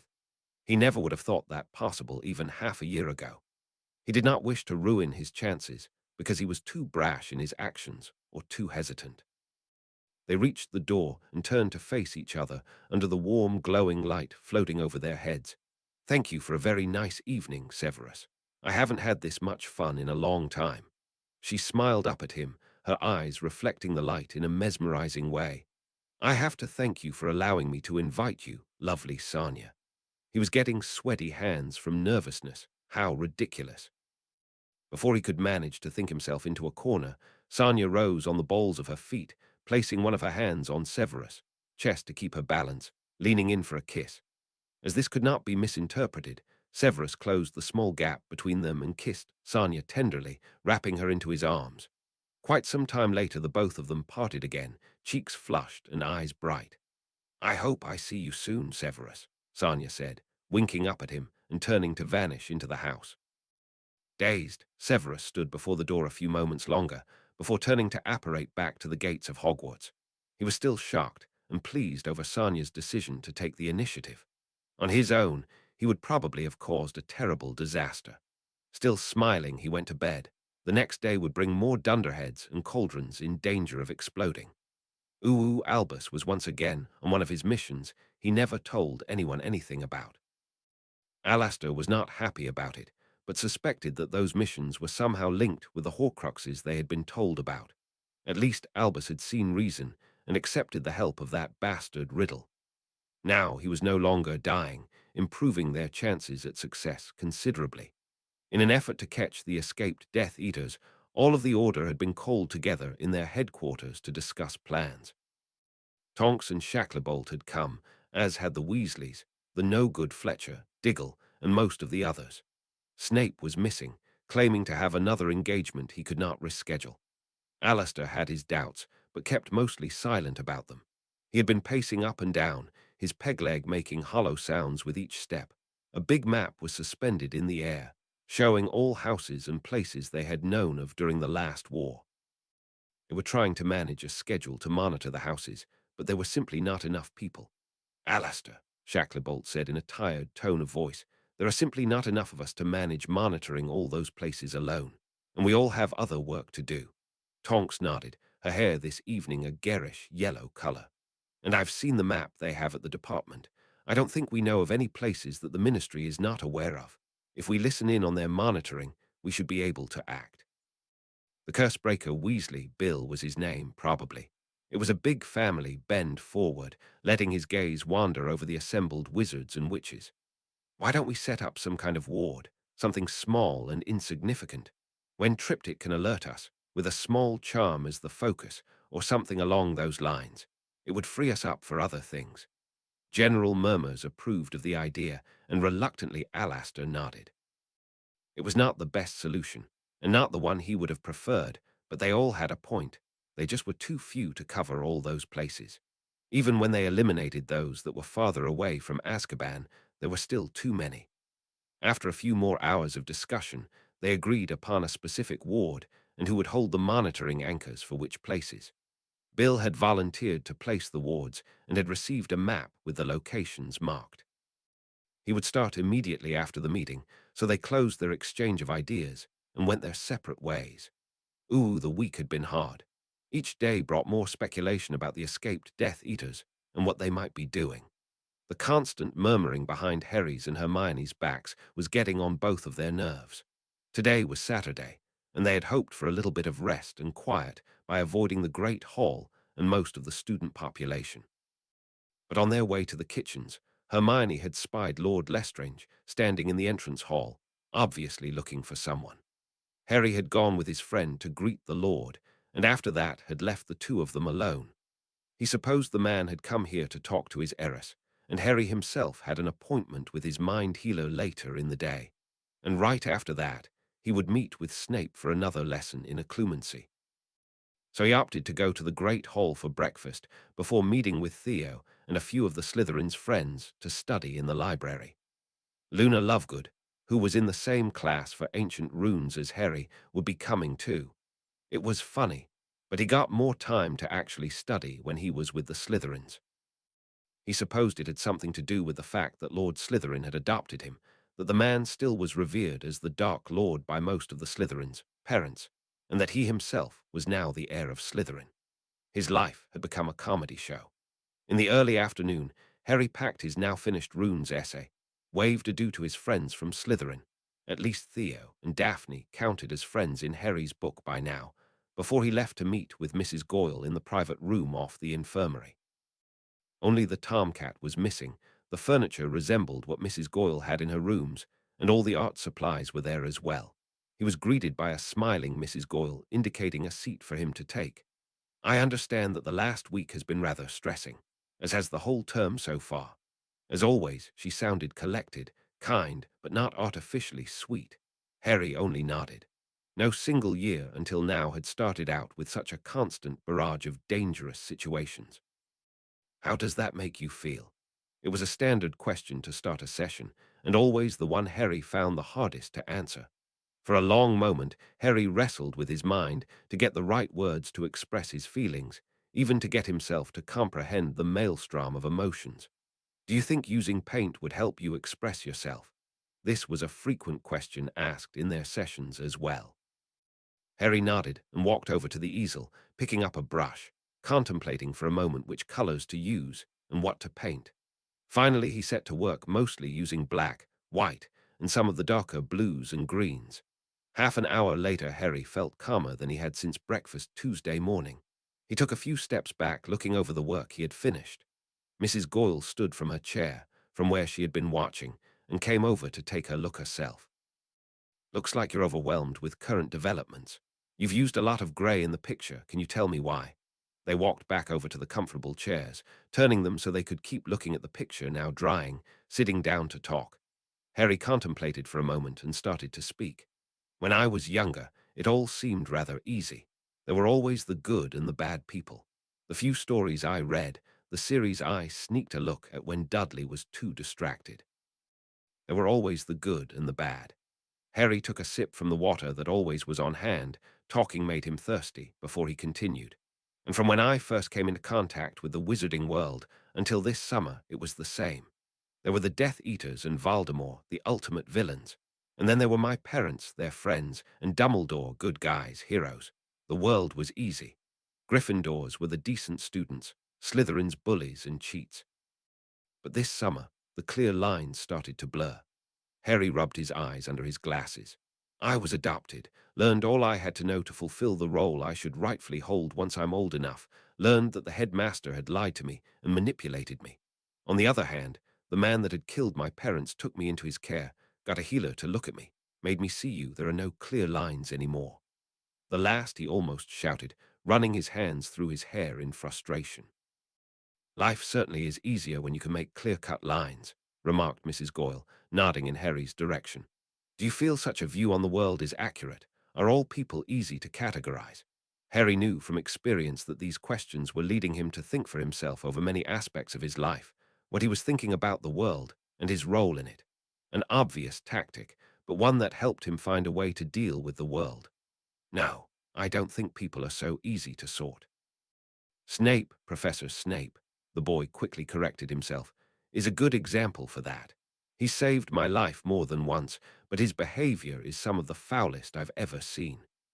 They started a discussion on things blurring the lines of what Harry had believed to know about the world before this summer. Mrs. Goyle suggested he might try a diary to help him clearing up some of his confused thoughts, using sketches together with words if they would help him, or finding someone he could talk to more often than he could talk with her. As her idea to address Marvolo by different names for the version before and after the adoption had worked rather well. Harry now saw more differences between the two entities than common traits. He decided to give it a shot. Maybe he could get a diary and dedicate a page or two to sketches to find the different good and bad traits of the people who were part of his life. It was another hour later that Harry left the room, said goodbye to his mind healer, who followed the smaller Professor Flitwick out of the castle to be apparated home, and went down to the dungeons to make it in time for his next occlumency lesson. They were covering it up as remedial potions, continuing the guise so the headmaster would not learn that Harry was being instructed in how to shield his mind. Harry was nervous, as he had been every time before these lessons, but he felt confident too. He had kept up with his meditation exercises every night in his bed. Some days it worked better, some days it was harder, but most of the time he relaxed enough that he fell asleep almost without problem. He hoped it would help keep Snape away from the more embarrassing memories in this lesson. And after that, he hoped he could manage to get Hermione on her own to ask what Lord Lestrange had come to talk to her about. Chapter 39. Detention. Chapter text Rabastan let his gaze wander over the sorry bunch of humans they were. It still felt like a miracle that they had managed to start that muggle contraption and to point it in the right direction. At one time, Travis almost fell overboard and into the water. Getting seasick was not something magic made one immune to, and they had no potions to take. So the wizard had been hanging over the side, retching despite his empty stomach. An unexpected lurch almost made him fall. Only Rodolphus' quick reaction preventing it from happening. They had been much more careful after that. Now they were all sitting in a sparsely lit sitting room, gathered around the fire they had made in the fireplace. They all craved the warmth, waiting. In a small part, it had been in one of the cabinets in the kitchen. Now sitting in the fire, were heating the contents of one of the many containers with pictures of food on the outside. They had found them in what appeared to be a pantry. They had been really lucky finding this summer or vacation home near where they had landed with the boat. In a way, it reminded Rabastan of a hunting cabin they owned up in Norway. Simple but serviceable bath, a kitchen, a sitting room with a fireplace, several bedrooms. It seemed like it was only intended for use during the summer and had been abandoned for this season. After testing the wands they had acquired and switching a few around until each of them had the best fit they could find in the lot, they had managed to cast some basic muggle-repelling charms and started to search the place. When they had found the food, water, and beds, they had decided that this was as good a place as any to stay a while and rest. The fact that the Dementors had been absent quite some time before their escape had helped them even manage as much magic as they had needed to come this far. But now they needed to rest and regain more of their strength before they could act. Rabastan was happy that they had managed to take a bath and had found clean clothes. He felt more human than he had in years. He watched as the soup started to heat, steam rising from its surface. A small smile curled his lips as he remembered the first can they had tried to heat. One of them, he had not paid enough attention at the time to remember who it had been, had cast a heating charm at the sealed tin, and after a few moments the hot content had exploded from the container, splattering against the wall and the furniture behind which they all had taken cover. After that, they had used a fire in the fireplace and the small pot to heat their food. "We should contact our lord," the distinctive voice of Bella stated from a chair over at one of the windows. More than one annoyed wizard rolled his eyes at this. The witch had demanded that they call for their lord via the dark mark more than once by this point. Rabastan always had thought that his sister-in-law was a few files short of a full set, and it appeared that the time they had spent in prison had not helped any.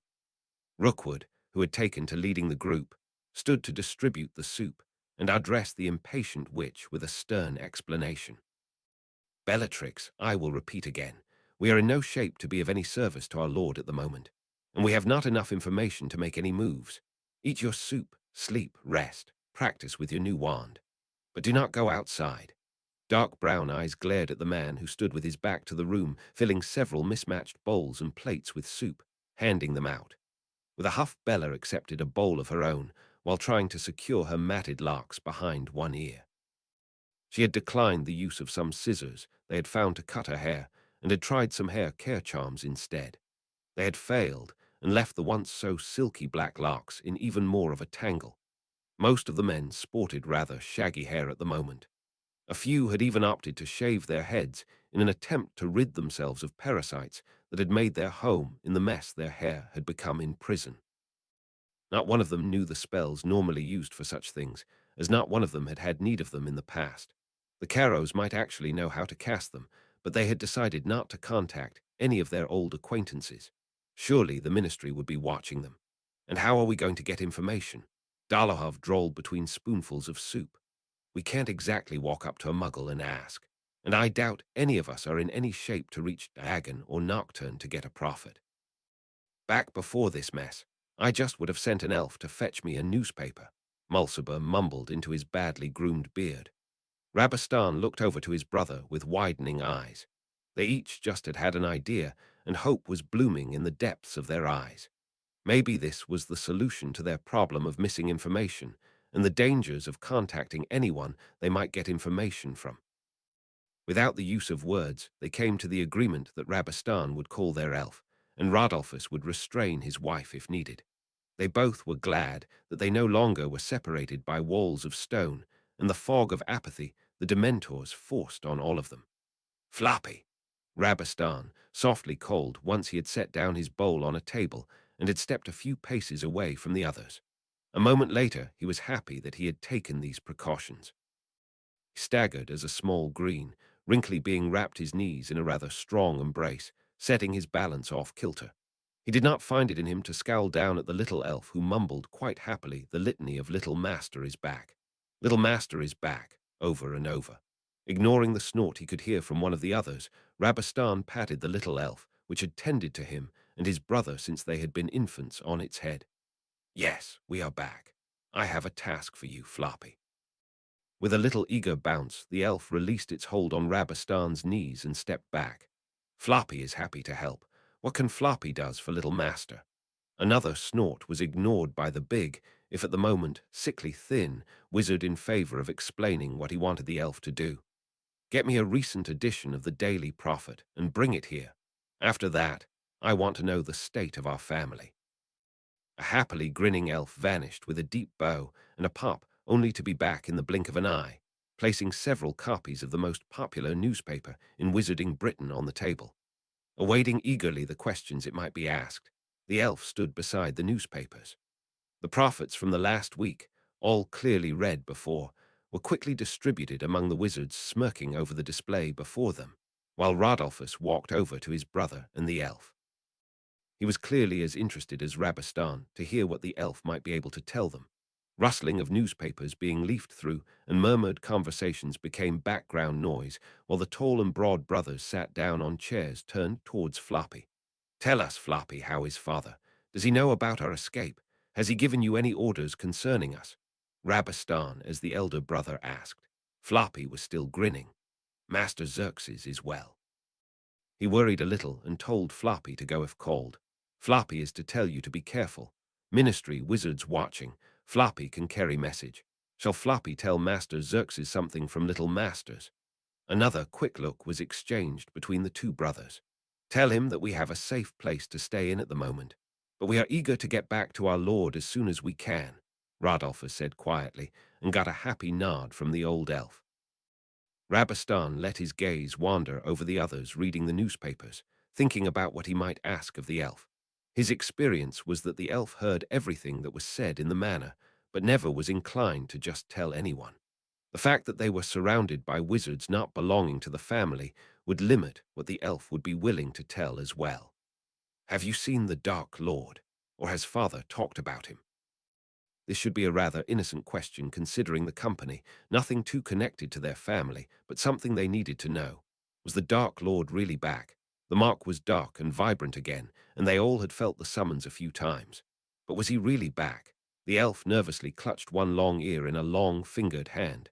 Tilting its head to the side, Floppy nodded and whispered rather loudly. He has been to the manor. Lord Slytherin. Master Xerxes talked about him. Rabastan got up from the chair to find paper and something to write with. He intended to send a note to his father with the elf. Sending correspondence via elf was always safer than sending it by owl. There was no chance that an elf would be intercepted, and an elf bound to a family and treated decently never would betray their master. Have you seen this? Travis exclaimed, holding up the newspaper he was reading. Lord Slytherin gave a short comment that he had known nothing good would come out of taking the Dementors away from the prison. The man cited, waving the paper around. Lord Slytherin, can that be our lord? A Lord Slytherin is mentioned in this edition as well, Rookwood mumbled, his eyes flicking over the page, searching for more information. The man's eyes widened, and he looked over to the Lestrange brothers. Lord Lestrange is mentioned, and his heiress. Rabastan started to furiously scribble a letter to his father, trying to not be too obvious about what he was telling and asking. We certainly need more information. Bella huffed in an annoyed tone, but the rest made agreeing noises. They had been out of the loop for a long time, and obviously much had changed. Last Rabastan knew, a female could not be heiress for the house of Lestrange. He scribbled with an awkward pen a steadily longer-growing note before sending it off to his father. Minerva watched as one of her Gryffindors was interrogated by the two Auras still staying at Hogwarts to investigate the murder attempt on James and Lily's son. She still had trouble comprehending that at least one of her students was willing to risk grave bodily harm to another student. To admit that the death of a student had been a tolerated consequence was even harder. Even to think it might have been the goal was nearly impossible. But the Auras clearly thought of it as a planned murder. To stun someone flying on a broom was foolhardy. Minerva would agree to that, but to think 16-year-old students of Gryffindor would intentionally kill someone, she just could not believe that. So you were practicing for class with your friends? The Aura on the left asked in a friendly tone and with a kind smile. Fiddling with the hem of his sleeve, the young wizard nodded. We were practicing for transfiguration, in the empty classroom next to that wall hanging with the lion cubs on it. Who else was there? Was the next question. Minerva watched as the same questions as before were answered again. She was a little proud that her students had been practicing for her class, but was not pleased that they had done so in some random empty classroom, and one that was as out of the way as that one. How did practicing go? That typically was one of the last questions the Auras asked. Sighing inwardly that she had sat in on enough interrogations by now to know something like that, Minerva mentally prepared herself for reassuring Mr. Summers on their way back to the tower, where she would pick up the next student to be questioned. Cormac managed the spell to conjure birds as the first of us, but John only managed a cloud of feathers, Mr. Summers answered, fidgeting in his chair, clearly wishing he were elsewhere. Minerva mused if he maybe was embarrassed that he had not managed the spell. He always was one of the last to manage a transfiguration in his class. Thank you for your time and cooperation, Mr. Summers. Your head of house will escort you back to the common room. The Aura in his deep red robes that were the typical uniform for one of his profession turned to Minerva. If you please could bring Mr. Parker down next, Professor McGonagall. Nodding with a pleasant expression, Minerva agreed. I will be quick. The list they had given her was almost finished. She was glad it was, because she had quite a number of essays still to grade. Mr. Summers was quick to get up from the chair, nodding to the Auras and rubbing his hands on his robes as if he wanted to dry them. The moment they were out of the door, Minerva started with distracting the boy walking beside her with a discussion about the last homework she had set the sixth-year Transfiguration class. Ooh-oh, the story was familiar, wasn't it? Savage drawled, making notes on a piece of parchment sitting on the table before him. With a tired smile, Thomas stood from his chair to get the kinks out of his back. Sitting most of the day on one of those infernal chairs was not good for him, and groaned. Yes, we have heard that story from the whole group up till now. Think John Parker will tell us the same story. I would bet on it, Proudfoot. Savage laughed, but got serious quickly enough. Seems we have found our culprits. Don't be too sure yet, Savage. They certainly want to hide what they were doing, but we don't have proof that they were the ones attacking Heir Slytherin. Pacing a few times along the length of the classroom, Thomas loosened his cramped muscles. They needed to find a way to get their hands on some definitive proof. That's right, Savage conceded. Do you think we will get permission to extract memories of that time from the boys? After all, that Ravenclaw did fess up to brewing a potion unsupervised. So what could a group of sixth-years have been up to that they don't want to tell? We just might get permission. It was the heir to one of the old families that was attacked. That fact might make the Wisengamot move. Normally, the Wisengamot was not too eager to allow them the authorization for the more severe methods of investigation, such as that. But now that one of their own was the one that had suffered, the chances of getting the permission they wanted might be better than ever. He sat down as the head of Gryffindor came in with a nervous-looking boy in tow. Sometimes Thomas doubted their system. The family you came from, personal influence, and who you knew just had too much influence on how much effort, if any, would be put forth into an investigation. It was nice so long as you had some influence, but he had seen too many go without proper help, so he was not really happy with the way things were handled. Wandering a little aimlessly around the circular office filled with seemingly random trinkets, Marvolo continued the polite and empty conversation the headmaster was forcing on him. The old goat had managed to call him Tom at least 3 times since he had arrived a few minutes ago. If he had to stay much longer in the man's presence, he would have to start occluding. Hopefully, Henry would make his way up here soon. Before the headmaster could up his count of using the name Marvolo despised to a number with 2 digits, there was a knock at the door. "Come in, mister." The headmaster hesitated a moment, Slytherin. Henry opened the door and stepped over the threshold, giving a small nod to the headmaster sitting behind his desk before giving the appropriate bow to Marvolo. "Headmaster, sir." Marvolo smiled. "It is good to see you, Henry." And it was, surprisingly so. "Your guardian wanted to speak with you, Mr. Slytherin." The headmaster turned to Marvolo, who had to control himself so as not to roll with his eyes. The old man had a talent for grating on his nerves. "I offer you my office for your talk." Marvolo almost snorted at that offer, as if he would be so dumb to accept the place, talking with his son under the watchful eyes and ears of several portraits of past headmasters. Even if they were to choose to speak in Parseltongue, the obnoxious paintings would report every move and expression to the current headmaster. "Thank you for your kind offer, headmaster, but I would like to wander the school for a bit. Won't you show me around, Henry? It has been a while since I have last seen the castle." Marvolo declined the offer in the most insincere, polite tone he could manage, constantly smiling sweetly and showing too many teeth. It probably was not the best idea he had had in a while, but the man truly was getting on his nerves. Nodding his head with a polite smile in Marvolo's direction, Henry answered, "Sure, sir. I would like to wander around a bit myself. A break from sitting around writing essays is a good idea, I think." With a few more pointless pleasantries, they managed to flee the cluttered office and started to walk at a leisurely pace through the corridors. "I came to inform you of what has happened. I guess you have seen the newspaper." Marvolo started right on the topic he had come to discuss, sticking to the one language he was sure not one of the paintings would understand and report to the headmaster. The few paintings with snakes in them would never betray someone from the Slytherin family, and all the others would not hear anything more than hissing. Yes, it stirred up quite a lot of commotion. Lord Lestrange was here yesterday to speak with Hermione about the same. Henry hissed in answer, tucking his red and gold striped scarf better around his neck. It had become colder in the castle already. Marvolo heard the implied question and smiled a little smile. It seemed that a Slytherin was hiding in his Gryffindor son. But considering what the boy's past injuries implied about his childhood, it might not actually be surprising that Henry had Slytherin tendencies.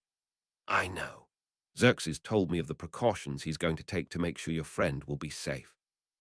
Marvolo sighed and stopped at a window looking out over the grounds and over to the pitch. "As I wrote, I was not involved in the escape, and we have not managed to contact them. So for as long as they are not informed about your new status, you will not leave the grounds without at least 2 guards." Seeing that Henry started to protest about not leaving the grounds before Marvolo came to the part about guards, made him smile. It seemed that the boy was getting more comfortable with him and their being a family. Openly disagreeing with his father was something normal, or so he had been told by those of his followers with children of their own. Henry made a face, but nodded. "Yes, sir. How are classes going?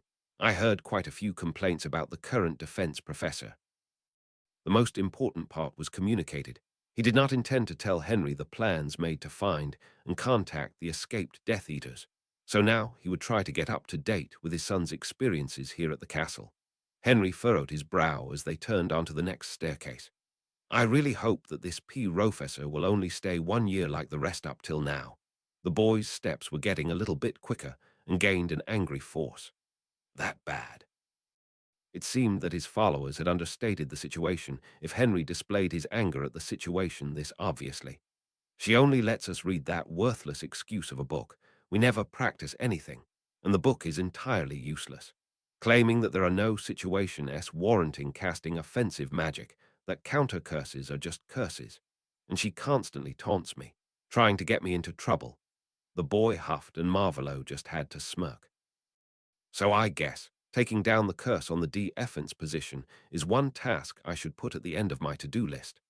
In fact, it had been rather low in his priorities, but he had thought about moving it up because he didn't wish to impede his son's education any more than he already had. Even if he had not planned to do so, his actions had influenced Henry's education negatively more than once already. Getting rid of her at the end of the year is not soon enough, was the especially sharply hissed reply. Do you know of any information that could prove useful to remove her earlier? A big part of their political lessons over the summer had been the use of information another might not want to become public knowledge to reach a certain goal. There was a delicate balance to keep, because if you put on too much pressure, the target was likely to react in panic, lash out, or even expose the secrets on his own. When there was no way out, most people tended to lose all sense of logic and just reacted. On the other hand, if you were clumsy and left too big an opening, the attempt at what could be named blackmail could be turned around on you. It was an art form that needed practice and careful application to be of use. Besides her total incompetence to be a teacher. No, there is nothing I know of. The green-eyed youth hissed, getting a tired look. Hermione is concerned that we will not make our owls in defense if the toad remains our professor for the whole year.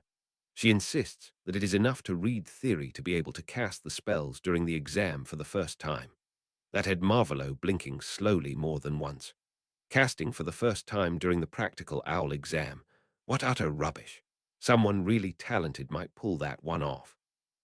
But most children, or even accomplished adult wizards, couldn't manage something like that under the pressure normal for an exam situation. I will see if I can find a better suited teacher for you and the other students before we try to get her removed. If I'm right, she was appointed to the position because the headmaster didn't manage to find someone to take on the position.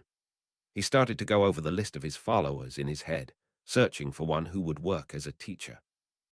They turned into the corridor on the 7th floor that lacked talking portraits, but had a wall hanging of a wizard trying to teach ballet to trolls.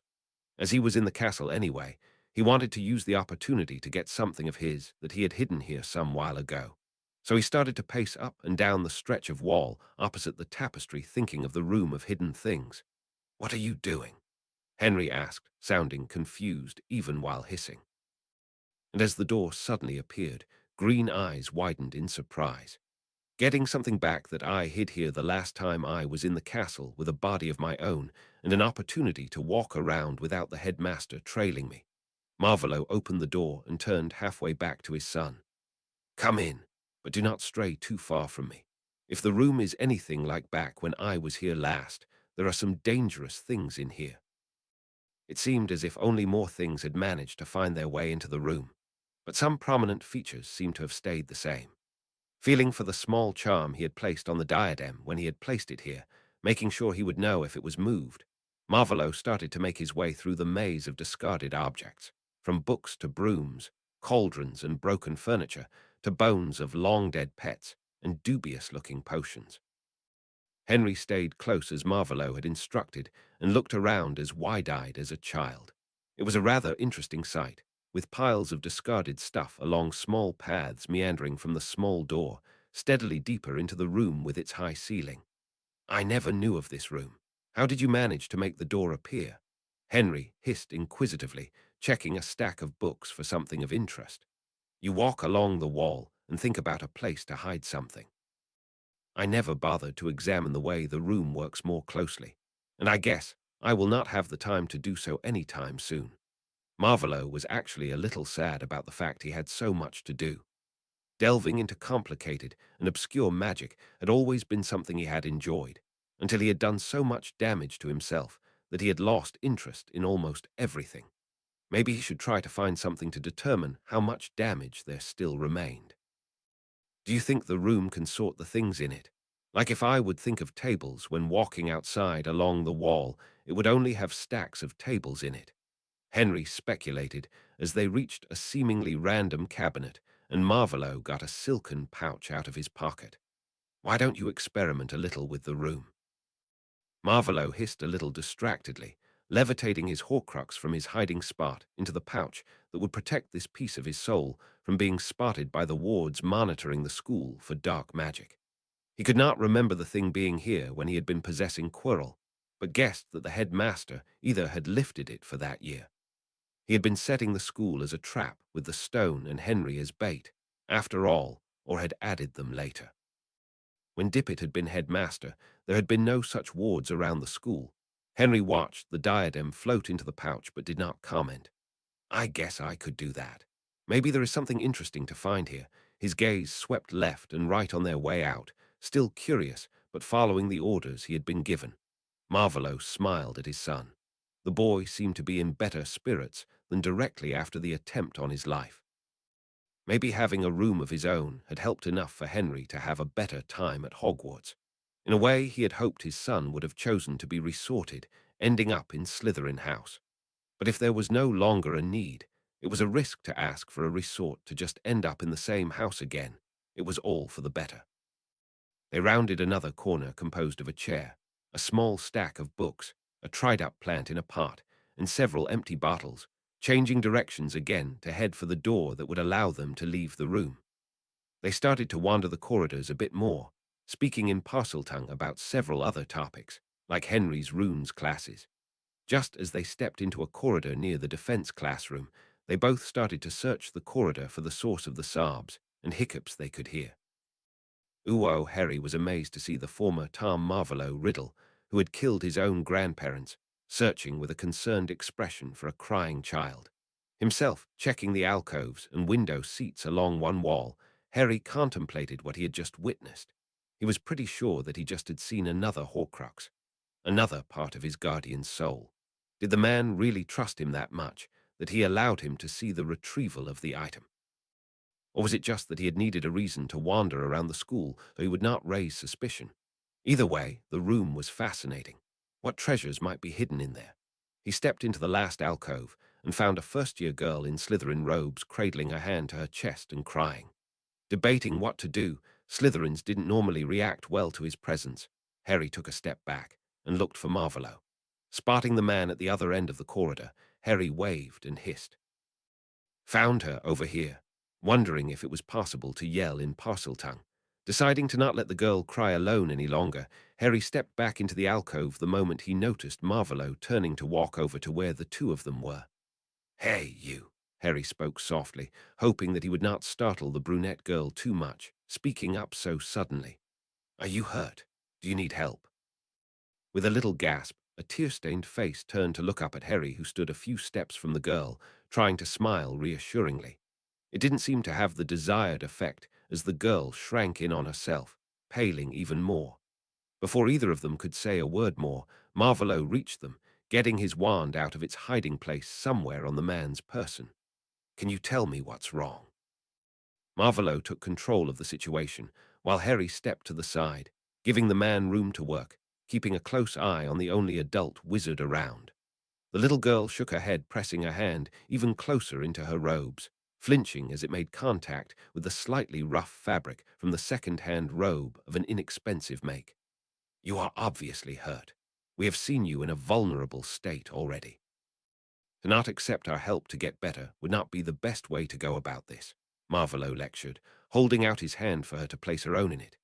Harry didn't believe his eyes as he saw cuts in the form of words on the back of the girl's hand, bleeding in tiny rivulets that flowed down the hand to drip on the floor.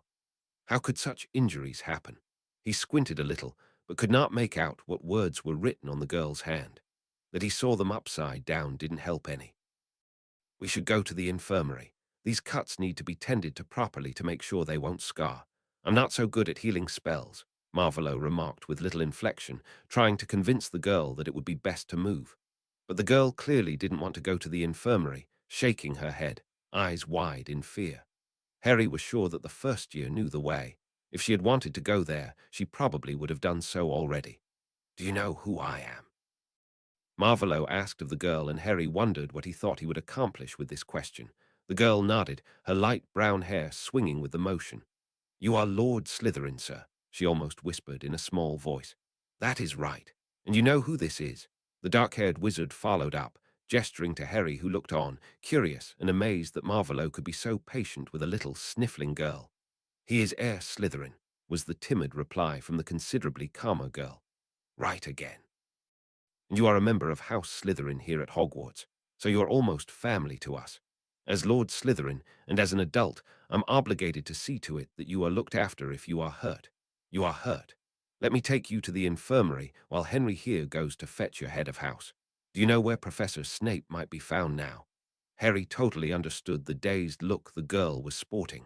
That had been a rather lengthy little speech. Gave the girl credit for being able to answer the question there at the end. He should be in the common room at the moment, sir. He always is on Sunday evenings. Marvolo threw Harry a look, clearly giving him the order to go fetch Snape. Nodding that he would do so, Harry just had to ask, where did she get cuts from? What makes such injuries? They were such precise cuts. How had that happened? Helping the girl to stand, Marvolo turned to Harry and simply hissed a short, I'll explain later, in reply. So Harry turned fully and took the fastest route down to the dungeons.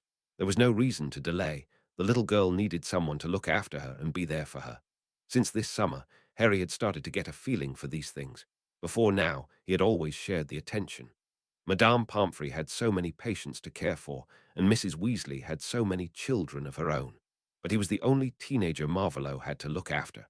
It felt surprisingly good. Taking the advice of his mind healer, Harry repeated that he had a right to be cared for and feel good when someone did, to counter the guilt that wanted to manifest in his chest over the fact that the one caring for him was his parents' murderer. It wasn't always helping with the guilt, but he was getting better at it. With this, he picked up his pace and started to jog along the corridors. Severus sat in the common room and answered questions for several of his snakes that they had not managed to find an answer to over the weekend. He would not give them the answers, making it too easy on them, but he would not let them go into the next week with big questions unanswered either. He had just sent a third year to look at a particular book for his charms essay, when the door to the common room opened and a dark-haired boy in Gryffindor robes stepped into the room, looking around, obviously searching for someone. Just as the boy spotted him, Severus' senses caught up with him. Who else could it be but his lord's son, the infernal boy with his rule-defying life? And it seemed that the boy had indeed come here to find him, as he made as straight a line to him as was possible in the crowded common room, filled with students working on their homework. The room fell silent as one after the other realized the Gryffindor had come to their common room for a second time. Sorry, sir, but you are needed in the infirmary. While walking through the castle, my father and I came across a Slytherin first year. She was hurt, and father convinced her that she should seek help from Madame Pomfrey. He sent me to inform you, sir, Slytherin reported in a voice carrying through the whole common room. Severus was reasonably sure that no one but him noticed the small hesitation each time before the boy referred to the Dark Lord as his father. Clearly, he was playing up the whole thing for the benefit of the Slytherins listening in on every word. Putting the conundrum of a plotting former Potter, out of his mind, Severus stood from his chair by a small side table to follow the boy up to the infirmary so he could look after one of his students. Once they were out of the common room, Severus turned to the smaller wizard walking by his side to ask the questions on his mind. Which of my students is hurt, Mr. Slytherin? We didn't ask for her name. But she is a first year, and we found her in the corridor up by the defense classroom in one of the alcoves, sir, was the respectful but not really helpful answer. Or maybe it was helpful. He knew that Miss Smith had had a detention with the current fool of a defense professor. Had Dolor's Umbridge done something to harm one of his students? And that for no other reason than the fact that the girl had dared to ask if there were no dangerous animals that one could only keep away with spells. It was not easy to tell the younger years not to question the Pink Witch without crushing their inquisitiveness and thirst for knowledge. Marvolo watched from the side as Madame Pomfrey tended to the small girl with the cuts from long and repeated use of a blood quill on the back of her hand. He had insisted that Madame Pomfrey follow the rules for taking evidence of a possible crime, and she had grudgingly complied. While staying to reassure the girl, Marvolo had learned quite a bit about the young witch. She had had detention with the new defense professor this afternoon and had to write lines with an odd quill the professor gave her. Her name was Tabitha Smith. Her mother was a muggle, and she didn't know anything about her father. It seemed her mother had met the man at a pub and spent one night with him. She had struggled to provide for her daughter after her parents had stopped supporting her, quite stupid in Marvellow's opinion, to spurn a daughter because she had a child and wasn't married, but had always been supportive of her little girl. As in most of these cases, the Hogwarts letter and the professor bringing it along had been a big surprise and a relief. To learn the reason for all the strange things that had happened over the years was better than always second-guessing your own senses. Marvolo mused if the one-night stand of the mother had been a wizard and contemplated whether to offer to pay for an ancestry test. Even if the father chose not to get involved with his daughter, if he even was a wizard, it was better for the girl to know. At least Marvolo hoped it was better. He did know that it might reveal some information that she would wish to have never learned. Learning that his father had been a muggle had been a blow to his ego.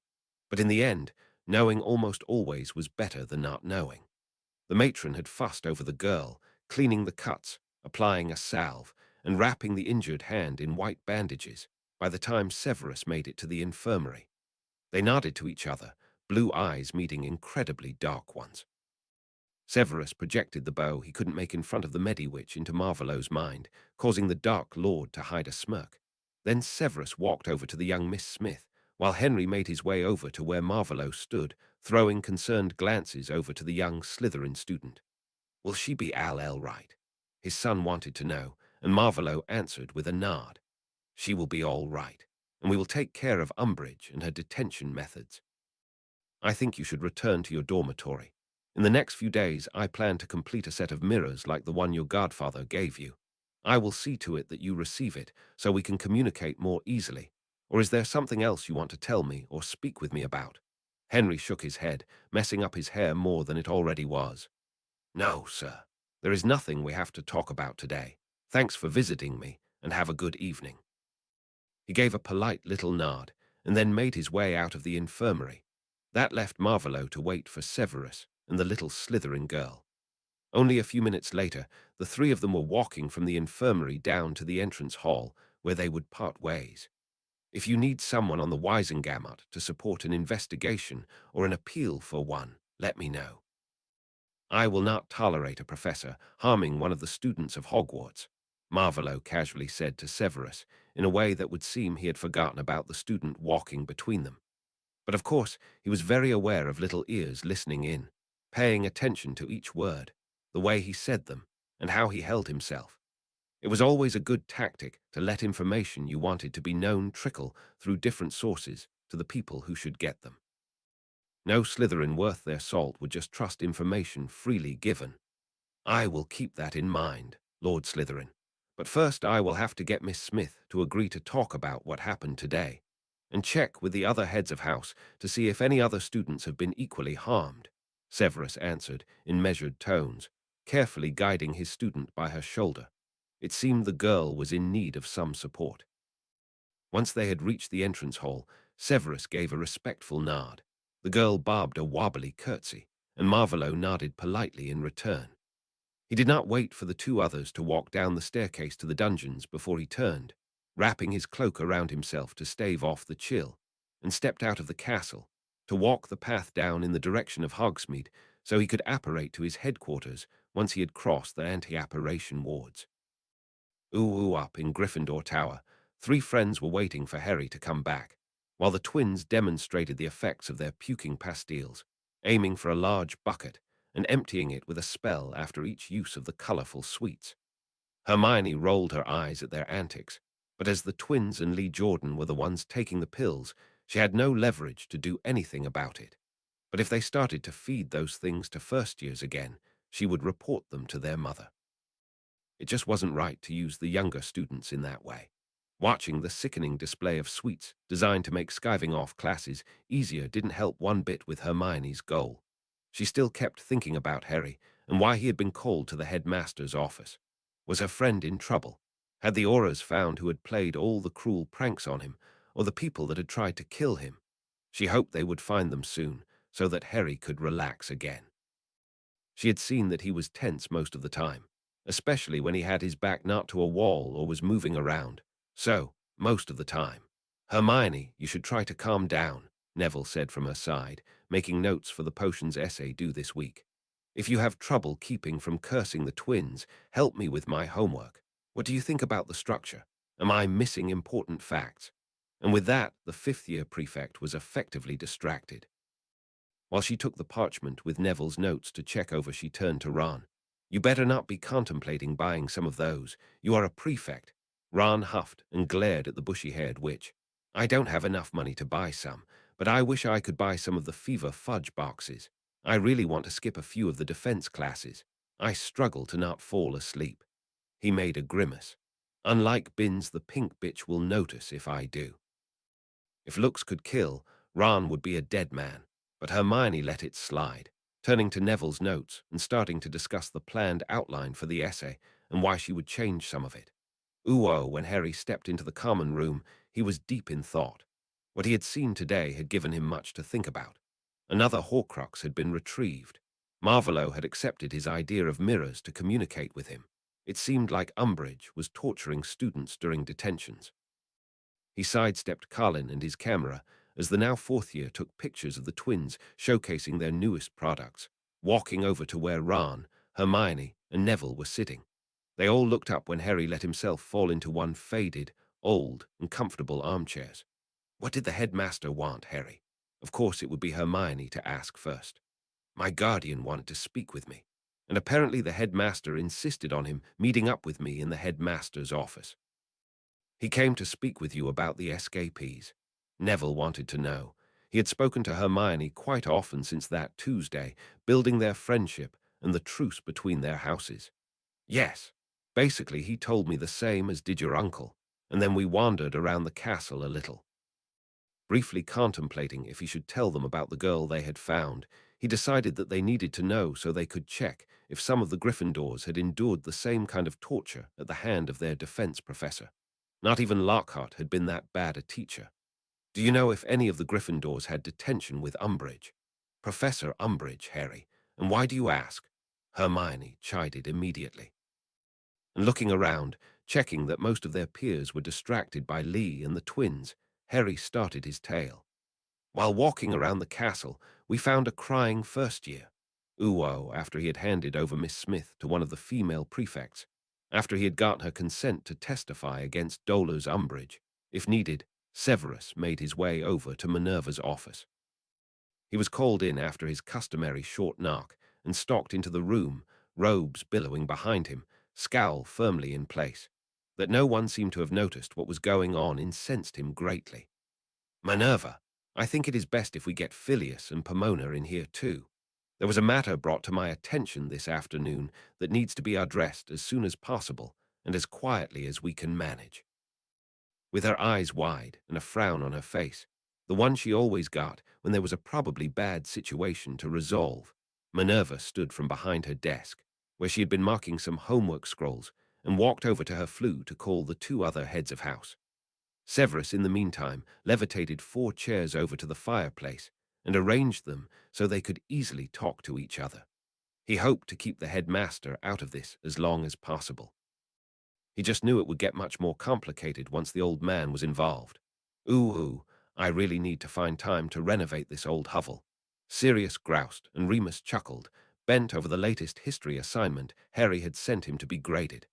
I can't say I disagree, Padfoot. Remus agreed easily, dipping his quill into the red ink to mark a spelling mistake.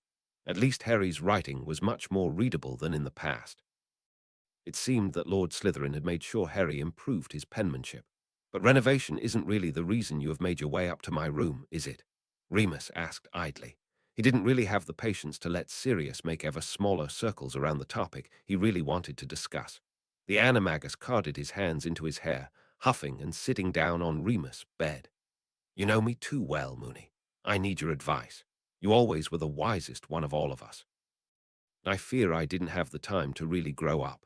Closing his inkwell and placing the quill in its stand, this would probably take some time. Remus turned in his chair so he could place his arms on the back of it, watching his friend.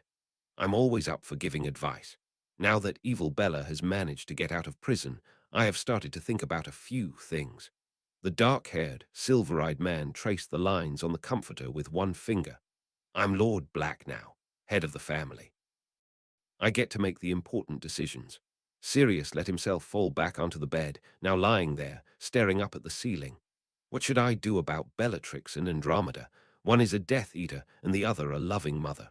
Remus thought he knew what this was about. You want me to tell you if you should disown Bellatrix and invite Andromeda back into the family? Sirius sat back up, nodding his head. I don't even know how to approach Andromeda.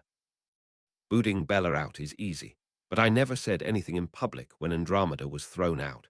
What if she rejects my invitation? Sighing, Remus stood and sat down beside his friend. They would clearly need to discuss this in depth to make Sirius comfortable with the idea that Andromeda Tonks might not want to be accepted back into the Black family. So he started talking Sirius through all the possible scenarios and what he could do to reduce awkwardness. It was late in the night before they retreated back into their respective rooms to sleep. Ooh, in the house used as headquarters by the Death Eaters, Marvolo made his way up from the cell Karkaroff was held in to the meeting room.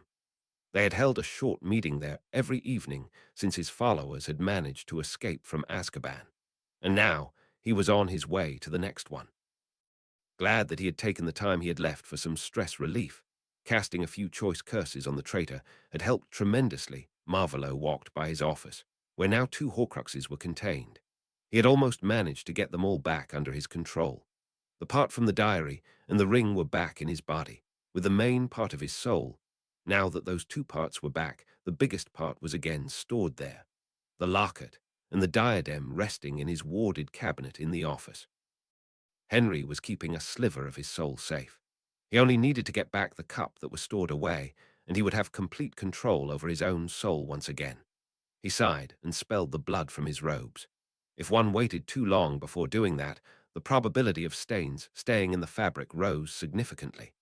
In the meeting room, some of his auras, Lucius and Goyle, were already waiting, talking quietly, drinking tea and stronger beverages. The moment Marvolo set foot into the room, they all rose from their seats only to kneel down, bowing their heads. "Get up and sit. We don't have all night," Marvolo snapped out. Maybe the stress relief hadn't had the effect he had been aiming for, but killing the traitor would be too lenient. He hadn't nearly suffered enough to die already. He pinched his nose, closing his eyes, and started on a calming breathing pattern. He heard glass touching glass, a liquid being poured, and someone walking over to him, while all the others seemed to hold their breath. "Fire whiskey, my lord." It was Lucius standing beside him, offering a tumbler of fire whiskey. Sometimes the man was positively Slytherin, or maybe just a father. Having a son at Hogwarts brought worries Marvolo never had known even existed.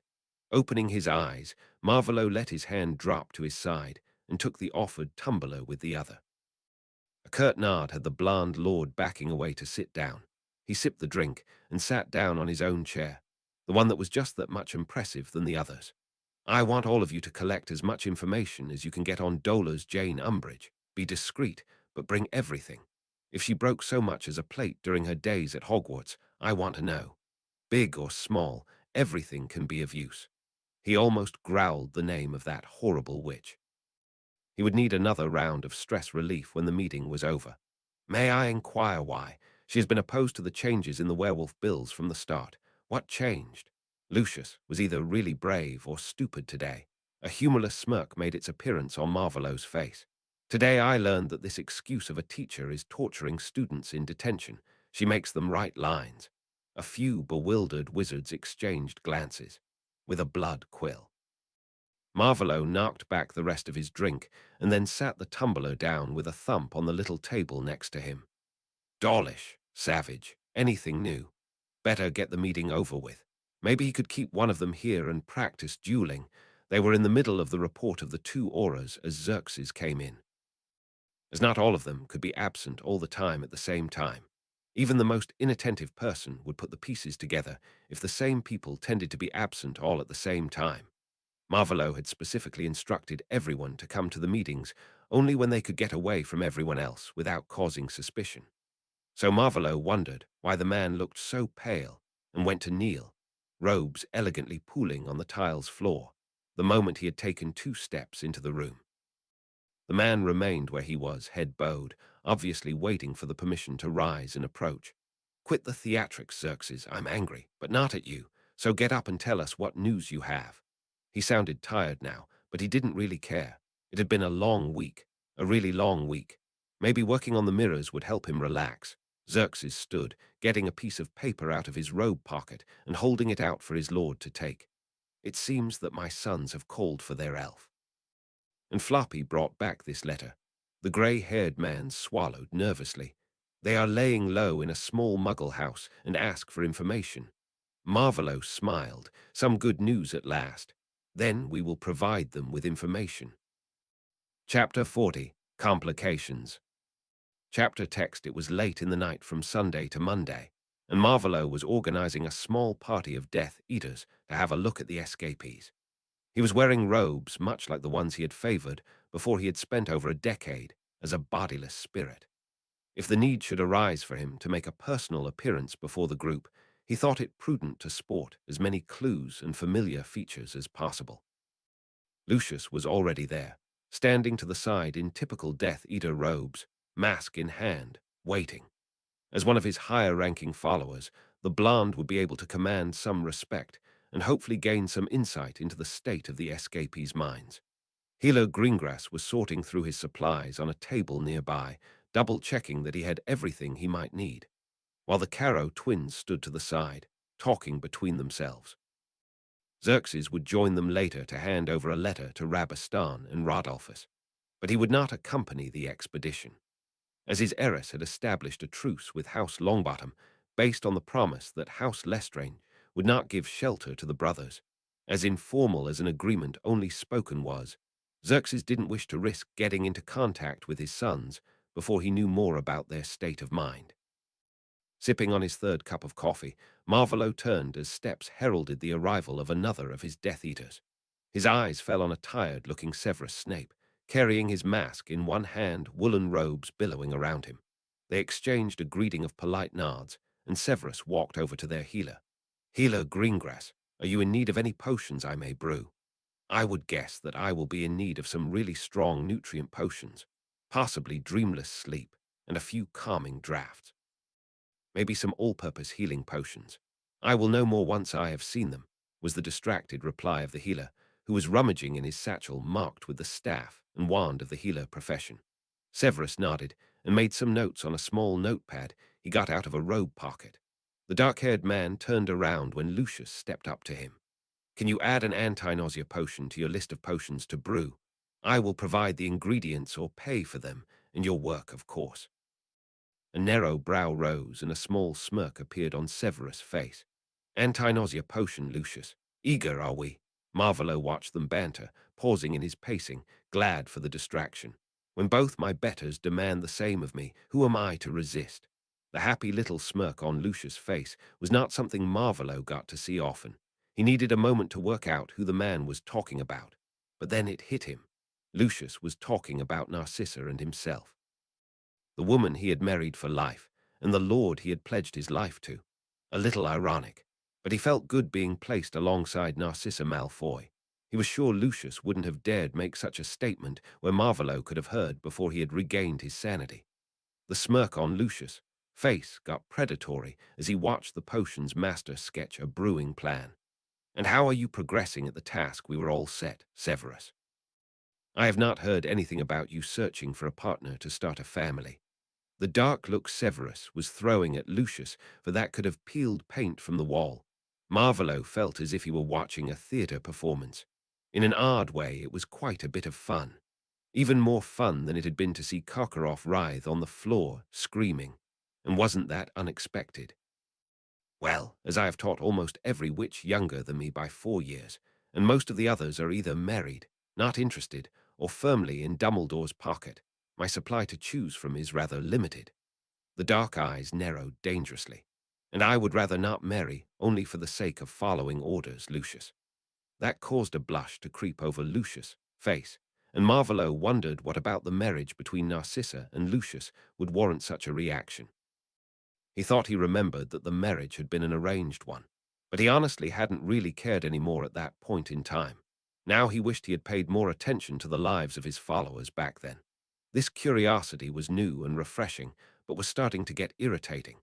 If you need help meeting more possible candidates, I'm sure Narcissa would be thrilled. Cutting off the other wizard mid-sentence, Severus quickly turned to his friend. There is no need. I found someone I can see myself marrying and being reasonably happy with. That we don't flaunt our relationship for everyone to see is no reason for you and your wife to meddle in my privacy. Severus turned to Marvolo, bowing his head. With your permission, my lord, I would like to use the laboratory here to brew the potions healer Greengrass will need. There was no hint left of the slight nervousness that had lurked in those dark eyes while the man had spoken about a woman and a relationship. Content to know that Severus was working on the fulfillment of his order to enlarge the magical population, Marvolo nodded. You may use the laboratory here. If you need anything, send for the elf, and add any ingredients running low to the list hanging by the door. Marvolo used the list to keep track of the ingredients he was using, so he could send out one of the elves, or the Carrows, to refill his stores. It was only logical for Severus to use it as well when he was using the lab at headquarters to brew potions for the use of the Death Eaters. Severus left the room after he had bowed again, robes billowing behind him. A few minutes later Xerxes came in, a roll of parchment in his hand. Behind the mask they all wore whenever they ventured into a public place, Marvolo could clearly see worry for his sons. He briefly wondered that he could relate to that, not used to empathy at all, worry over Henry, and what might happen at Hogwarts had become a constant companion before he gave his oldest friend a small smile. We will play a game of chess while the others are away. What color do you want to play? Playing against you, Marvolo. I will need every advantage I can get. I will play white. While they sat down by the small table with its board and chess pieces, the team assembled and left to contact the escapees at their hiding place. Waking with a start-up in his room at the top of the tower, Harry sat up in his bed, rubbing his eyes, breathing much too fast. That hadn't been a pleasant dream. Since the end of summer, he had not dreamed of the happenings from the graveyard, instead dreaming of the times Dudley had hunted him through the streets of the neighborhood of Privet Drive. Sometimes he dreamed of his aunt shouting at him, or the bellowing voice of Vernon berating him for some misdeed Harry was sure he didn't do. But tonight, he had dreamed about enormous pink quills etching words into the back of the hands of faceless young children, while a sugary sweet smiling Umbridge was watching from a pink wingback chair sitting on a dais.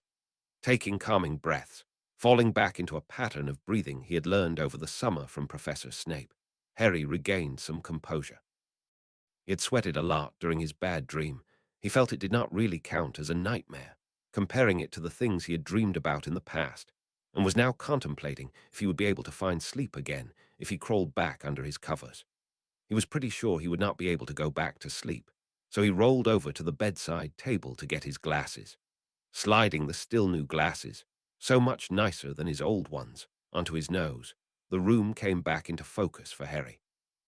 Briefly, he wondered if he should ask for the potion that would restore his eyesight so he would be able to get rid of the glasses, but he still was unsure.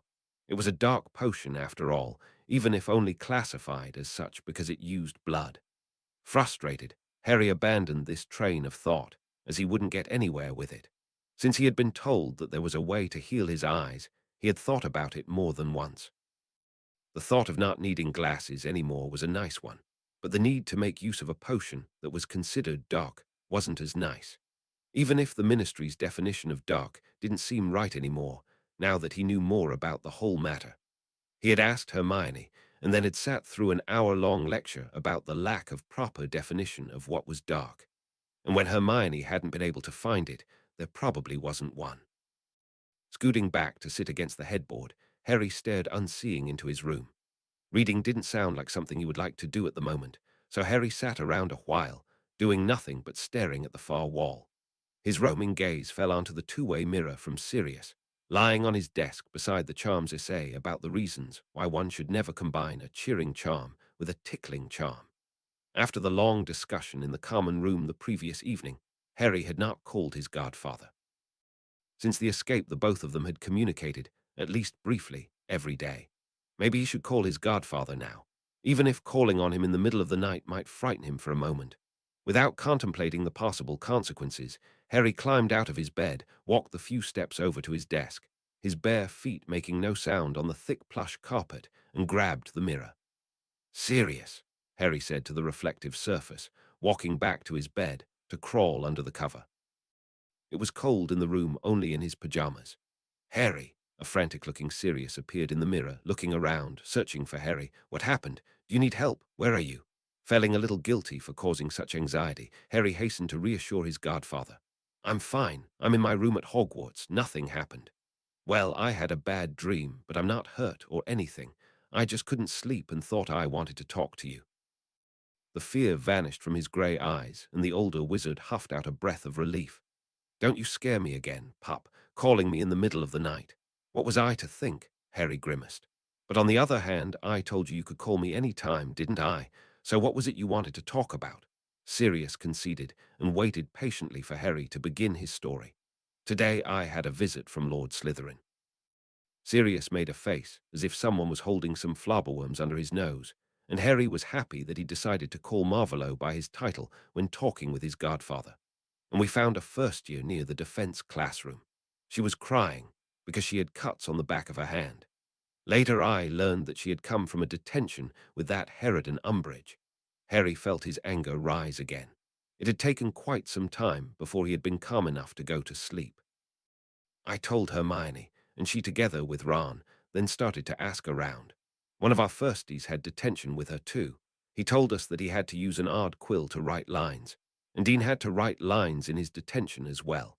I guess she does that a lot. Most students in Gryffindor do almost anything to avoid detention with her. But I have the feeling she's trying to bait us." Harry had a really dark look on his face once he had finished his rant. Umbridge was the worst professor for defense they had had until now, and that was counting Quirrell. Even while possessed, the man might not have taught much, but he hadn't actively hurt any students either. What a peculiar thought. Sirius had a frown on his face, obviously pondering what Harry had told him. In the background, Harry could make out the edges of a pillow. "She makes children write lines with a blood quill. Have you told the teachers?" Now Sirius was almost growling, obviously agitated over the story. "Professor Snape knows, and Professor McGonagall came into the common room to speak with the first year and Dean a little before curfew. I think they didn't know before today, but are acting now. I wish we had someone else as professor this year." Harry sighed. It would be nice to have a good professor for defense. Remus had been great, but having Professor Snape once in a while, because of the full moon and all it entailed, had not been fun. "And why was Lord Slytherin at Hogwarts to talk with you?" There was a little venom in Sirius' voice, which let Harry know that he really tried to be civil when around Marvolo. Most of the time, Sirius didn't like the fact that Harry was the heir and adopted son of the wizard who had been Voldemort. "He wanted to talk with me about some safety measures that he wants to take until the escapees are captured," the green-eyed teenager said dismissively. He was not going to explain too much to Sirius. The wizard at the other mirror made a non-committal sound. "Well, he certainly is no fool, and he would protect his heir, wouldn't he?" Sirius sounded bitter, and his face once more got contemplative. "I've been thinking on and off about something, Harry. Since I became Lord Black, I keep getting letters from many single witches, more or less subtly asking for me to marry them. All of them have the same argument." Sirius huffed, while Harry listened carefully. He could guess what the argument was. Marvolo had been complaining about mothers trying to hook one of their daughters up with him. He always used the fact he already had an heir in Harry to deflect their attentions. Funny what they wrote about in their regular letters by now. The families interested in Marvolo were all more leaning to the conservative political spectrum, not in the least turned away by the fact that he had been a Dark Lord in the past. A few of them were even aware that he still was a Dark Lord, using the face he presented to the public to approach him. That Sirius would be subjected to a similar treatment as a new lord who still was quite young was only to be expected. "They say that I will need an heir, and that if I marry one of them, I would get a healthy son really fast." But a pleading look entered grey eyes. "I really don't want to marry right now, and I always felt like you were my son. But I don't want to just make assumptions. There have been too many decisions made concerning you without your input, and I don't want to make that error again. You never should have been left with Petunia. If I hadn't gone after that rat, Sirius was rambling and finally had caught up to that fact. He blushed and gathered his wits. So what I'm trying to ask is, would you agree to becoming my heir to the ancient and noble House of Black? Harry knew what an honor it was to be asked to become heir to one of the old families. After this summer, he really understood what this all entailed, and that was the reason he didn't answer on the spot. He loved his godfather and would have loved to live with him. He really had been happy in third year when Sirius invited him to live with the Animagus, away from the Dursleys. But now he knew what responsibilities came with the position of heir to any of the families with a seat on the Wisengamot. If he added another family to the two he already was heir to, he would have to learn another set of family traditions, and it would add more complexity to his social interactions. So as happy as he would be as Sirius, heir, spending more time with him, he didn't think he could manage. Sirius, the other's face fell at the reluctance in Harry's voice. I really am happy that you want me to be so close to you, but as I'm already heir to two families, I doubt that I can handle the added responsibilities. By the end of his answer, Harry looked as sad as Sirius. Then a thought struck Harry. Sirius was not really old, so why wouldn't he want children of his own? Without waiting, Harry voiced his thought. Don't you want children of your own? I mean, if you make me your heir and have children later, won't that cause problems? A hand waved through the small portion Harry could see of his godfather through the mirror. Don't be absurd. Can you see me settling down? Sirius scoffed, deflecting the thought of marrying any time soon. No, I don't plan to marry now, after I'm finally free again. Why would I do such a thing? I plan to visit every club I can find in London by next summer. The laugh that followed did sound forced to Harry's ears, and he was about to call Sirius out for pretending, worried what his godfather might be hiding, when another thought struck him. And what if there are some black descendants out there, believed to be Muggle-borns? Just like Hermione is the granddaughter of a squib from the Lestrange family. Maybe you can find someone that way. Harry's excitement showed through quite clearly. And Sirius' eyes got bright as well. Oh, that would be a blast. Some kid raised by Muggles as the heir to the House of Black. I like that, Harry. That's actually a really good idea. I can understand if you feel it would be too much for you. After all, I tried to run from this at your age too. Sirius winked. Then quite suddenly a thoughtful look crossed Sirius' face. But how to go about it? How can I find them? Harry furrowed his brow. The fact that he was actually a descendant from the Slytherin family on his mother's side had been only discovered by accident, and only Hermione's unquenchable thirst for knowledge had led to the discovery of her ancestry. Theo's younger, adopted, brother had been found on the streets and tested after the fact. Just randomly testing those believed to be Muggle-born would get costly rather fast, Harry mumbled, getting a nod from a concentrated thinking Sirius in the mirror. Tapping his fingers on the edge of the mirror, Harry slowly spoke his thoughts out loud. If I remember correctly, Theo told me his father, Lord Nart, is going through the family chronicles, searching for mentions of any squibs that might have left the magical world in the direction of the Muggle part of Britain. Maybe you could do the same. Sirius groaned, carding his hand through his chin-length hair, brushing it out of his face. That sounds like a lot of work. Harry had to laugh at the dismayed look on his godfather's face, and it would only be the start.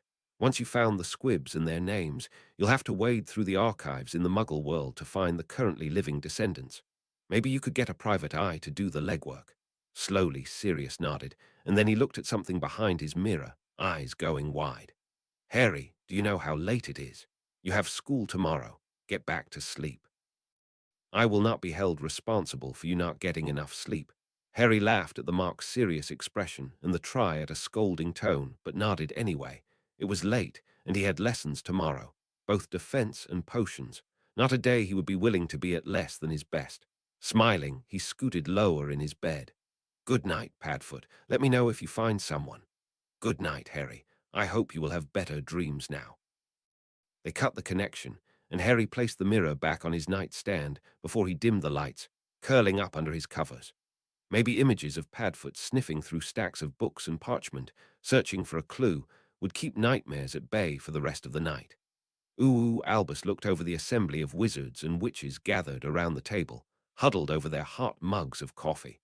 They all looked rather tired, not surprising, as it was rather late in the night, and discouraged. Lately, all his plans had failed, or simply crumbled into dust under his hands. He sighed. Better get this meeting started so he could send them home to get some much-needed sleep.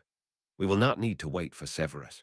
He informed me earlier that he has been called to brew some potions for Voldemort. So, Tonks, Kingsley, how is the search for the escaped Death Eaters progressing? There has been no progress. Aurors have been searching all known hiding places, even a few that we didn't discover after the war, which Lord Slytherin told Madame Bones about. Not sure if that was the last of them, or if he only wants to appear as if he is helping.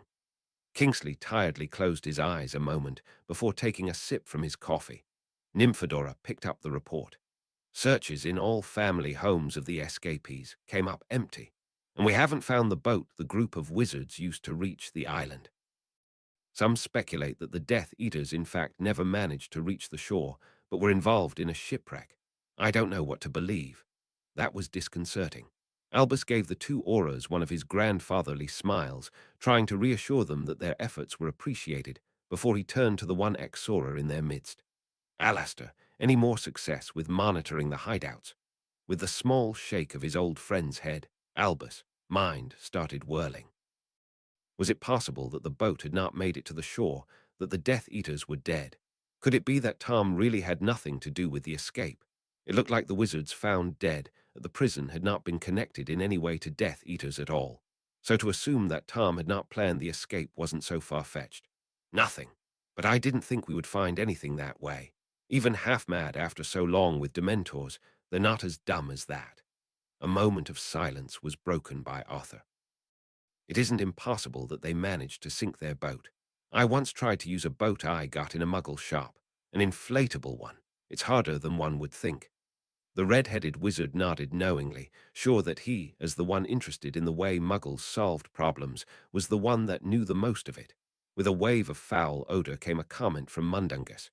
In the pubs, it's speculated that they made for the continent.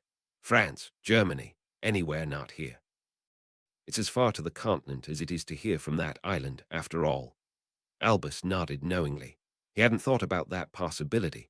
Even if the Death Eaters hadn't meant to go there, it was quite possible they had chosen the wrong direction and landed there by accident.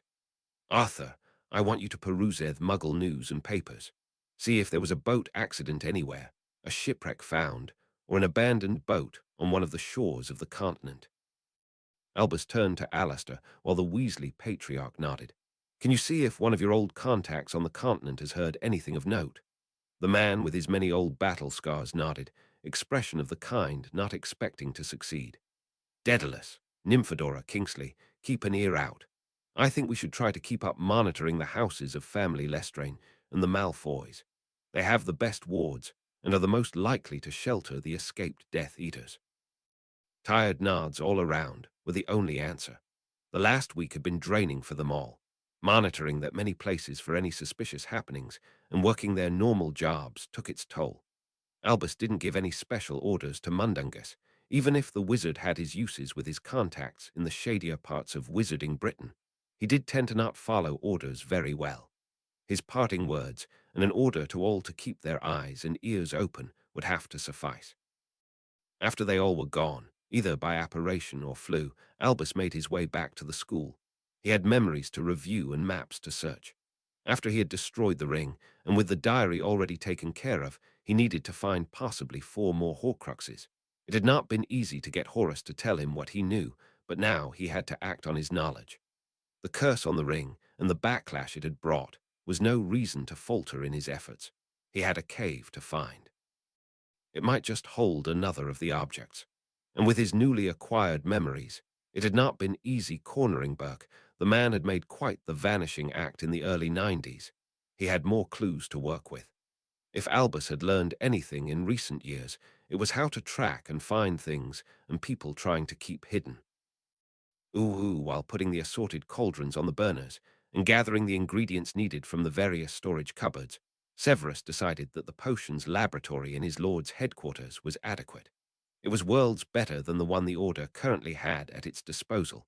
but on a par with the one at Grimmauld Place. As this house had been in the possession of the Blacks as well, it was no wonder they were similarly equipped. The potions he had to brew today were ones he had brewed numerous times. Nothing he really needed to concentrate on, so he had a little time pondering his experiments and the research he did for his lord. The two-father potion was making good progress. It seemed that the woman who had been his first real proband was pregnant. They had tested with a muggle method to not risk any magic affecting this first trial, and the prospective fathers were ecstatic. Before they would try a second time, they would wait until the child was born. Until then, a muggle doctor specialized in gynecology would take care of the woman and monitor the progress. Severus wouldn't risk the health of another woman and unborn child if it was not really necessary. To Severus' immense relief, the Dark Lord had agreed. The potion's master had not been sure if this approach would meet with his lord's approval. Until now, there had been no need to tell the Dark Lord he had to wait. In the past, the man had never reacted well to something like that. But with his sanity, his patience seemed to have returned too. With the potion for removal, or rather dimming, of traumatizing memories finished, and the development of the Two Fathers potion on a forced hiatus, Severus had started on planning another potion that would be useful to achieve the Dark Lord's new goals. Considering all the information about squibs being born mostly to families of pure blood, long lines of only wizards and witches as ancestors, and never to a pair of half-bloods or so-called muggle-born, Severus was convinced that genetics played into it somehow. When wizards and witches only sought their partners in the limited community of magical beings, avoiding anyone not entirely human, the genetic pool was too limited to provide enough diversity. Throwing out those that were named squibs forced those individuals to find partners among the non-magical, bringing in new genetic material, resulting in magical children being born several generations later. Not throwing out, the squibs would also limit the influx of new blood through muggle partners. It was essential that they find a way to determine the best possible pairs so as to avoid the problem leading to squibs or no children at all. Severus had studied several potions used to determine the closeness of relatives. Those had been used to prove if a witch claiming that a wizard was the father of her bastard child told the truth. None of those were as powerful as the one the goblins made. Severus bemoaned the fact that no wizard was allowed to research in that direction, but didn't dare provoke a new goblin war. But they were a good starting point for what he had in mind.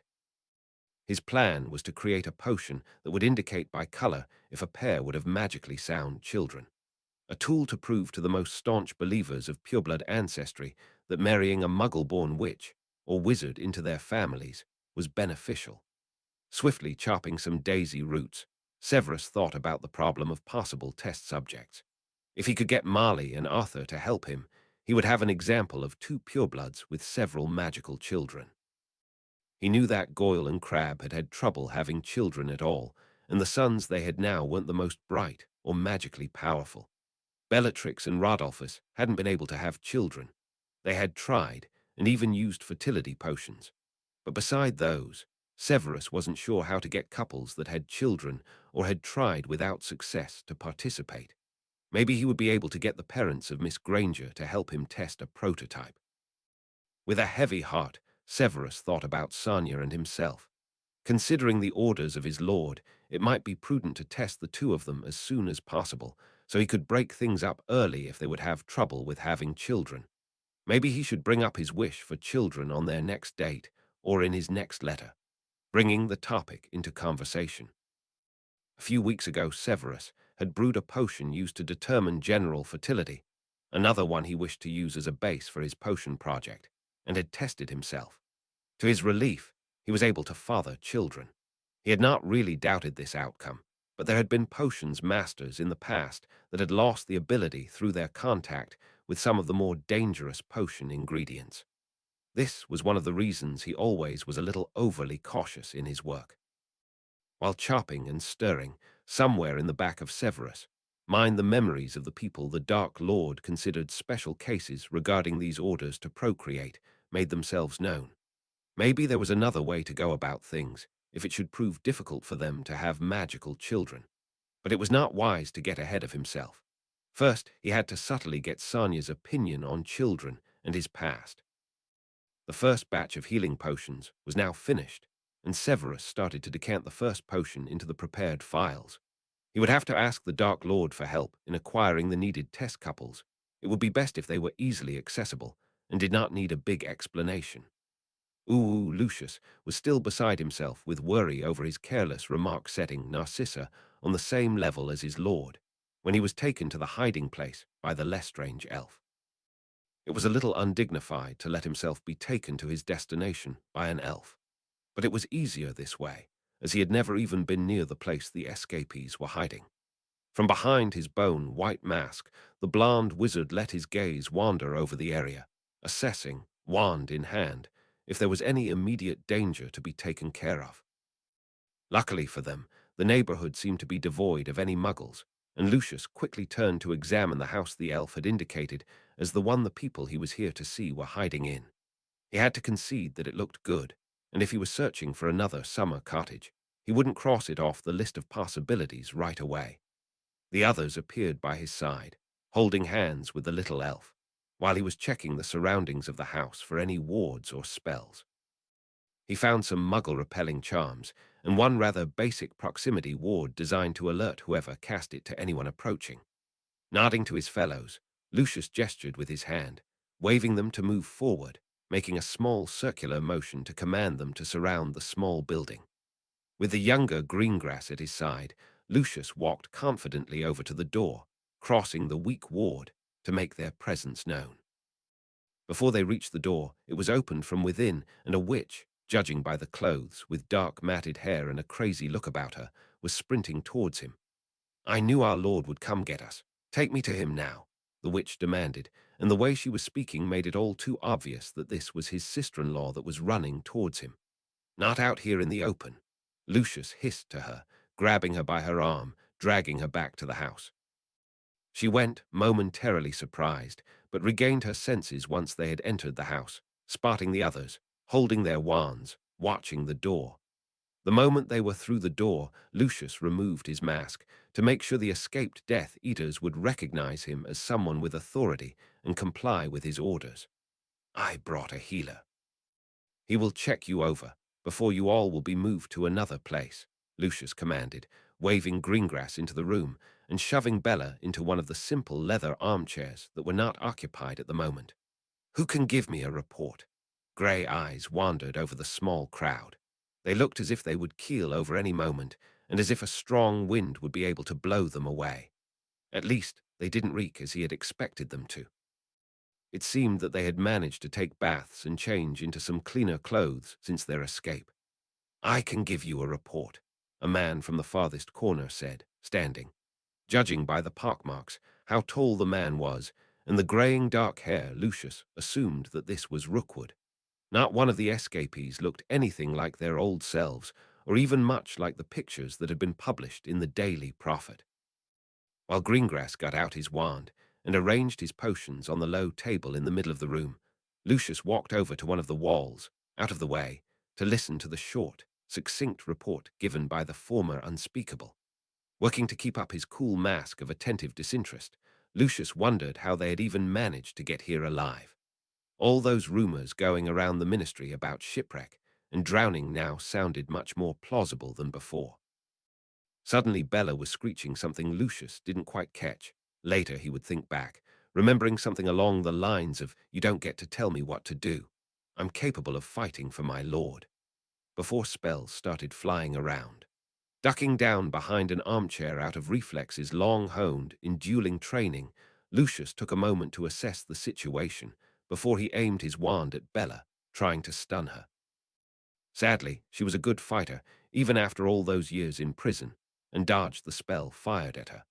The wand she had acquired seemed to be working rather well for her, as she was flinging cutting curses and other lethal spells around the room. Lucius saw several wizards going down, heard cries of pain, and the splintering of wood, casting stunners into the mass of moving wizards. He was here to get the escapees to a safe location, not to kill them. Only a few moments later, silence settled once more over the room. A few of the Death Eaters that had been guarding the perimeter, standing in the door from the hallway, Lucius getting out of his covered position. Several of the escapees were lying on the floor, and Greengrass was already hurrying from one to the other, checking them over for injuries that needed swift treatment. With a few purposeful strides, carefully avoiding the remains of more than one armchair, Lucius came to stand beside his sister-in-law. She was panting rather harshly, glaring up at him with dark anger burning in her eyes. It seemed that she really was in no shape to fight for longer periods of time. With a sneer, Lucius pointed his wand at her, casting a silent incarcerus at her, causing strong, slim ropes to wrap around her thin body. She resembled more of a switch than a witch. Shaking his head at her useless struggles against the binds, Lucius turned to see what the healer had to say about the hapless fools who had come into the crossfire of this short, impromptu temper tantrum. Raising a questioning eyebrow, the blonde wizard waited for the healer's explanation. 3 are dead. 3 more injured by wood pieces that pierced through their clothes. They will recover in time. The general condition of them all is rather bad, but that was to be expected. Greengrass waited patiently, having an eye on his patients sitting around the room, looking even more dismal than before. What set Bella off like that? Before he was to call the Dark Lord to this place, Lucius needed all the information he could gather. The man was much more reasonable than Lucius could remember ever seeing him before that night in 81, but he still remembered the night they had punished the traitor, and what had happened to the man who had attacked the Dark Lord's heir. No reason to tempt fate by not learning all there was to learn about the situation. He really didn't want to draw the wrath of his lord on himself. I checked her over, then gave her a potion to counteract the infection she has in one of her molars on the upper left side. When I started to explain the regimen of exercises and potions, as well as the diet she will need to follow to get better, she accused me of trying to show her up. Something about me trying to hold her back, to disgrace her in the eyes of our Lord. Greengrass gave a thoughtful gaze over the sickly escapees, probably checking on them, before he turned back to the higher-ranking Death Eater. I think her mental stability is more questionable than that of the others. Lucius nodded absent-mindedly, mustering the still weakly struggling Bellatrix. She was not the most stable even before she spent that much time in a cell surrounded by dementors. Grey eyes once more sharpened as Lucius came to a decision. There was no way to keep this from his lord, so he would do better to call the man now, so he could get an impression of the situation firsthand. Shaking the left sleeve of his wide dark robe back to his elbow, Lucius nodded to the healer. I will call our lord and give a report. Go over and tend to the wounded. I will keep watch over Bella. Nodding his head, already more focused on the patients, Greengrass acknowledged the order and went to do as he was told.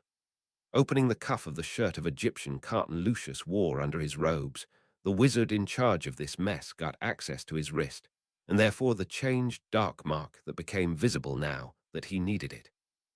Taking a deep breath to brace himself, Lucius pressed a finger from his right hand firmly against the dark mark, concentrating on his desire to inform his lord and call him to the place he was. The mark instantly went jet black, and a faint burning sensation swept through it.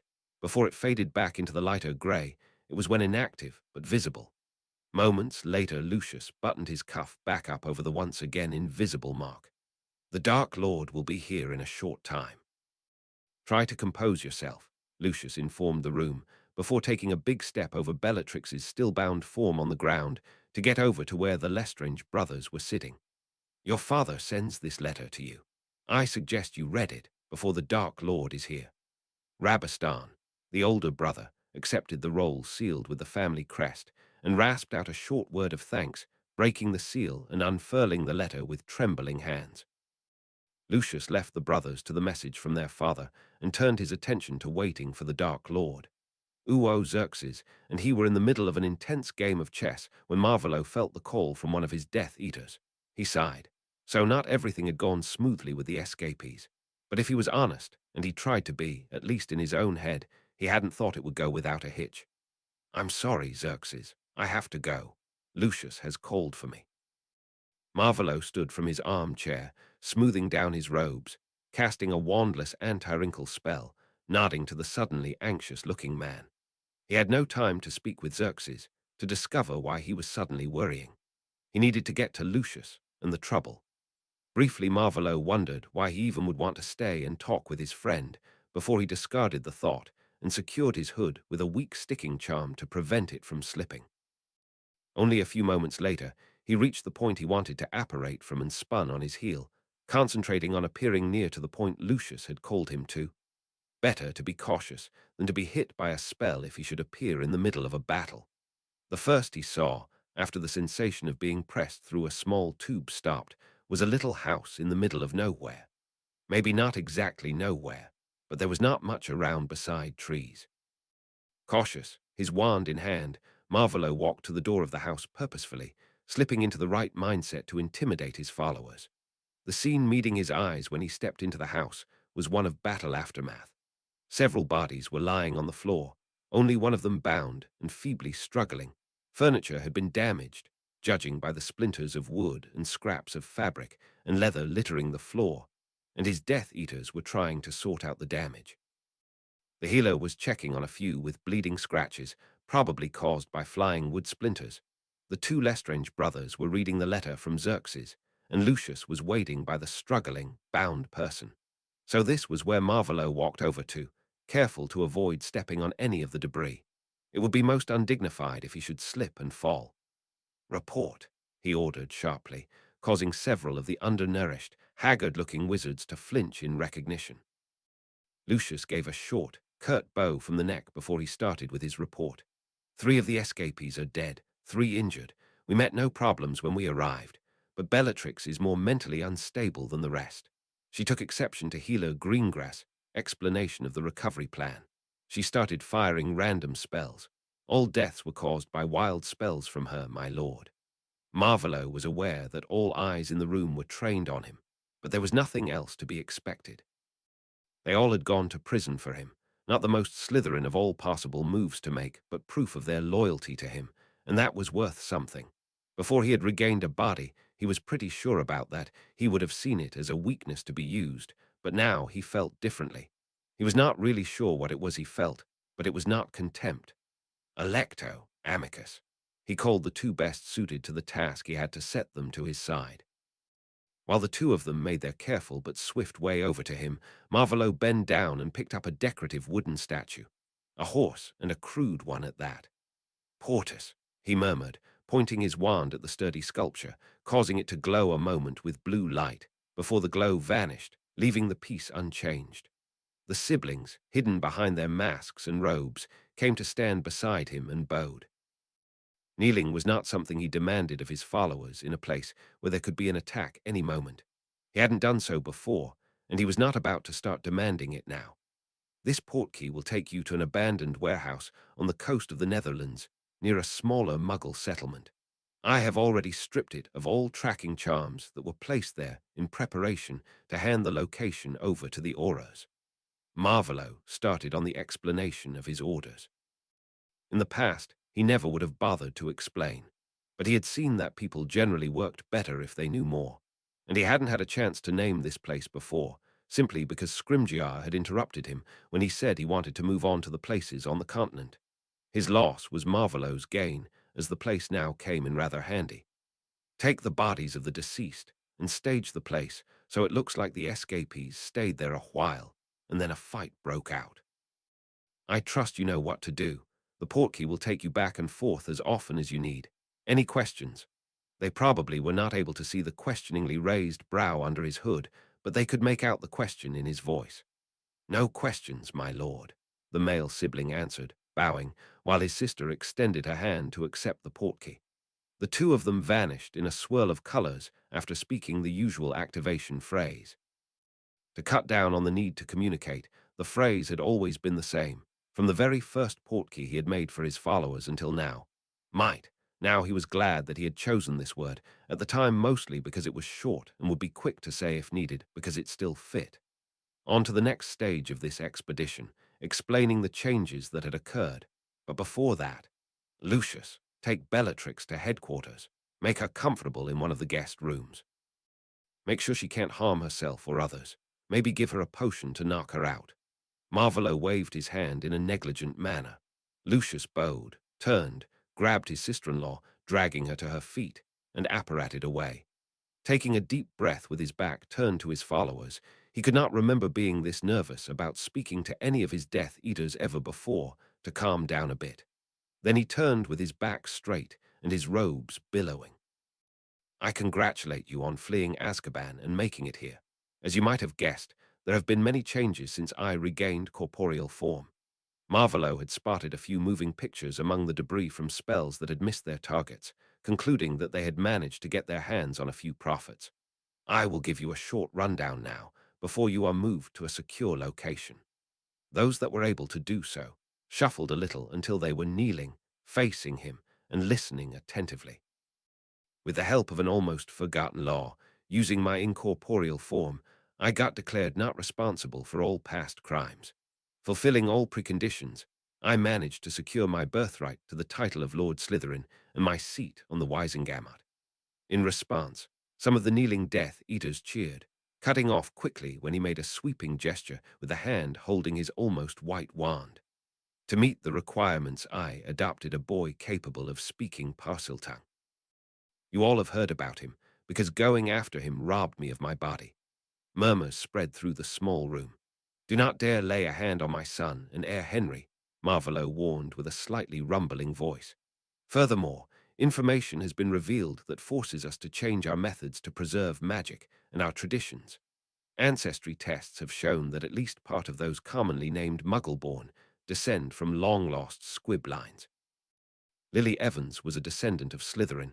A young boy once living on the streets of London is a descendant from an old German family. Now they looked shocked, and Marvolo was sure they could not absorb any more information. Better to get them to headquarters. Malcolm, arrange for them to be taken to headquarters. Don't hesitate to ask for anything you might need to improve their health. I will be in my study if you need anything. Almost out the door, Marvolo remembered that Xerxes probably would like to speak to his sons, explaining the situation with his heiress. So he turned back to the healer. Make sure Rabastan and Rodolphus are ready to talk to their father as soon as possible. Of course, my lord. Without further delay, Marvolo strode out of the house and apparated directly to his study in headquarters. Landing there, he got rid of his outer robe and filled a tumbler with some whiskey. He needed a drink.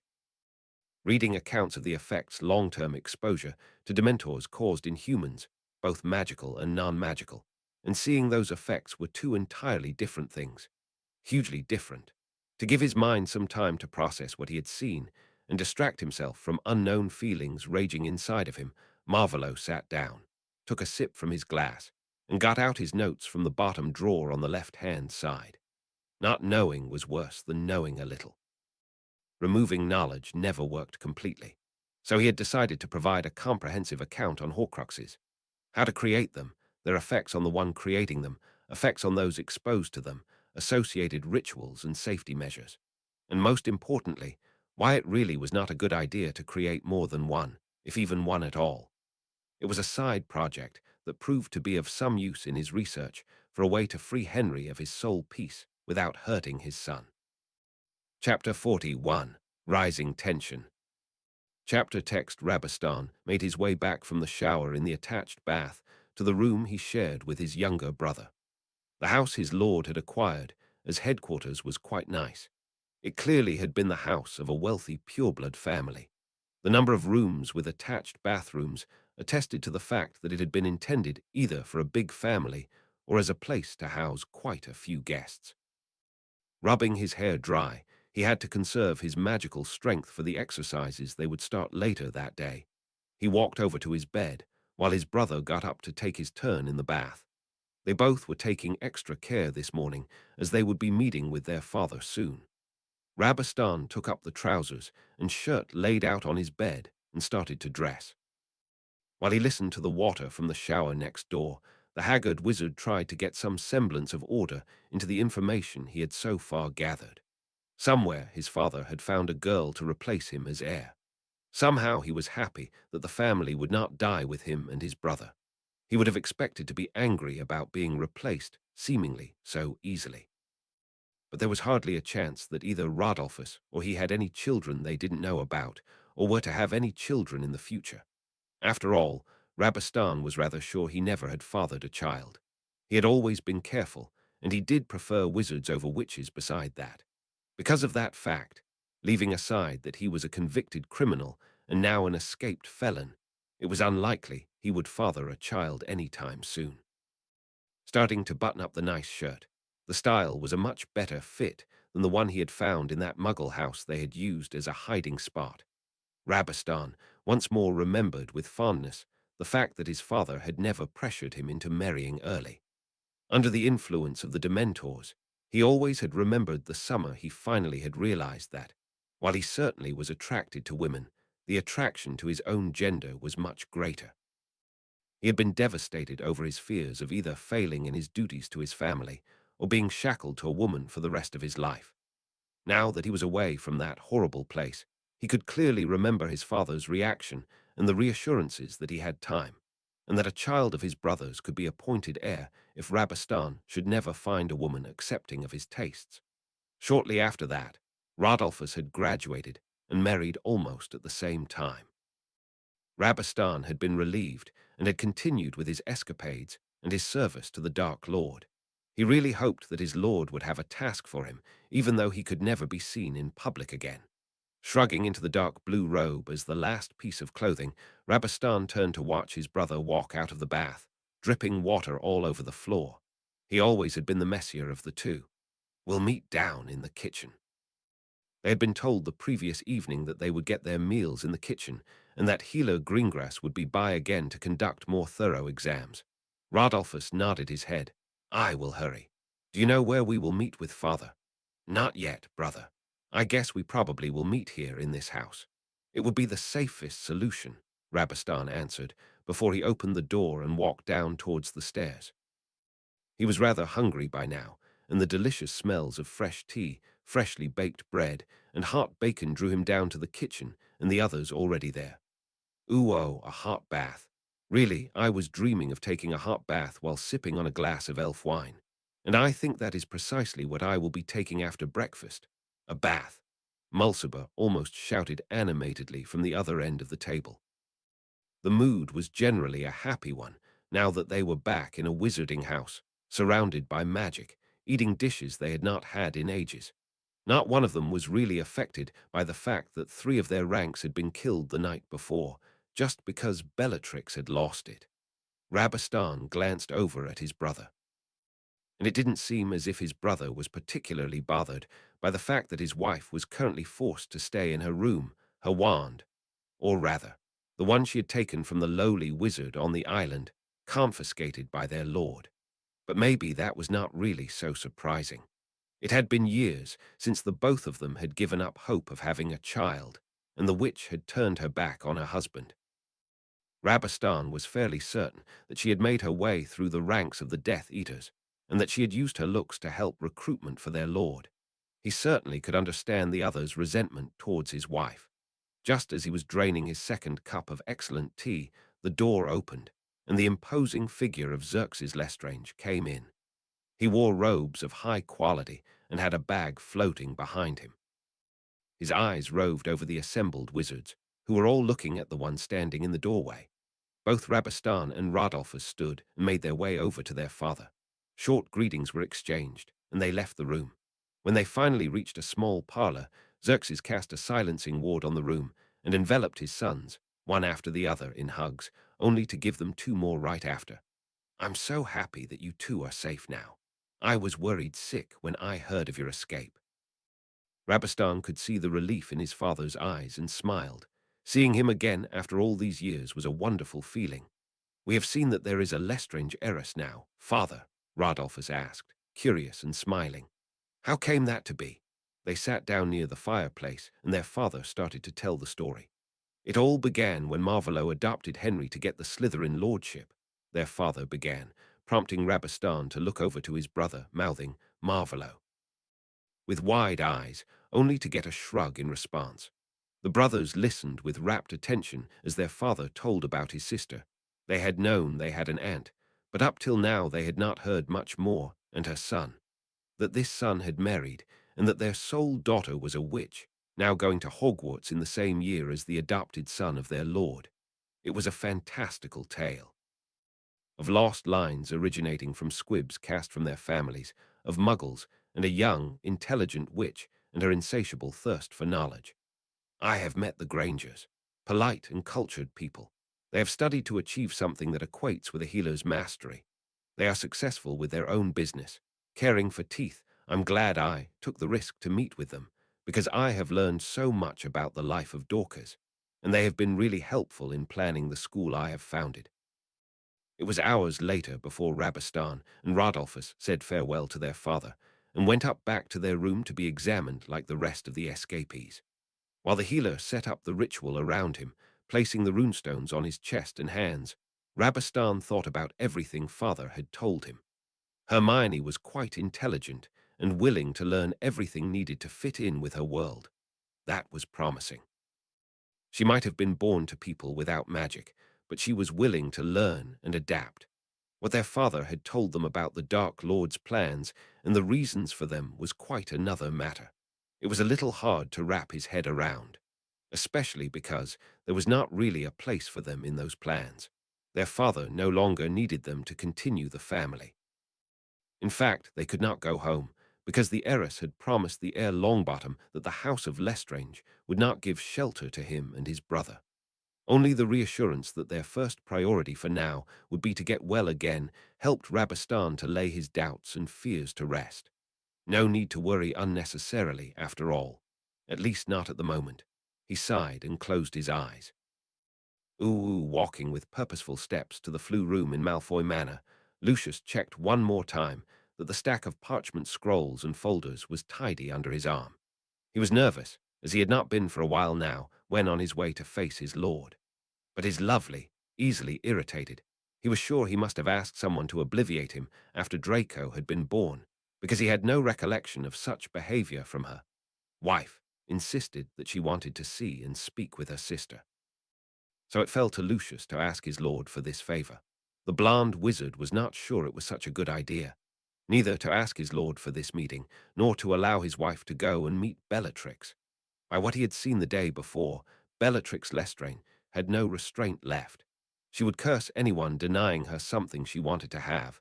Whoever said something she didn't want to hear was in danger from her, with maybe the exception of the Dark Lord. Thinking of the man, one last time checking his appearance in the full-length mirror, Lucius wondered why Bella had not been cursed after she had killed 3 of them, 3 of the Dark Lord's followers, through her careless actions. Not having a reason for dawdling further, Lucius took a pinch of Floo powder from the ornate silver box with golden inlays sitting on the mantel, throwing it into the flames. Stepping into the now green glowing fire, Lucius called out, "Griffin House," and was whirled away.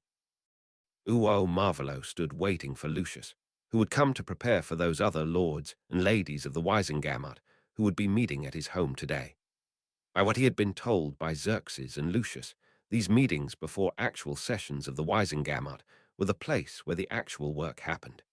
Groups of people close in political views would come together, trying to convince each other to vote for laws or against them. Most of the time, the host and his or her allies would invite a small number of those opposed to them, offer refreshments, and begin arguing. It seemed the art of this was to know who to invite. One would not want to offer a stage and opportunity for one opposed to what should be lobbied at the meeting, so staunch opponents were usually not invited.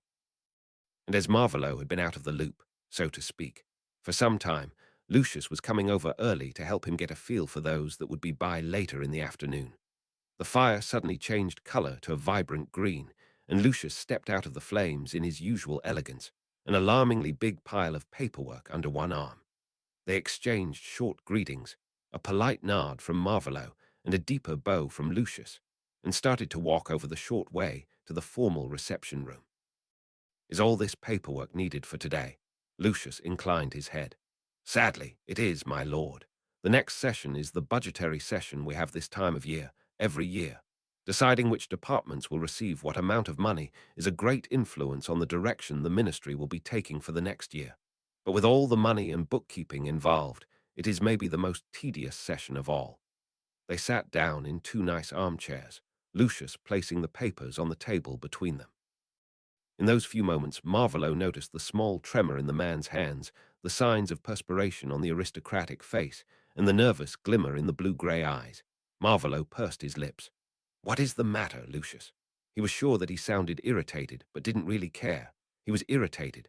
The blonde wizard swallowed, before taking a fortifying breath. "My wife wants to speak with her sister, my lord. She insists I ask you for permission to visit her." At the end, Lucius had bowed his head in submission, waiting for the verdict or a curse to hit him. Marvolo sighed. "You think it wise to let Narcissa anywhere near Bella? Bella's state of mind, and with your wife expecting," he trailed off. It was not exactly acceptable, speaking of pregnancy this early. Lucius nodded, not daring to raise his eyes to meet his lord's red gaze. "You have my permission to take Narcissa to headquarters and for her to visit with her sister. Be sure to keep Narcissa safe." Bellatrix is not to leave her room. Marvolo took up the topmost piece of paperwork. "Go now, Lucius." He dismissed his Death Eater. "I will read what you have brought me in the meantime." As commanded, Lucius rose from the chair, bowed, and left without another word, while Marvolo started to read the file he had grabbed from the top. He had a lot to read before those people would be visiting. Narcissa was nervous as she landed beside her husband in a house that had a decidedly gloomy feel to it. In a way, the Dacre, discounting the places on the wall where portraits had been taken down, was familiar, and it took her all the way down a corridor to piece together that this must once have been a house belonging to the Black family. "How did the Dark Lord manage to get this house, Lucius?" she whispered, curious and willing to take every opportunity for a distraction. "He never said love, but ever since he attained a public face, we've been called here." They took another flight of stairs up to another floor, and another hall with doors on both sides. The long, dark runner in the middle of the hall had seen better days, and Narcissa delicately lifted the skirt of her dress as well as the hem of her robe. Had the Dark Lord no house elf able to clean this house up? They stopped before a door that looked no different to Narcissa's eyes from those on both sides. Seeing the dark, brooding look on Lucius' lovely face made Narcissa's heart clench. She had almost called him back this morning when she had seen the spark of fear at her plea to see her sister, but she needed to see Bellatrix. They had been so close once, and then Narcissa had been expected Draco, and her sister had distanced herself. The blonde could not let this stand. She had lost one sister to an unsuitable marriage, and one to prison. Now here was a chance to get one of them back, and she just had to take it. "I will not leave you alone with Bella, my love." He raised his hand to forestall her protests. "She killed 3 men last night with wild flying spells because she objected to the healer's instructions. You will not be alone with her." Narcissa nodded in defeat, but she had to concede that this first meeting had best be with Lucius at her side, then followed her husband into the room. Her eyes fell on what had to be Bellatrix. The witch hunched on the bed looked barely human. Her hair was badly matted. Just looking at it made Narcissa's scalp itch with the thought of fleas and lice. Her eyes sunken deep into her face, the skin pale and pasty. There was nothing left of her oldest sister's good looks, and the spark of insanity in her eyes hinted at a loss of personality as well. "What are you doing here, sissy? Here to belittle me like that blasted healer? Lucius, take me to our lord. I will not let you keep me from serving the Dark Lord." "I, who went to Azkaban for him. You denounced him, traitor." The voice falling from those chapped lips that once had been so wonderful, that had spoken soft words to a frightened little blonde girl during a severe thunderstorm. It felt like a dagger had been thrust into Narcissa's heart. "Bella, I just wanted to see with my own eyes that you are free at last. Free from Azkaban. I have missed you so much, my only sister." Now she knew why Lucius had been so reluctant to grant her the wish of visiting her sister. His big, warm hand found hers, and they twined their fingers together. With a heavy heart, she thought about a way to leave without setting the clearly mentally unstable witch off. Then the door was opened, and the younger brother of Lord Greengrass stepped into the room, wand in hand. Suddenly Bella jumped up from her bed, hands curled into claws, snarling at the wizard, who just stunned her with a silently cast stupefy. Lucius had dragged Narcissa by her arm out of harm's way, and was now standing between her and her clearly passed-out sister. "It seems that she has not gotten any better with one night of sleep," Healer Greengrass drawled, walking over to levitate the witch onto the bed. Our Lord wants me to assess whether she is able to understand the consequences of her actions or if she has lost the last of her sanity. The healer gestured for them to leave, and without a word Narcissa and Lucius left the room and the house, glad to be away from the madness. Back in the safety of their home, Narcissa turned to her husband, grabbed his robes, and buried her face in his chest. Silent tears slid down her face. Her sister was lost. She was sure of it. There only remained the question of whether the Dark Lord would kill her himself, or if he would cast her back to the Auras to further his plans and make his public face more believable. The strong arms of Lucius around her gave her something solid to hold on to, while she let herself grieve for the sister she had lost to the Dementors. Monday morning, before breakfast would begin, the four heads of house met in the teacher's lounge for a first cup of tea or coffee, and a little bit of plotting. I have not found any more of my students that have had detention with the toad. Severus started the exchange of information, sipping on his honey-sweetened coffee. I found two of my Gryffindors harmed, a first year and a fifth year. All others have valiantly resisted temptation and her baiting, Minerva added, a scowl etched on her face.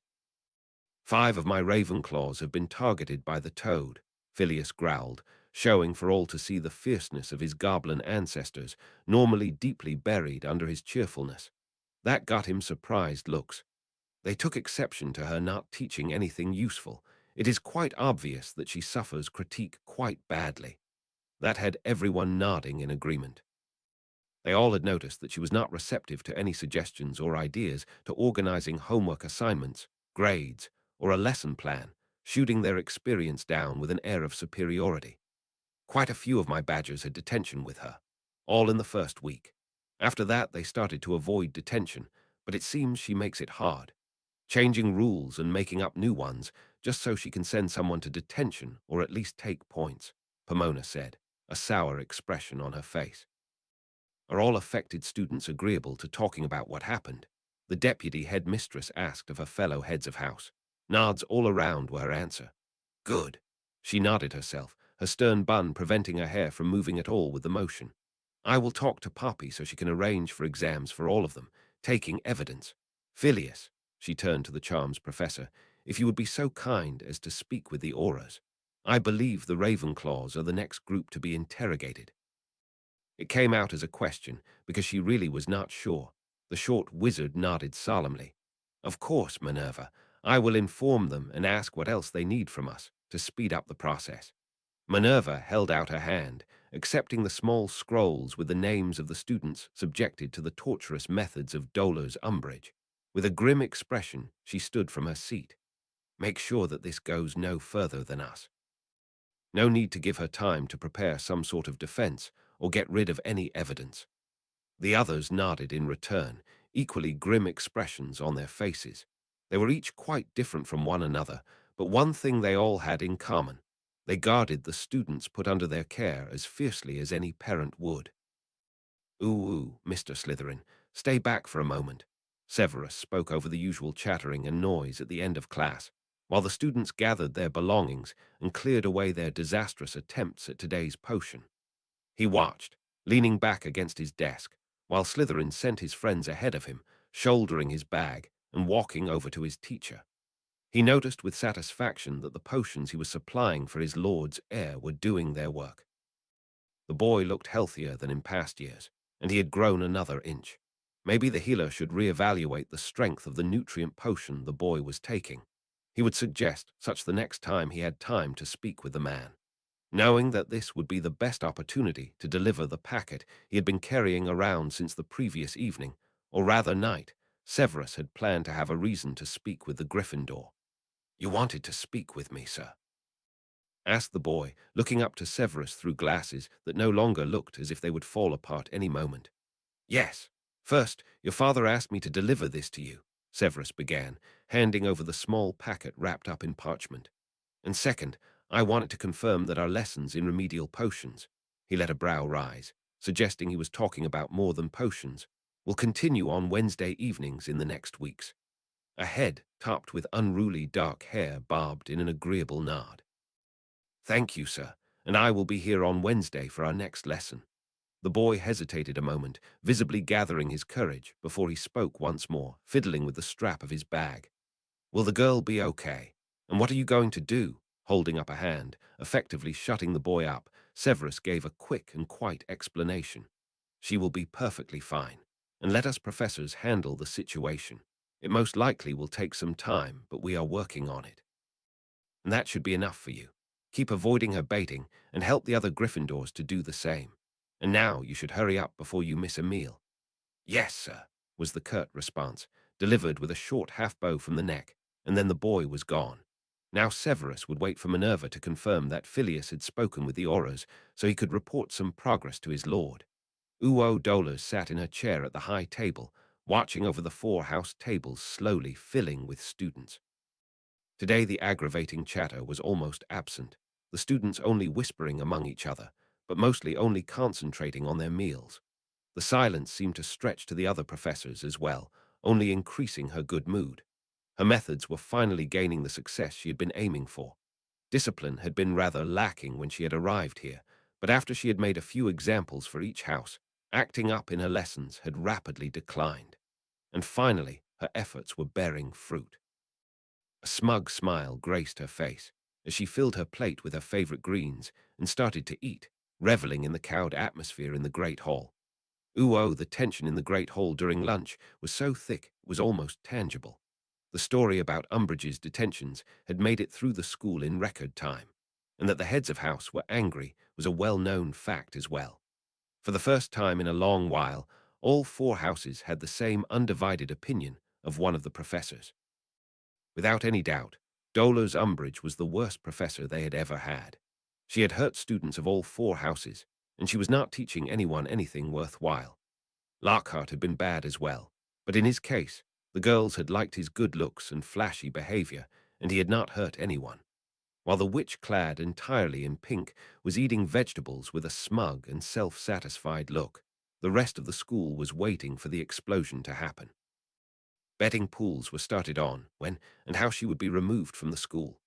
After an evening spent revising under the stern guidance of their best friend Hermione, Ron and Harry were walking up the stairs to the Gryffindor dorms. Both were too tired to talk much, and Ron only mumbled a good night to Harry as the green-eyed teen continued on his way to the top of the tower, passing by the room used by the head boy when he happened to be a Gryffindor, and his room. Under his fatigue, Harry was excited. He wanted to test out the mirror Snape had given him after potions, wanted to try if it would work. Letters were nice, but to speak with the man the same way he could to Sirius would be even better. In a way, it felt strange that he was so eager to speak with Marvolo, the wizard that was a Dark Lord. No sense in denying what he knew. He even was sure that Marvolo knew that Harry was aware of the fact. Shaking his head to wake up a bit more and to get his mind away from the gloom and guilt.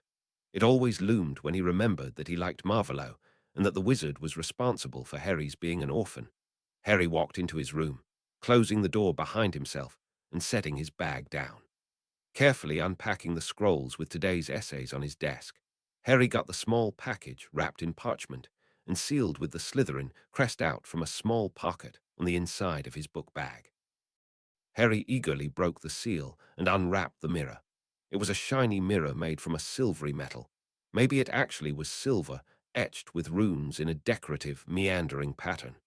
In the middle of the back, there was an inlay of a serpent and a lion, sitting peacefully next to each other. The mirror his godfather had given to him had more of a utilitarian look about it. Considering that they had made them while still in school, Harry didn't think the marauders had put any effort or overly much money into their creation. The parchment the mirror had been wrapped in was a short note, explaining what the mirror could do, and at the same time was an invitation to use the mirror any time he wanted to. Marvolo promised to keep the mirror's counterpart on his person at all times. Getting rid of his shoes, the tie, and the robes, Harry got comfortable. With the mirror in his hand, he sat down on his bed, back to the headboard, and stretched his legs out comfortably. Marvolo! Harry hissed at the mirror, now hardly needing to concentrate on the image of a snake to slip into Parseltongue. Practice makes perfect. Only a moment later the mirror showed the face of Marvolo, red eyes, and carefully styled hair, instead of Harry's own reflection, Henry. I see you have received the mirror. In the background, Harry could see the dreary walls of a rather large room passing by as Marvolo moved, and a few figures clothed in something black, kneeling on the floor. But soon a door closed, and the low murmurs that had started the moment Marvolo had turned his back on the crowd were muffled. "The notes your godfather lent me were really helpful. I hope you like the mirror I found in Diagon." Marvolo sounded rather relaxed, and Harry felt anything but. By the few things he had seen, his guardian had been in the middle of a Death Eater meeting when Harry had called, and he had accepted Harry's call on the mirror despite that fact. The teenaged wizard was not quite sure how to feel about this. Until now, it had been rather easy to separate Marvolo from Voldemort, and in a way, both were still distinctly different beings. Voldemort had been the insane wizard acting on the fragment of an overheard prophecy, while Marvolo was the adult caring about Harry's success in school, his health, and happiness, and both of them were Dark Lords. Harry felt incredibly confused, and by the way Marvolo looked at him, it was written all over his face. A sigh made its way over the mirror to Harry's ear. "I think that I should inform you that the escapees have been contacted. They will no longer pose a risk to our society." Harry's brow furrowed. "No longer a risk. Are they dead or back in prison?" "Neither." Marvolo shook his head, making the hair near his collar swing a little. "Well, that's not actually the whole truth. 3 of them died in an argument, but the rest of them have been brought to a secure location to recover and regain their senses." Harry blinked, a little dumbfounded. He was aware that all of this was shared under the Slytherin family oath, but still, he was not accustomed to getting information freely. That Marvolo had increasingly shared information with him via letter in the past weeks was totally new to Harry. And then, Harry could not stop himself from asking, what would Marvolo do with them once they were healthy again? In the same moment, Harry realized that his call had interrupted what probably was an important meeting. "Sorry, sir, that I interrupted the meeting, sir. I can call again tomorrow." Harry hated how insecure he sounded. Showing how much he had come to like the attention he was getting from Marvolo probably was not a good idea. The man was an expert in manipulating people and using their weaknesses against them. A lot of the lessons this summer had proven that fact. "No need to apologize, Henry. I wrote that you can call me any time, and I meant it. This way they will know what the priorities are. Was there something specific you wanted to ask or tell me?" Relaxed way Marvolo spoke confused Harry, and he no longer remembered if there had been anything in particular he had wanted to tell, or if he simply had wished to test the mirror. "I just wanted to see that the mirrors work. And they do, so have a good evening." The last came out more like a question, and Harry hated it. Why was he so insecure all of a sudden? And the moment he had thought this, he knew. The way the Dursleys always had treated him, Harry had come to crave attention and approval. Marvolo had given both to him for things normal parents gave their children approval for, as far as he was aware, at least. And somehow he now feared that he would lose this. Reflecting on his emotions and their reasons had become a habit that he at times found annoying. But he guessed mind healing would do that to anyone. How are the potions lessons going? And ancient runes?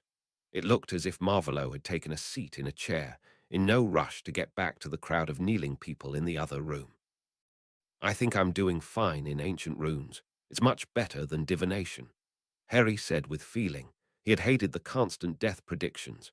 And since Snape, Professor Snape, Harry corrected hastily, now treats me more fairly and doesn't pick so much on me, and with the sly others not throwing random things into my cauldron potions is going much better. "That's good. I wish you to do your best in your classes, Henry. This is your owl year, after all. They are very important." An awkward silence fell between them, and Harry watched in fascination as a slight blush of embarrassment rose in Marvolo's cheeks. The Dark Lord cleared his throat and smiled as Harry yawned. "It seems that you are in need of your bed, Henry. Sleep well, my son." "Thank you, and good night," was Harry's answer before the mirror reverted back to a reflective surface. While Harry went through his nighttime ablutions, his mind jumped all over the place.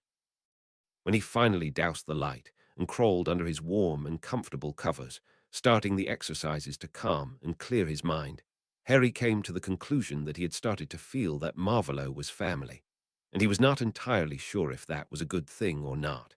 He had always wished for a proper family, not like the Dursleys, but someone that would care for him because he was Harry. But was it right to find that family in the man that had killed his parents? Uwo, smiling, Marvolo placed the mirror back in his pocket before he rose from the chair he had sat down in to go back to his Death Eaters. As he swept through the door, he was pleased to see that they were all still where he had left them, in neat rows, in a half-circle, on their knees, waiting for him to return. To make the priorities clear, I want to preserve magic and our traditions. Going to war over it, killing wizards and witches, or bringing our existence to the Muggles' attention by randomly killing them will not achieve this. His red eyes bored into some confused ones from his newly returned followers and into the attentive eyes of those that had watched the changes taking place. We have to act differently to achieve those goals. With Henry as my son, I'm able to work through the Wisengamot. It will take Lo. A wail from the only witch among his followers interrupted Marvolo in the middle of his speech. She had almost jumped to her feet. Shaking in rage, she pointed a wand at Marvolo. Giving it back to her had been a calculated move, and maybe an error, her eyes crazy with madness. You are bewitched, my lord. The Dark Lord never would talk such nonsense. No, no, no, no. Her hand was shaking, and Marvolo changed his stance a little to be ready to move at the slightest indication that she would cast a spell. There was no knowing what she would do. It seemed his hope that she could be saved was in vain. With wild eyes, she turned to the confused wizards kneeling on the floor around her. Can't you see? Someone has done something to him. A confundus. Imperious. Can't you see? She obviously was desperate and incapable of understanding that Marvolo was perfectly fine and acting under his own free will. Red eyes sought out the dark ones of his most trusted, while Bella spewed more of her confused questions, getting more frantic by the second. The potion's master's eyes met his, and Marvolo quickly projected an image of a stunner cast by Severus knocking Bellatrix out from behind into the other man's mind. You all have lost your minds. Bella screamed and started to cast silent spells without true aim or any pattern that Marvolo could see, while he dove for the ground, his own wand snapping into his hand, casting a silent shield charm over himself. A sharp pain stabbed him as he watched Bellatrix Lestrange crumble to the ground under the stunner Severus had cast. She had been such a promising young witch when he had first met her. He had seen the potential in her, her eagerness to prove herself worthy, to help regain parts of their traditions and heritage buried under the wish to get the Muggle-born to stay by making their world more familiar to them. And then he had started to bend her to his will, his purpose, destroying all of that potential. He had fostered her tendency to enjoy tormenting others, using the techniques military all over the world had used for a very long time to get people to be willing to kill for a cause. He had ruined her, and this realization hit him hard. But now was not the time to dwell on this. There were others who had sworn their lives to his service. He had to make sure they were not harmed or injured, that his past actions would not ruin them too. Malcolm, check if there is anyone injured. Lucius, secure Bellatrix, take her wand and lock her in her room. Marvolo barked out his orders, then closed his eyes for a moment, taking calming breaths. The pain in his chest, where he felt it when one of his Death Eaters called for him, was not really lessening, and he was sure some part of the old fealty spell he had used in the creation of the Dark Mark was making itself known. It took a little less than an hour to sort everything out reasonably well, time that Marvolo used to come up with a plan to save those of his sworn followers he was able to save. The pain over the fact that he would have to sacrifice one of them to do so was burning near his heart, and guilt was coiling in his stomach.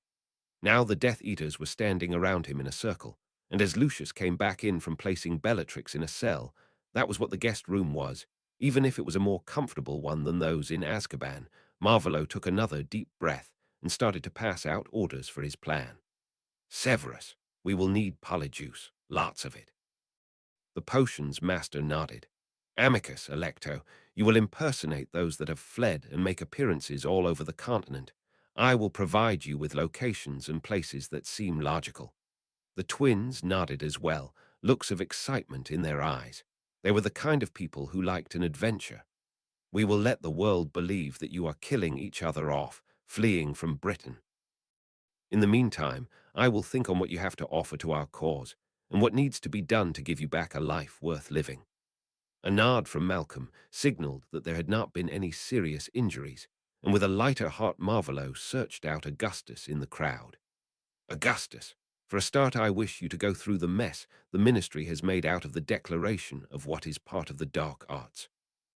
Identify what has no place being called dark, categorize the rest, and formulate explanations and definitions of what should be considered dark. A spark of interest gleamed in the eyes of the former unspeakable. This was an assignment the man would love to work on. Feeling a headache forming, Marvolo waved a hand at them all. You know what to do. Get to it. Malcolm, I want to speak with you. He would need a headache potion and probably a dreamless sleep as well. Once he was home, he would write a letter to Henry. He needed to explain a little more about what would happen in the near future and why he was doing what he was planning to do. Giving his son information seemed to be crucial for the development of a trusting relationship between them. It was really early on Tuesday morning when four auras met in one of the staff rooms at the ministry. Passing around mugs of freshly brewed coffee, later in the day the quality would decline as the drink sat, being held warm by charms. John contemplated what they should do next. Beside him sat Shacklebolt, as far as he knew, a member of Dumbledore's order, cradling a mug in his hands, not yet wholly awake. The two still working on the murder attempt on Heir Slytherin at Hogwarts, Proudfoot and Savage, were sitting on the other side of the table, equally bleary-eyed. As they were all working on murder attempts on Heir Slytherin, they had agreed to meet and compare notes, so to speak. We found the order that sent the Dementors after the teenagers. Shacklebolt started the conversation. Sadly, the name is fabricated. There is no Jane Smith working anywhere in the ministry. Any magical traces are useless, because the form was weeks at Azkaban near others before we found it. The dark-skinned aura, the dark crimson of their uniform, was a flattering color for him, sighed, taking a sip from his coffee. Is there a way to take fingerprints with magic? Savage asked between two sips of his black coffee. Fingerprints, John asked, his thoughts miles away, ruminating over the happenings at the meeting the previous evening. He filled his own cup with coffee and added a generous splash of milk to it. What are fingerprints? One of the Muggle-born told me about them. See the fine lines on the tips of your fingers. He held up his hand to demonstrate his point. They form patterns, and those are different from one person to another, not quite the same on two people. So the Muggles use them to prove that someone was somewhere or touched something because they left fingerprints behind. The man shrugged. If there was a spell to make them visible and compare them or something, he trailed off, blushing in embarrassment under the confused looks of the other three. Shacklebolt cleared his throat, breaking the awkward silence. Never heard of a spell like that, and Moody was one of my instructors, but it sounds like something that would be useful if it did exist. Looking at his own hands, John noticed the faint swirls and lines on the tips of his fingers, and those were different between different people. If so, that would be pretty useful indeed. Maybe we can get one of the unspeakables to develop a spell for us. He suggested, letting his hands fall to the table, gripping the cup. Maybe, Proudfoot agreed, emptied his cup, and moved on to another topic. We have interrogated a good part of the students and have a few suspects. We will need to either question them under Veritasrum or examine their memories. John looked up. That was something his lord would want to know, and asked his question with an arched brow. What are their names? Do you think the Wisengamot will agree to those measures? Savage tipped his head from side to side, answering slowly. If we can get the Lord Slytherin, Malfoy, and not to work together on this, they might be able to make it happen. John almost snorted. The Dark Lord had made it abundantly clear that his son and heir had top priority. He would make it happen. I think Lord Slytherin is likely to pull all the strings he can, and the other lords will help. An attack on 3 heirs. They won't let that rest. Proudfoot snorted in agreement. They will let something slide if no house is involved, but something like this. You are right, Dawlish. They will make sure it happens, as long as there is no heir among the suspects. And is there? Shacklebolt wanted to know, and John looked on in interest as well. If he got a name out of this, he could collect points with his lord. We can't talk about it, Shacklebolt, and you know it. On another note, we have evidence proving that a Hogwarts professor is torturing students, and that will be a difficult case. Torturing students. John couldn't believe that he had heard this. The new defense professor, Umbridge. Fudge assigned her to the post. She's the one pushing those creature laws in the past years, Savage summarized, adding the last explanation to erase all doubts about her identity. That got nods from the other auras. The woman was unpleasant and known for that fact, but she always had had a favored position in the minister's eyes. To mount charges against her wouldn't be an easy task. Who brought the evidence to you? Shacklebolt asked one of the more crucial questions. All four heads of house, with medical information and names of students from all four houses that are willing to speak about it, Proudfoot answered, levitating the coffee over to refill his cup. John leaned back in his chair, making it creak in protest, toying with the empty mug.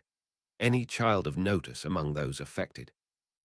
They all knew if there was a child of an important family among the students tortured by the professor, all their efforts would run more smoothly. Until now, John had never been among those less fortunate, but he guessed much harm could be prevented if they got Umbridge into Azkaban before she targeted influential families. Proudfoot shook his head, sighing sadly. Only half-bloods and muggle-born students, as far as we can tell. He rubbed his brow, frowning. But maybe they're related to some influential family and just don't know.